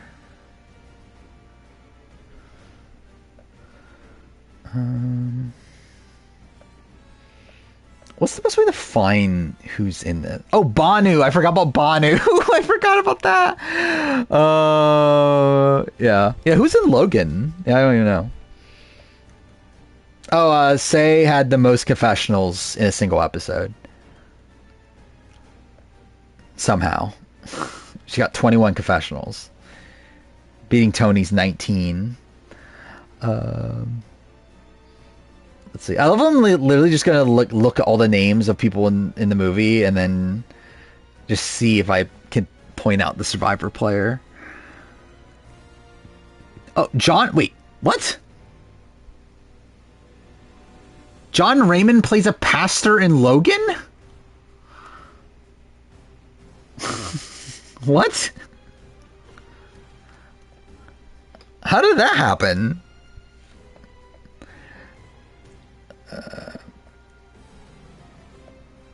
What is Disclosure? I don't even know what that movie is.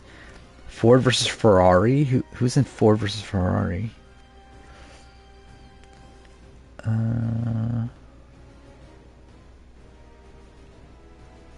This is so stupid. Literally just like looking at it like a billion names and trying to figure out which one's the Survivor player. Oh, Wyatt Nash is in Ford versus Ferrari? Well, thank God. Yeah, I thought it was okay. I thought it was just an okay premiere.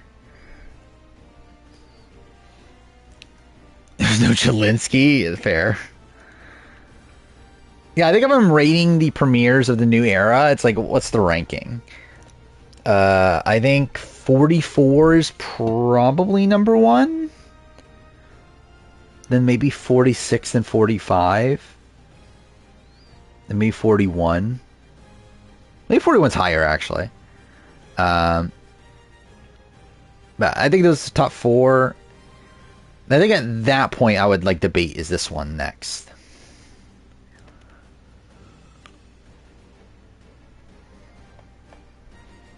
Oh, is that a thing? There's notes that tell you? Oh, yeah, I see it now. Zeke was in Disclosure. I don't know what that movie is. Shane Powers was in Babylon. Who is? I never watched Babylon, but like I assume Sundra was in Big Hero 6. Candace Smith was in End of Watch. Christina Chaw. Oh, actually, I remember that. Christina Chaw is in Chef. Yeah, I didn't remember that. I need to watch Babylon. That's on one of the streaming services, right? That I have. Hear good things for the most part. Amber Mariano's in Wonder Boys? Why is she in that movie? That's before she was even on Survivor, right? Yeah, Dr. Who Mandalorian. I mean, yeah, and someone needs to make the Big Brother list. Oh yeah, I forgot. I saw Zombieland here. I forgot that fucking Mike White was in it.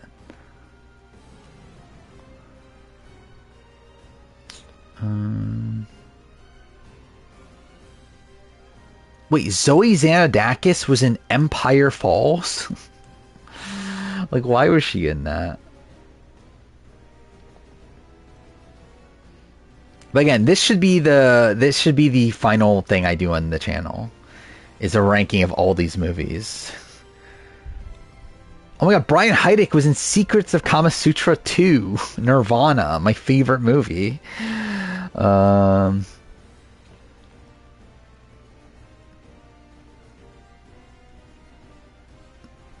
many of these movies are just like, what the fuck are these?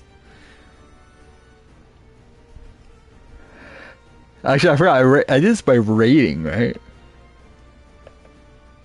I think literally like only like, I don't know, what, 30 of these movies are actually like notable movies.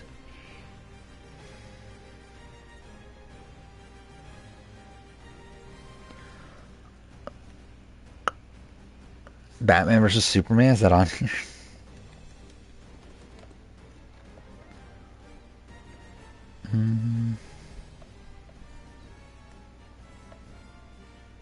Oh, it's not even in the first page.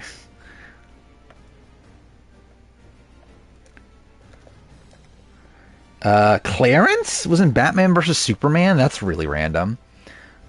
Somebody had to be an extra. So Brenda Lowe was in Baywatch? I forgot about that, actually. I think actually when I said that, it clicked in my head that that was a thing, but kind of forgot about that. You'd binge all these one day, and yeah. Yeah, it'll be a way to get back into film. I can watch Barrio Tales with Scott Pollard. Wait, Michelle Chase was in Beer Fest? I remember Candace Smith was in Beer Fest. I didn't remember Michelle Chase in Beer Fest. Again, the greatest movie of all time, Beer Fest. Oh, she's literally a girl kissing... Oh, she's like... yeah, she's just a girl at a party. So, thank God. Isn't that what Candace is also? And this is before Survivor, right? For both of them. So thank God. Because it's 2006. Which, yeah, it's like... Gabon was, what, 2007, right? Filmed? If no, 2008? No, filmed 2000... No, it was filmed 2008, right? I don't know, fuck, whatever. Either way, it's later in 2006.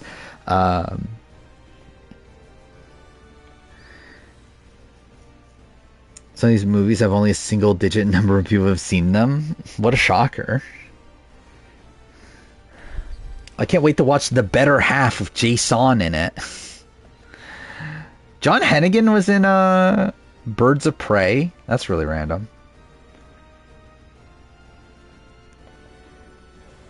Actually, I want to limit this to movies I've watched. Yeah, what have I watched? 180. Thank God I watched that. Silas was in Anger Management. Let's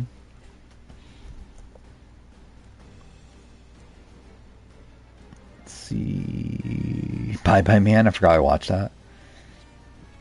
Penner was in Dragon, the Bruce Lee story. That's kind of random. Jimmy Johnson was in Funny People. I have no memory of that. Julia McGee was in Las Vegas? Like, why? I forgot about Rupert being in A Million Ways to Die in the West. I forgot about that.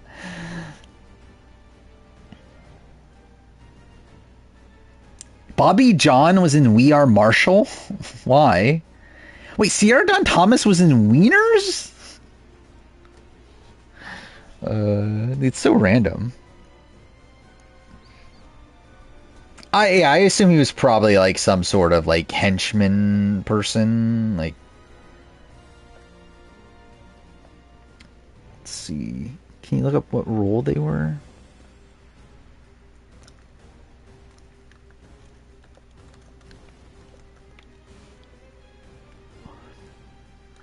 I don't even see him on it when I like click on the movie. Whatever. Brochacho #1, obviously. With all these cameos, can't wait for Bond to show up in Last of Us 2. Yeah, actually, Last of Us 2 is also, I think, coming relatively soon, which I'll thankfully be doing a video on.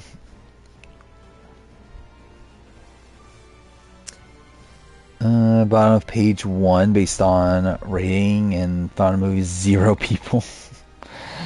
Talking about the show.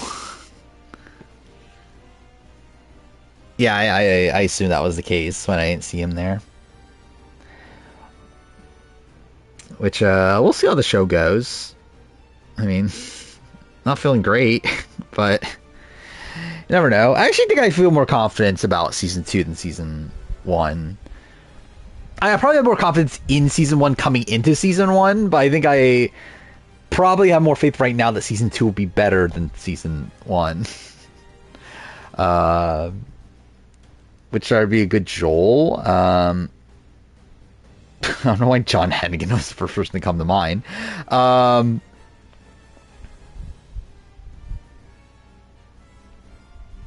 trying to think of.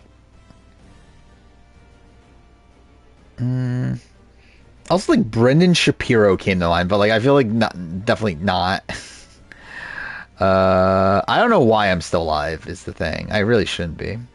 Leaf is in Blart Mall Cop 2. I never watched Mall Cop 2. I need to watch it now for Leaf. Oh yeah, I've watched Bye Bye Man.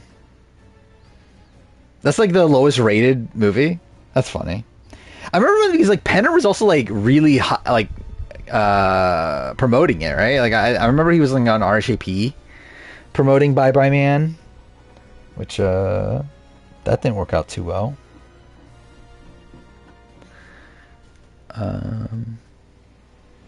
Colby doesn't look like, but he has Joel Endry. I mean, it would make sense considering he's like from Texas also. But yeah, I mean, I guess. I guess there is like some sort of correlation there.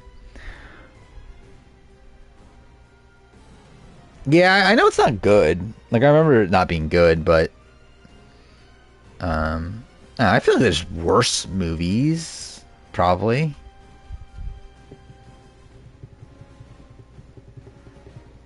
But yeah. All right. I think it will end here. It's too late. Go sleep. We'll be back on Sunday. Yeah, Plucky Squire, talk about Strand Survivor and Traders. And hopefully I'll be almost done with my Amazing Race video by then. We'll see. So, all right. See you guys next time.